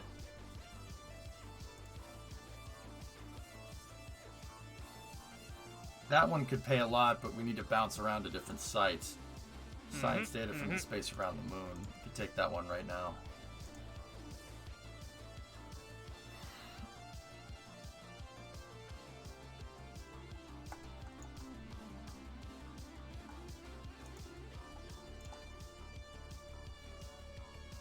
How expensive would it be to set up a reliable network out at the moon? Oh, I don't know. I could, but you guys got to remember, I have to land 3 more lunar missions, and I have today, tomorrow, and Saturday to do it. And I'm at this rate, I'm getting 1 done a stream. So I need to really, we need to really start.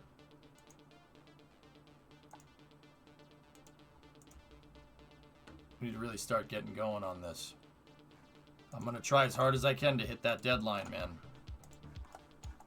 Okay, science data from space around the moon. So now let's go back to the Space Center. I need to get the HL-30 recovery vehicle. We need to get the Dart recovery truck so we can bring Dart vertical, reinstall its bracket, and then put it back on its processing stool.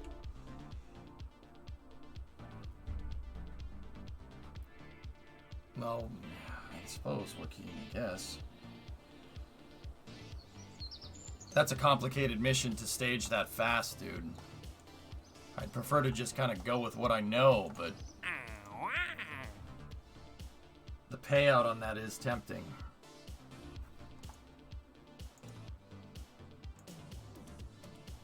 Extract ore from the moon and deliver it to Kerbin. Yeah. I'm waiting for the Dragon launch. That should be soon. Manzi, we have about 6 hours, give or take, man. Coverage will start in about an hour and a half.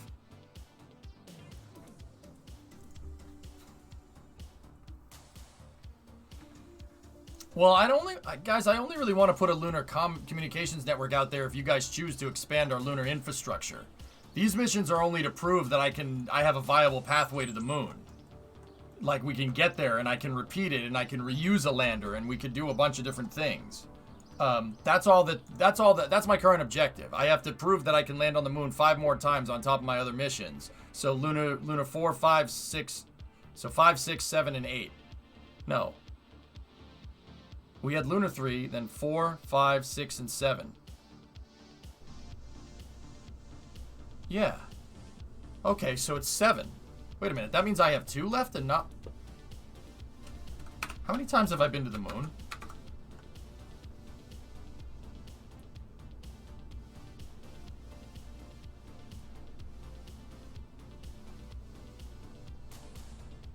Well, you guys will vote on that at the end of this contract. On Saturday at midnight, basically, we'll well, actually, basically, everybody will come together on Monday, and you guys tell me. If I completed it to your satisfaction, you guys have to vote. Hang on, I need to see how many times. There's a couple of things I want to check.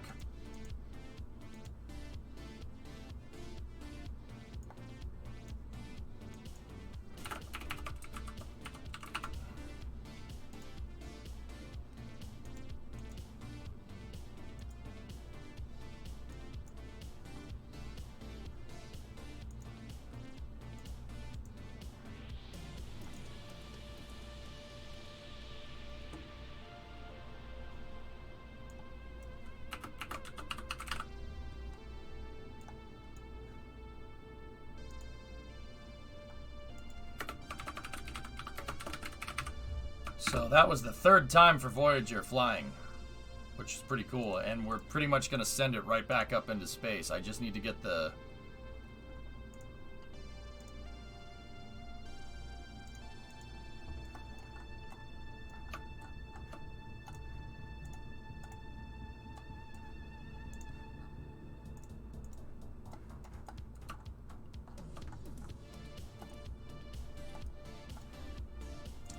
I'm gonna load the science equipment in here.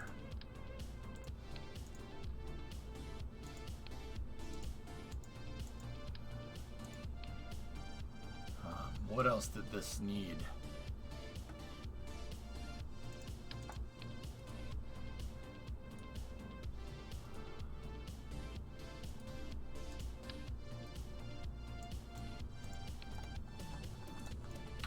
Vote to rescue the bus seat. Oh. Guys, come on.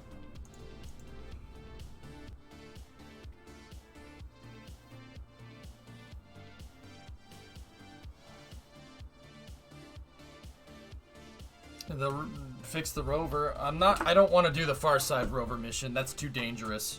I don't want to deviate too much. We need to go See, what I need to... Hold on. It was for 5 lunar missions, right? Whoa.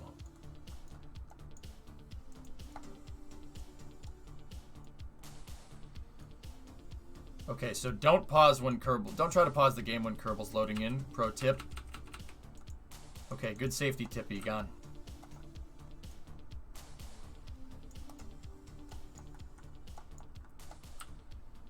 It's still good. It just needs a little vacuuming.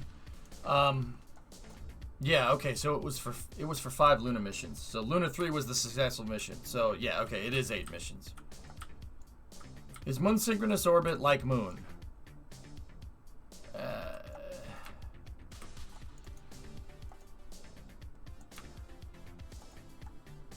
No. Not really.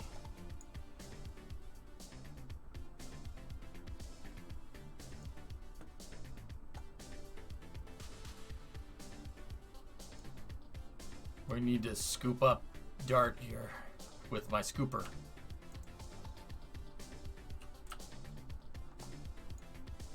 Starwalker, just to let you know, I'm F Baloney 1980. I changed my nick. Okay. Got it.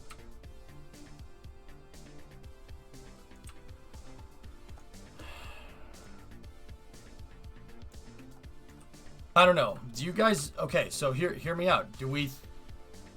What are the drawbacks of landing on the far side of the moon? I don't have communications. Why would that be a problem if we're landing with Kerbals?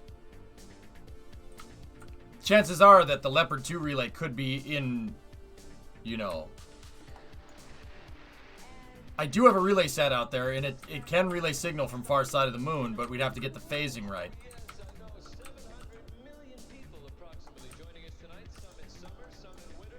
What's the dangers of doing this? I don't want to have a comm blackout.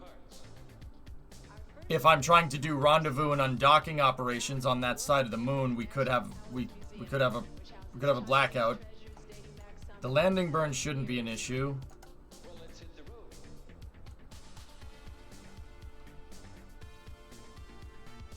As long as you have a pilot on the craft, it's not a problem. Yeah. Rocket Guy, do you see any inherent risks? We could have signal blackout on the far side.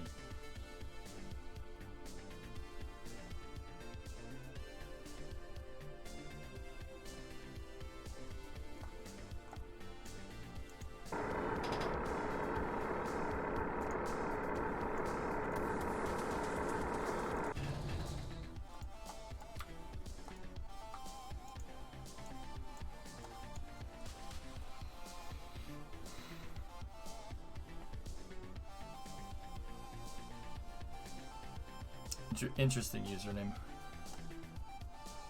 Signal has a no meaning when pilot is involved. Just saying. Yeah, I know. I got that. The problem is that the craft you're going to either dock to might get no signal or no control.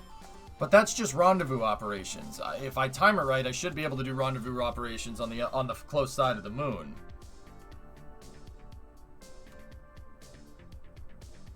Only in abort scenarios if you have to rescue, but then that is already a really, really bad situation.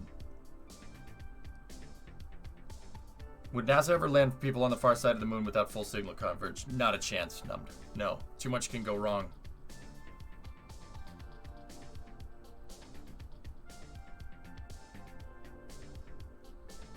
I mean, qualified there. I mean, that is a very good point. You bring up a very good point.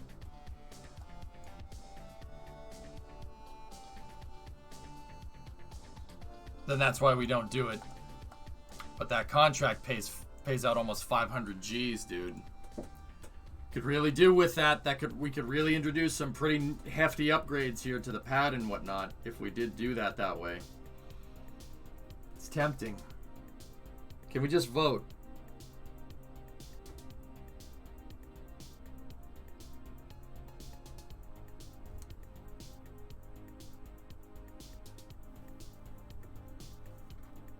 Well, okay. So let's go back to the original premise of the Lunar Extension Program. So Luna 4, 5, 6, 7, and 8 are designed to demonstrate the capabilities of being able to get down to the moon routinely and doing different operations on the moon. So the last one, we demonstrated that the lander can bring components down. I can reuse it. That was the third reuse for Lander 2. I can bring components down to the surface of the moon, and I can use it to repair things. Is sending a relay sat reasonable? I suppose. But you guys got to remember, we have a deadline. So a relay satellite mission, I'm not sure if we can ride share like that.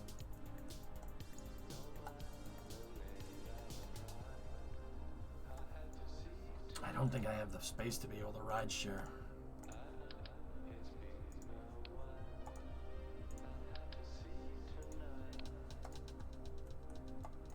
Can you build a relay satellite with EVA construction? I mean, yeah, I could. Sorry, guys. The reason why I'm grabbing at my nose so much is because of allergies. So if you're noticing, like, why does he keep grabbing at his nose? It's because freaking dust, man. Allergies are starting to get me. Spring, man.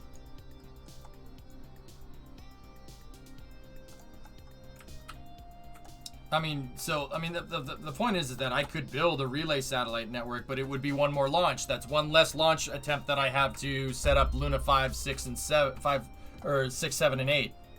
You know? Hey, Roundabout, what's up, dude?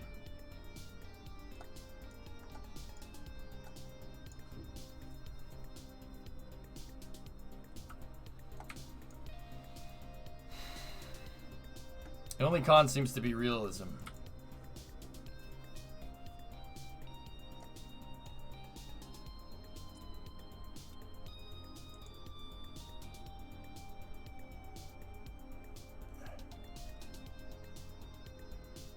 Yeah, username, it happens.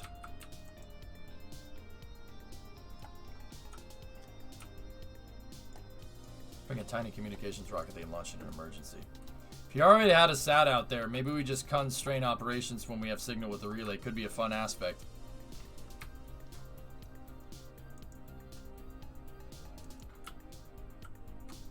I mean,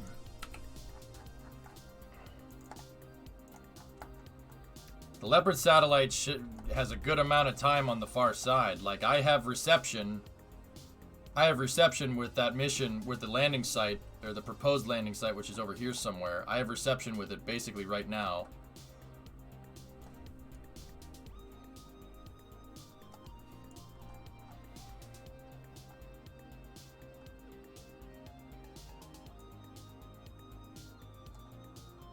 All right. As long as we keep it, as long as we use the Leopard relay, we time it so that satellite is giving us a constant relay. You know, the orbital period on this thing is gigantic. So as long as I have, you know, the Leopard in constant relay, like it's it's over here. So that's enough. It should be able to be down there enough for a landing, some science operations, and then they can either stay down there until it comes around, or we can take off again. Yeah, I'm in. Luna 6 will target the far side of the moon. Let's do it.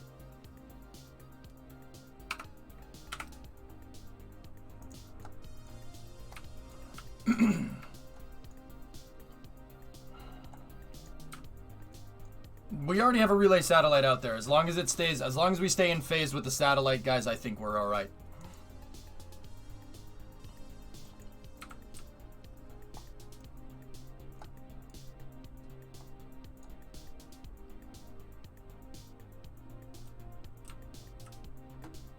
There are risks. You know, we could deal with signal blackout if, you know, if we have to, like, run out of fuel and dock a transfer vehicle or something. We gotta be careful. We gotta be very careful. The risk is minimal, but it's still there. So just, yeah, we gotta be cognizant of that. All right, guys, let me get Voyager back onto its stool, its processing stool, which is this. This truck has the stool on it.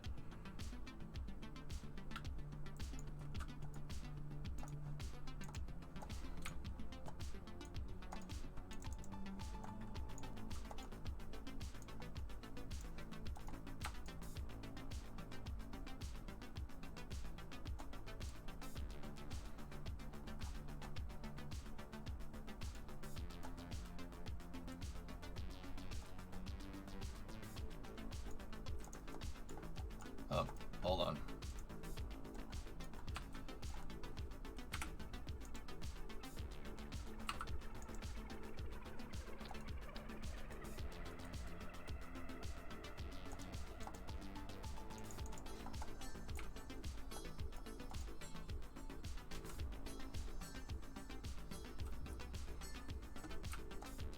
Clutch, what's going on, man? You staying up until the launch? Yeah. Bruh, that got stuck. What do you want? So it looks like we did lose one of the stabilizer panels right there on the plate, but that's okay.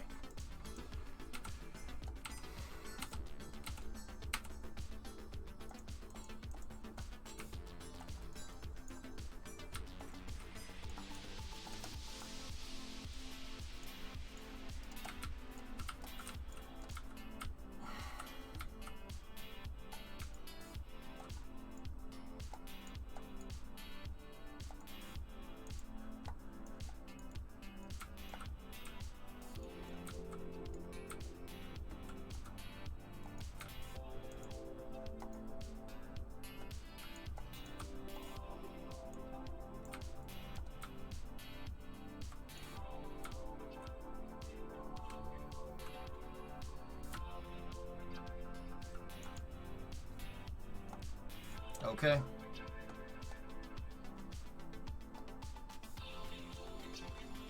Let's pick up Dart here. Herbal will...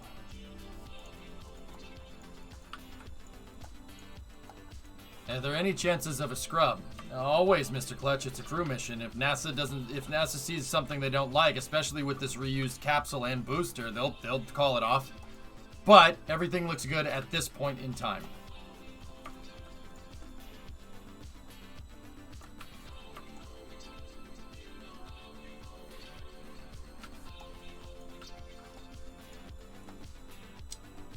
Yeah, exactly, Kelly.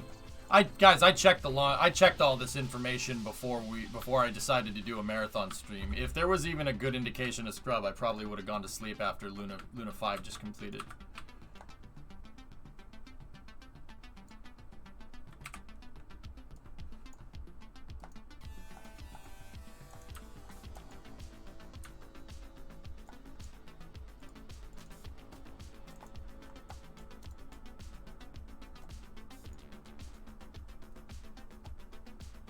I don't know what you're talking about, Sawyer. I said nothing. You heard nothing. Everything is fine here. Everything is all fine here now. We're fine. How are you?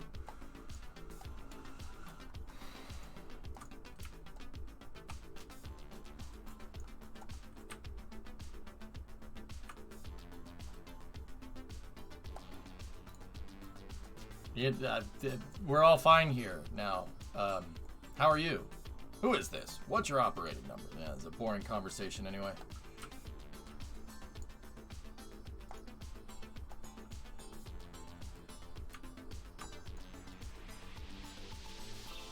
Nice roundabout.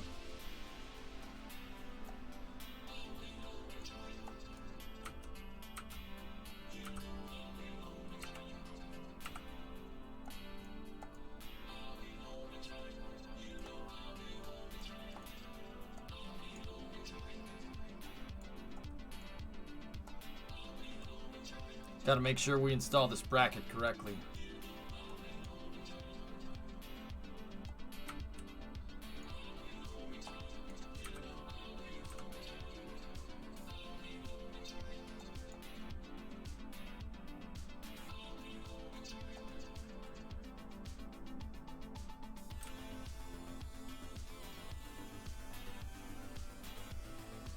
About as perfect as you can get there.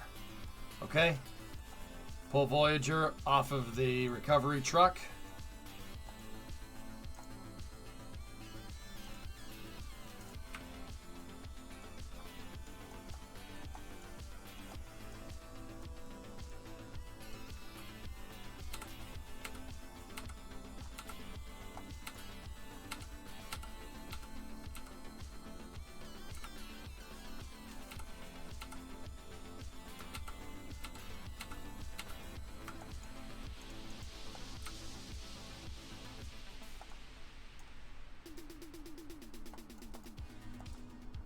Recovery truck can move out.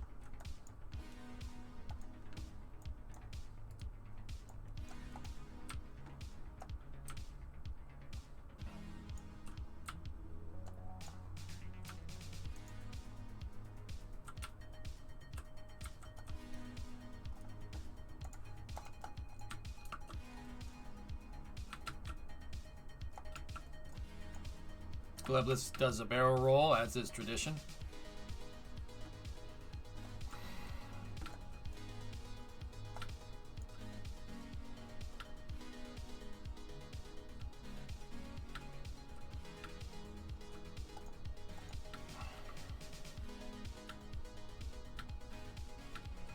Discovery, go at throttle. My pick, 18-month resub. Hi pick, привет, my pick, как дела?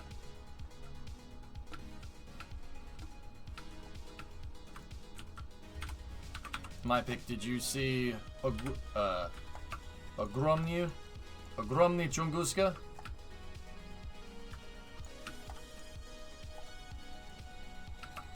Nice. Sprayed down the cooler with compressed air. It's idling at 40 now. Ooh.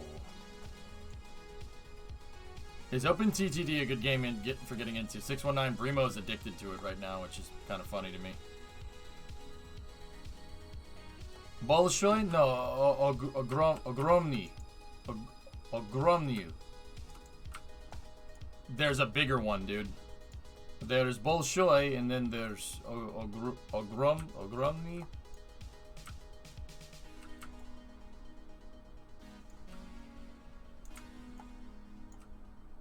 Okay, we're gonna unplug from the stool for a second.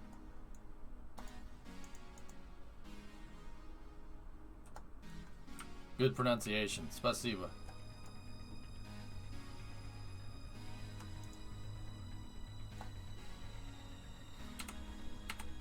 Okay. Gonna put Voyager back down on the stool here.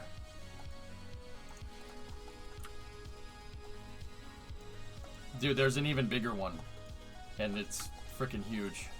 We called it Huge Chungus. Gigantic Chungus.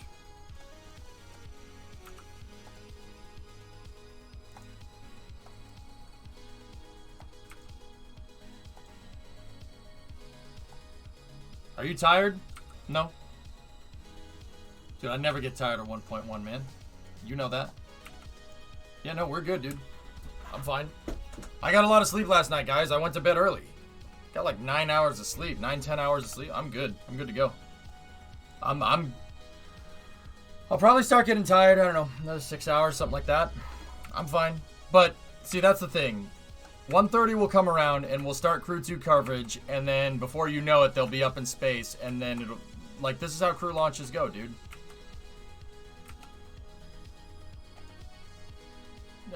Excessive, I live and breathe this stuff, dude. This is my... This is just what I do, dude. It's what I do. It's who I am. You know what I'm saying? Like, it's 1.1, dude. How you doing, man? Did you ever get that coding thing? Do that coding thing that you were talking about?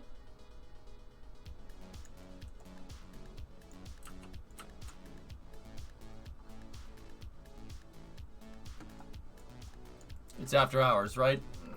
A lot of people are staying up. My pick, so go easy.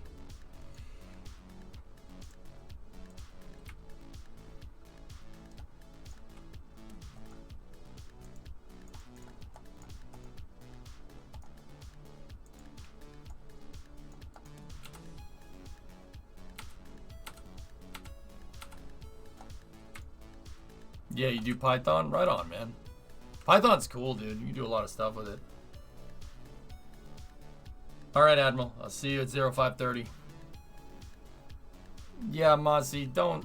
Keep Kerbal Hours stuff, guys. Are we doing Kerbal right up until the launch? No! Coverage for Crew 2 Pond just starts in about an hour.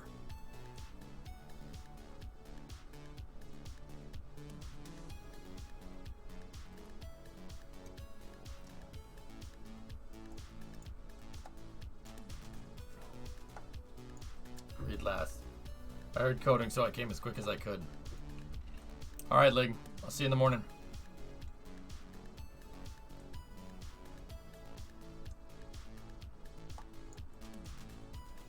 The crane's drifting a little bit.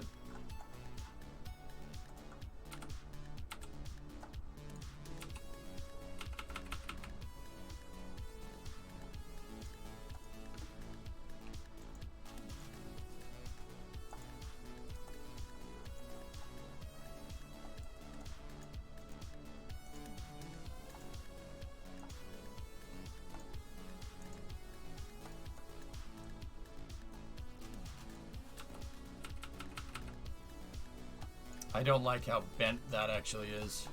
It's 1 degree off. That's no good. Alright, well, let's see what it does.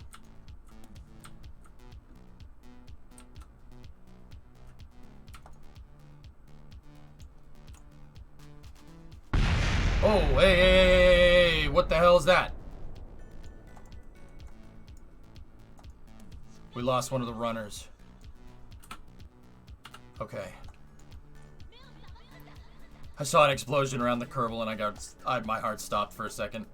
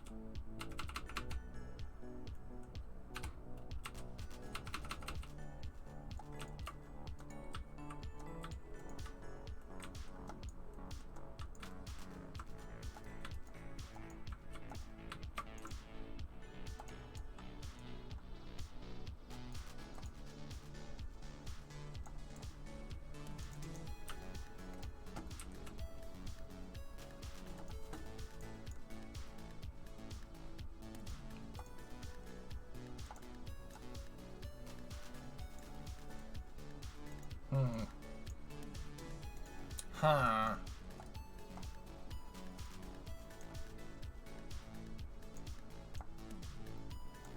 Those broken back wheels are not doing me any favors, guys. I'm ready, Racing. Are you?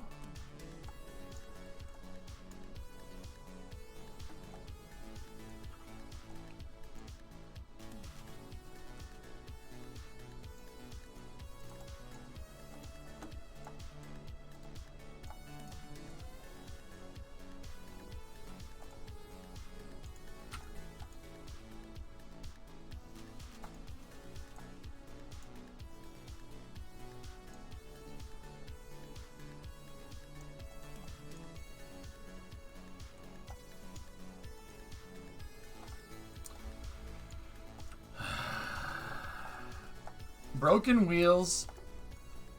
If a wheel breaks, it basically turns to frigging super glue.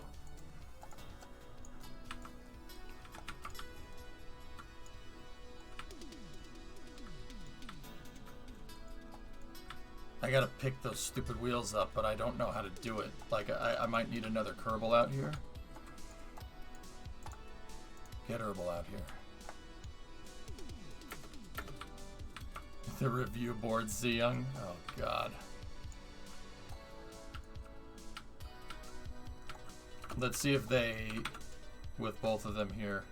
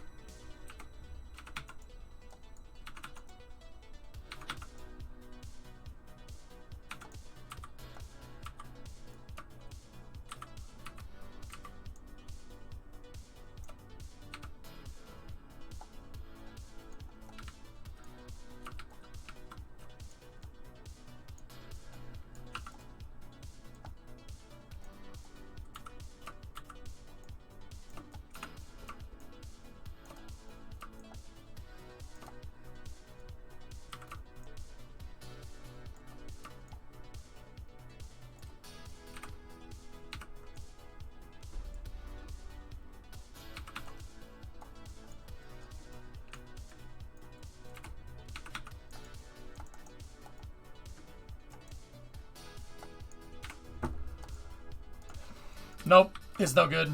Disconnect this vehicle from the orbiter. We'll use the other truck. Gledless, undock it.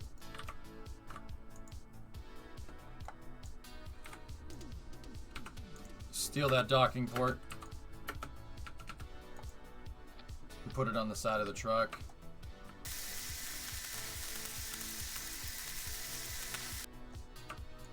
You can't remove broken wheels.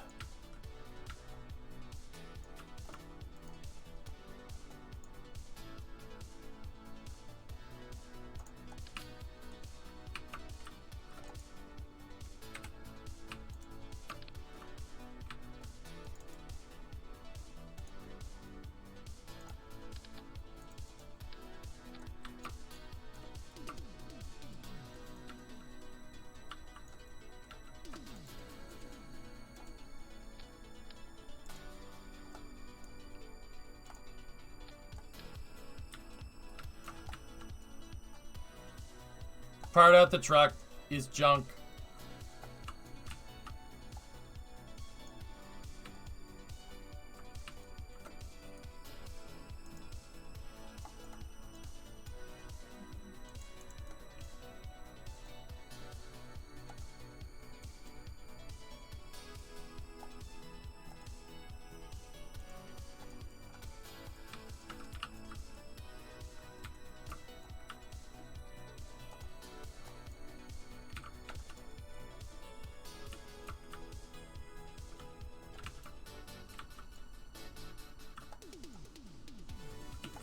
Okay, move it back into the tracks and then we'll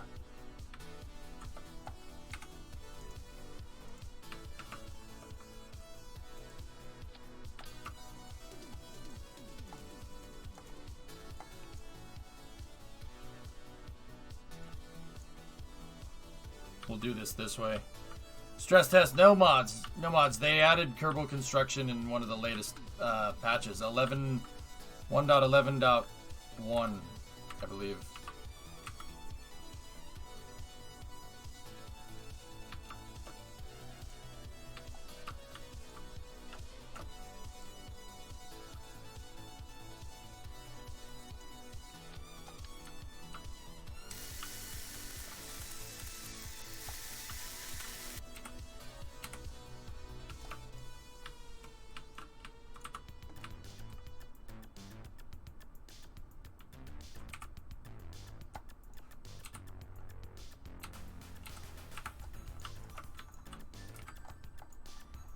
Okay, we'll pull it with the other truck. Yeah, those wheels wouldn't have ended well at all. The broken wheels on that thing. I forget how they broke.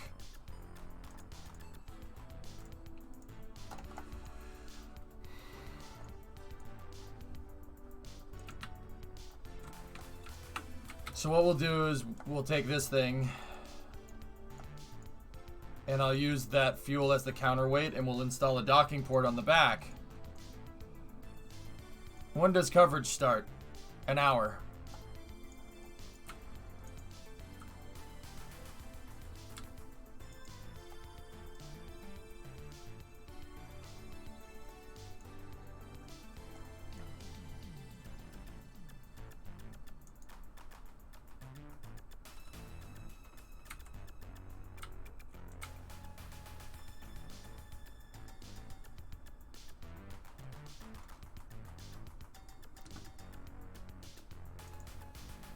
Yep, firework, I'm not gonna even take the chance. It's not worth it.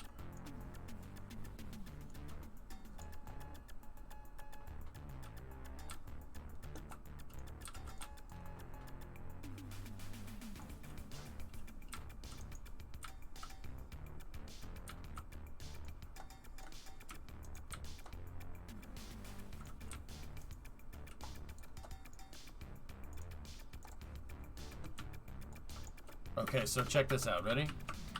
So what I'm gonna do is find this truck, and then I'm gonna take the wheels, and we're gonna plug out the spring force, and basically have that thing sitting, bottoming out the suspension, right? Then you go into Kerbal Construction, you take a docking port,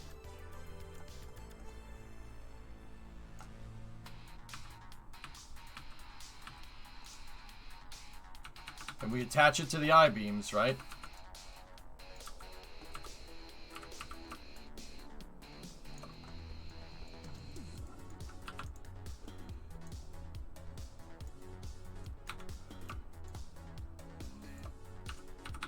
So we take this Discovery, one, go at throttle up. and we move it here, right? And then we take that one, and we know that's centered on the truck, right? Yes, it is, right? Go over here like this, and just back this truck up. It should attach.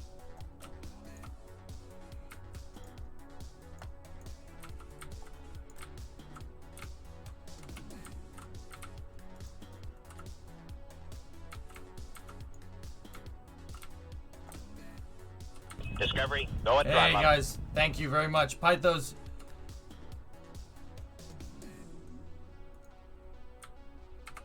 Got a gifted sub from Alex. And then Claude Voy with a 5-monther.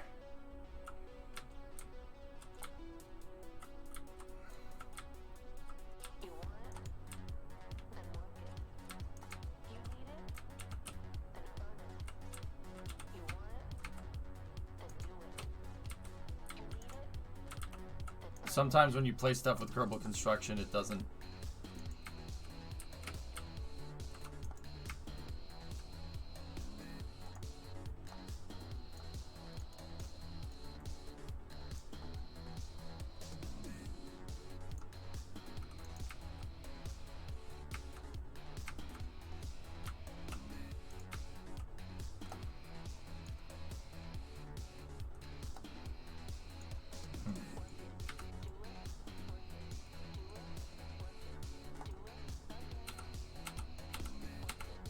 Discovery, go at throttle up. Hey, Miff. What's up, dude?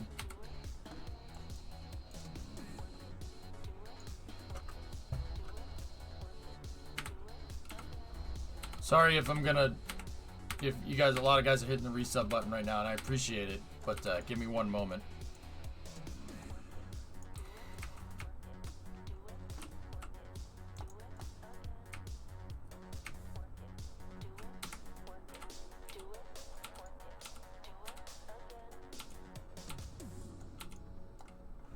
Where the hell is Herbal? Herbal. Crane. There he is.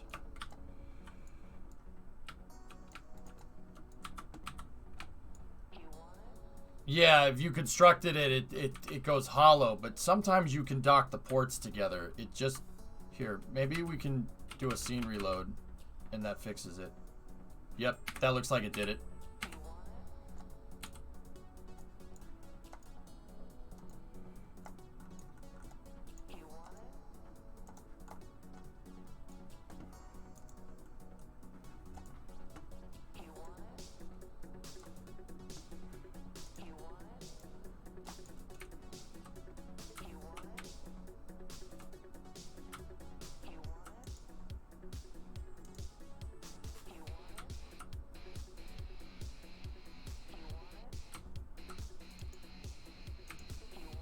Nope.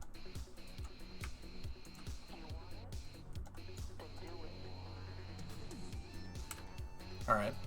Here's what we'll do. I'll recover the truck. The broken truck.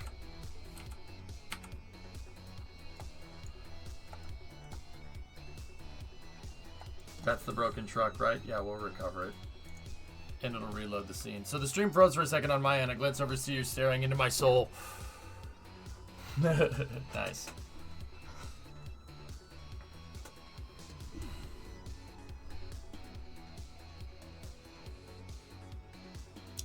Gold, don't you hate it when you pause like Twitch streams and YouTube videos and the streamer's like making a weird face or something and you're like, and you gotta pause it till they have like a normal face? Do you know what I'm talking about? Does that happen to anybody else?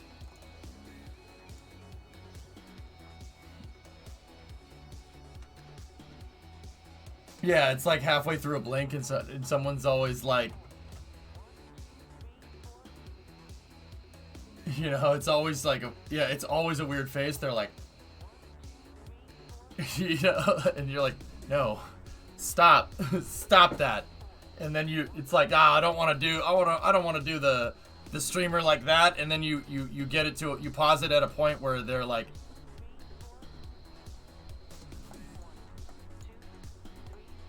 yeah, okay, cool. That's not just me.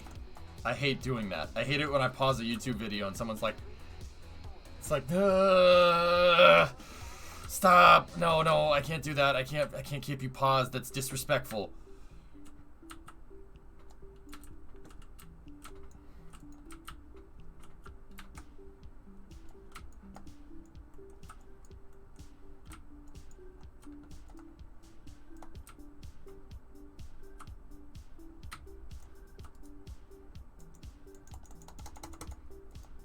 Oh, the port's fused. Wait, how did that...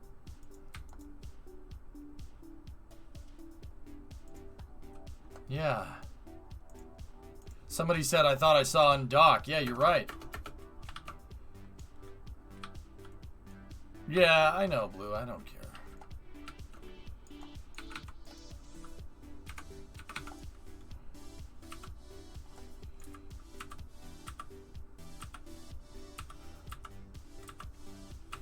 Everybody does, dude. I have a viewer that just sends me pictures of my face all the time. Thank you.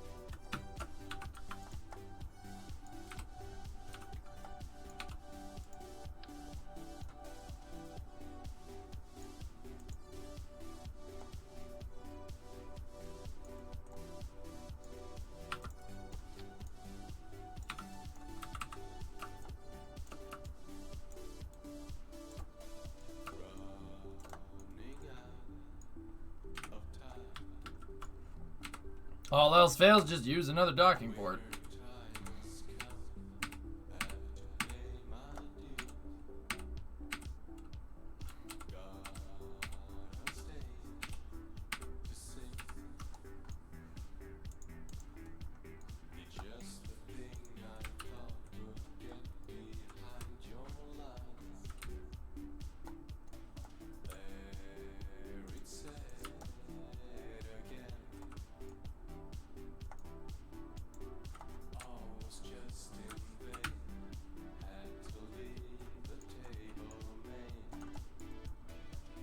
Yeah, see, the docking port was weird. Discovery, go at throttle up.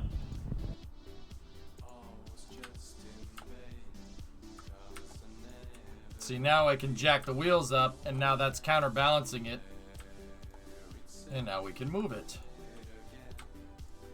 See?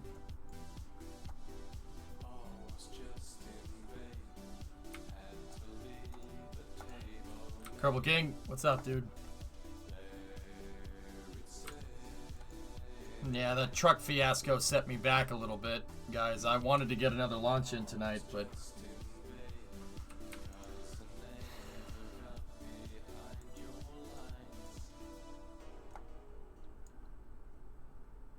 Hype for Crew 2? Dude. Of course.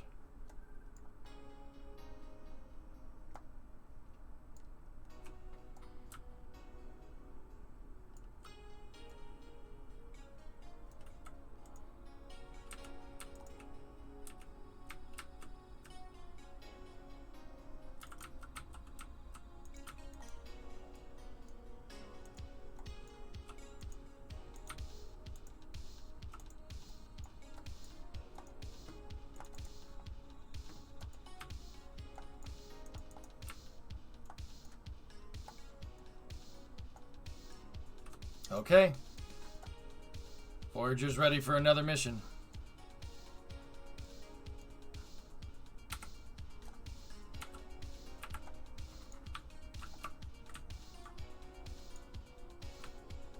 Weather is looking good right now, guys. Kinda sucks. I have something tomorrow, so I can't race, but at least Crew 2 delay helped you. Yeah, there you go.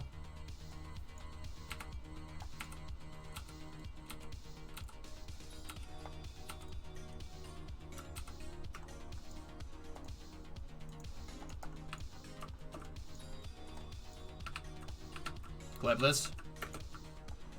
Stop it. I know you want to stick your head under the dashboard of the truck. Don't do that. Don't touch the wires there. They're important for driving the thing.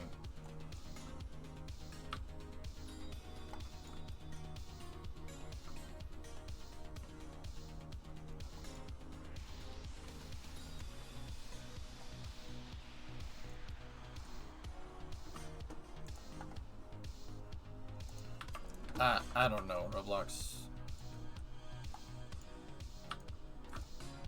NASA didn't schedule this launch, guys. Orbital Mechanics did. They picked the most opportune time where the ISS would pass over the Cape with the most opportune weather. It's nothing. It's just orbital mechanics, man. The ISS isn't always over Florida. They have to wait until it goes over the launch site. So everyone's like, oh, why does NASA schedule the launches so early? It's not them, it's physics. You don't like it? Go start barking up Isaac Newton's tree.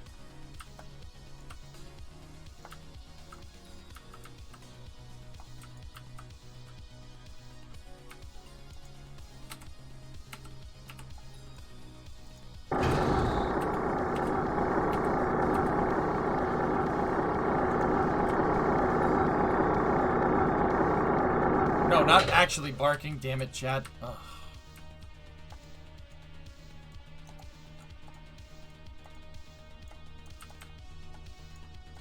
I tried doing that, but then I fell on him. I see what you did there. Yes. Okay. Science. Yes. Hello, Sneaky. You awake? Crane is not lined up with the pad.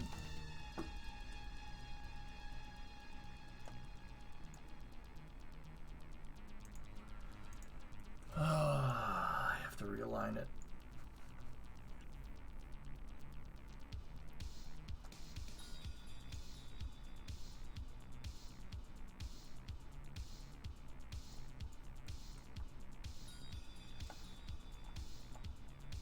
We're way out of whack. These should be on the inside.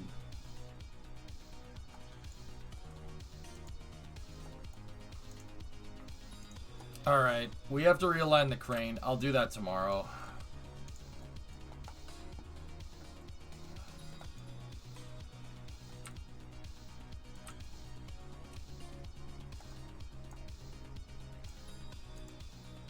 Or we could do it now. I mean, I don't know. What do you guys want to do? Yeah, it's a young... Hey. Part and parcel, man. All because of those stupid broken wheels on that truck that screwed us.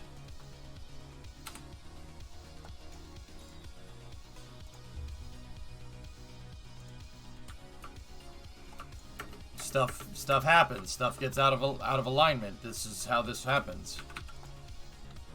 That's not really what I intended on doing there. I didn't click on that, but that's okay.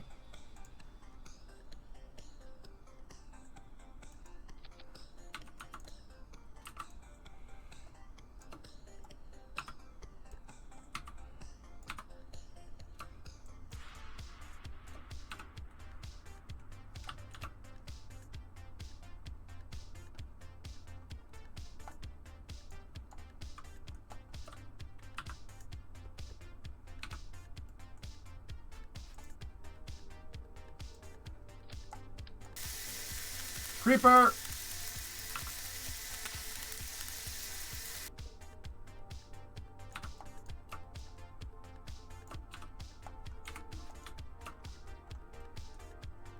How many hours do I need to time travel to see the launch? Launch is in 5 hours.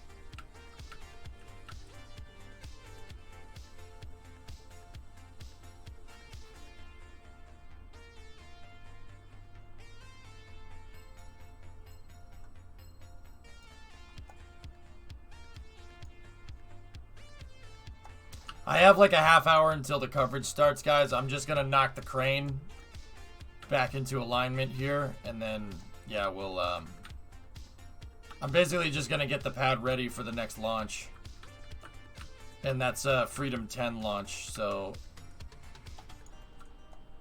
we can recover the CAA. We don't need that. We can recover the HL30 recovery truck.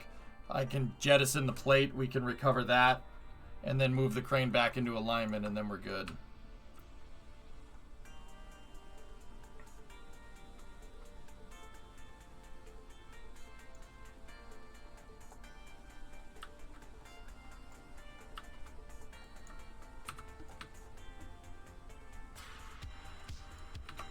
You may have just found the one. What a perfect night. Nice, dude. That's good.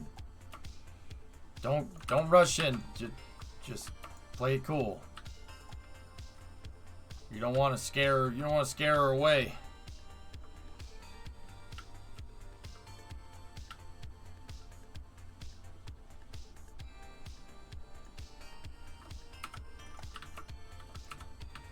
I'm good, Canuck. If you had to redo the crane over, would you still use guide rails? Guide rails are one of the things that make the crane so dang reliable, Blasty. Hell yeah, I would.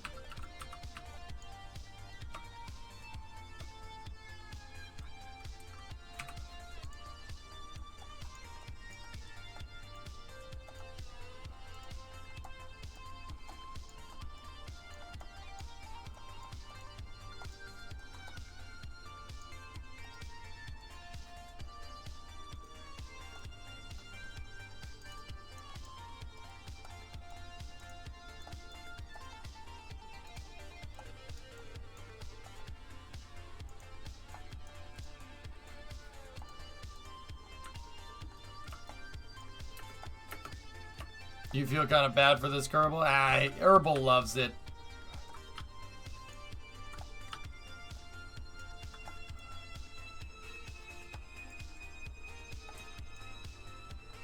If you got to build rockets all day, would you not push around a 230-ton gantry crane if you had to? Like, if that's like, okay, that's part of what I gotta do. Yeah, that's fine. I'd do this if it meant that you got to put rockets together and launch them.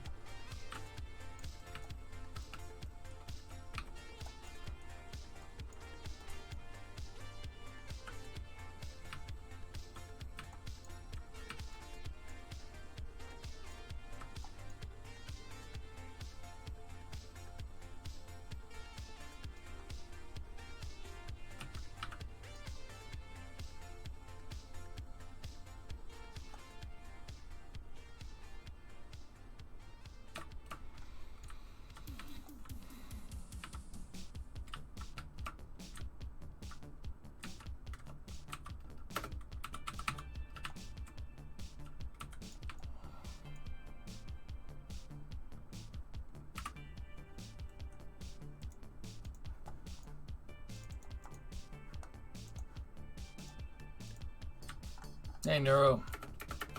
What's up, buddy?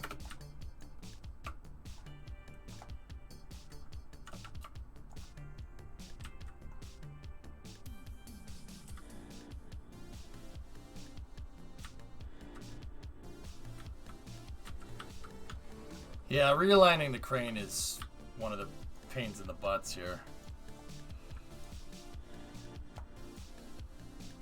But see, Herbal never skips leg and forehead day. Kerbals have an extremely strong core muscle, neck muscle.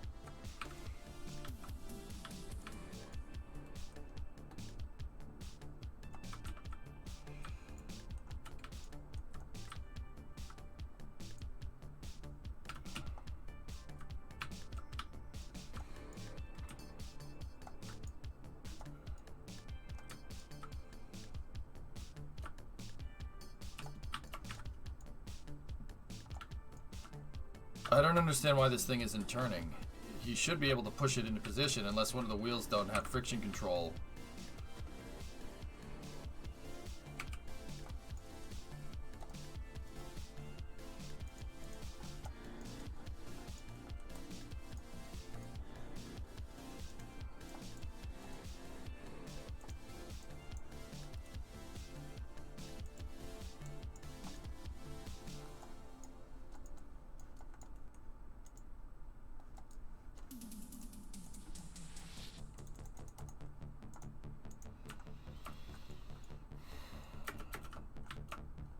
Thomas, give me 1 second. I'll check out all that jazz in a second, but I gotta...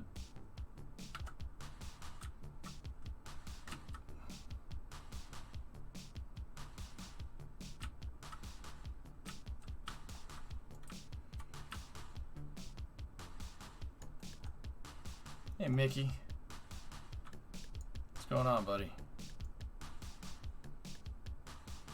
Okay. Yeah, see, I gotta get the thing in the track because I needed to integrate the vehicles. So, here, let's give her a push on this side here. Let's see what that does. Get her to come around here. Come on!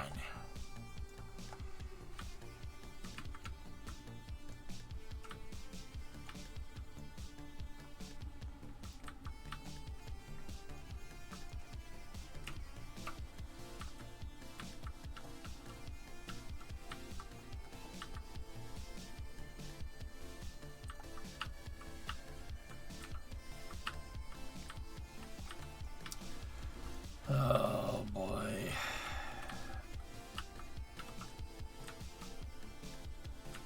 And just Mike, Mickey L is a gamer tag version of my name that I've used since the original EQ, but everyone reads it weird on Twitch. Oh my, yeah, I get you. I see how it is. Right on, dude.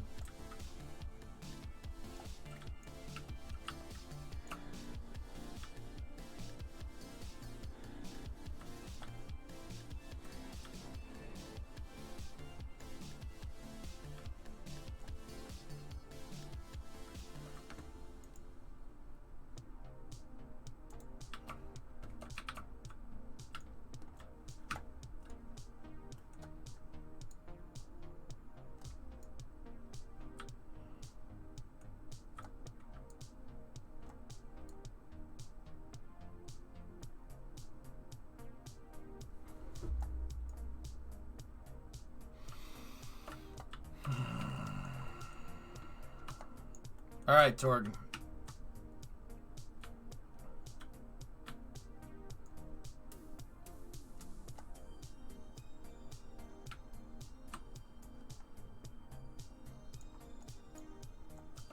Oh, look, the other side came in misaligned. Oh, jeez, that's funny.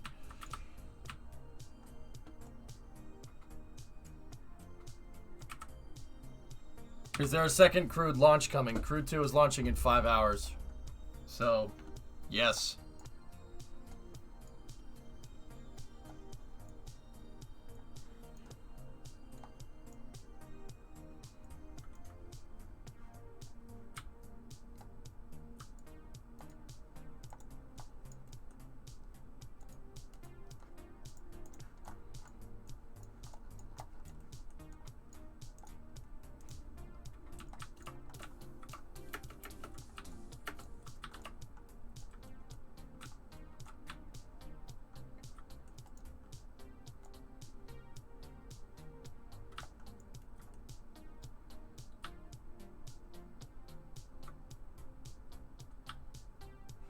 When you transfer between orbits, do you use homins? Homins is what I use the most. Yep.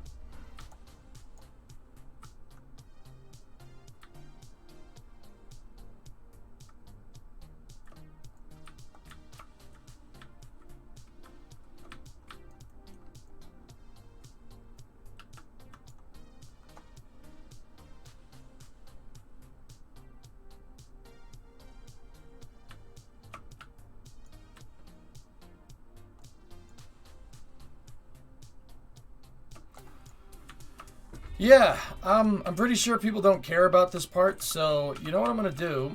I'm going to get in the crane, and we will do this when I have a fresh mind, because the crane is turning in the exact opposite direction that I'm pushing it in. So, yeah, I'm pretty sure nobody cares. So what I'm going to do here is we will pretty much switch over to coverage soon. So shut the friction control.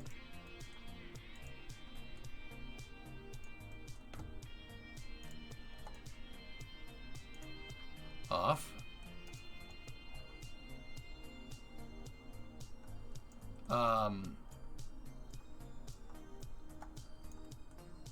Wait, are these not in symmetry?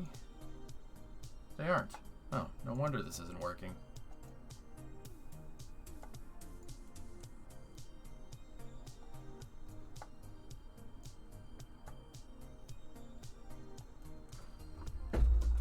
I'm almost debating just recovering the crane because, yeah, you know what? I'm going to do that. I'll recover it. And we will... Or should I... I don't know. I want to see how many uses I can get out of this thing before it becomes unusable, but... It becomes unusable because it's not in the damn tracks. I can't use it at all. So yeah, I'll just recover it. I don't care. It's fine.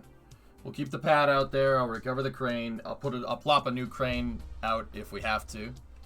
And yeah, we'll start coverage here in a moment. Look like it's, I mean, Seung, it's not, yeah, it's actually, you know what caused that? That weird docking that happened. I docked that truck with the broken wheels to Dart, and that caused that did something. I saw it. The whole crane jumped when that happened. So, yeah, it's just it's a deviance in the engineering with the broken wheels. I shouldn't have used the broken wheel truck. I was trying to save parts. So, what we'll do here is that, and it sucks because it's the little things like that that really bog you down.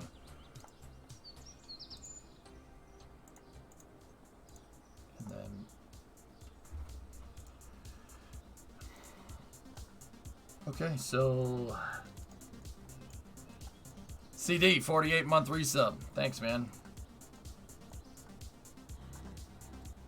All right.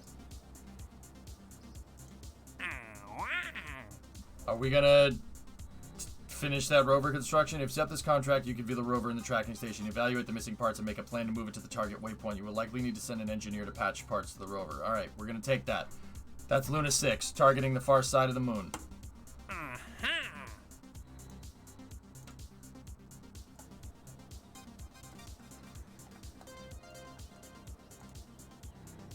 You know what? I'll just recover that thing too. We'll put the new pad and everything out. So.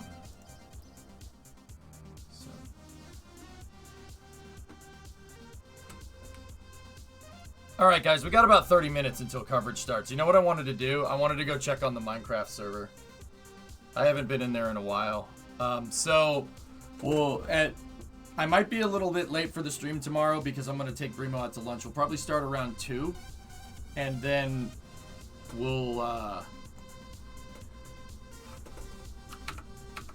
I'm going to do Lunar 6 tomorrow and then Lunar 7 on Saturday. Like, I still really don't have... I mean, I'm not going to make the deadline, I don't think. But I'll finish it and we can do 8 on Monday. Yeah, that's pretty much how that's going to have to roll. I don't really have a choice. We just ran out of time. But we have really strong architecture, which is good. But we just ran out of time, dudes. We're still going to complete it, though.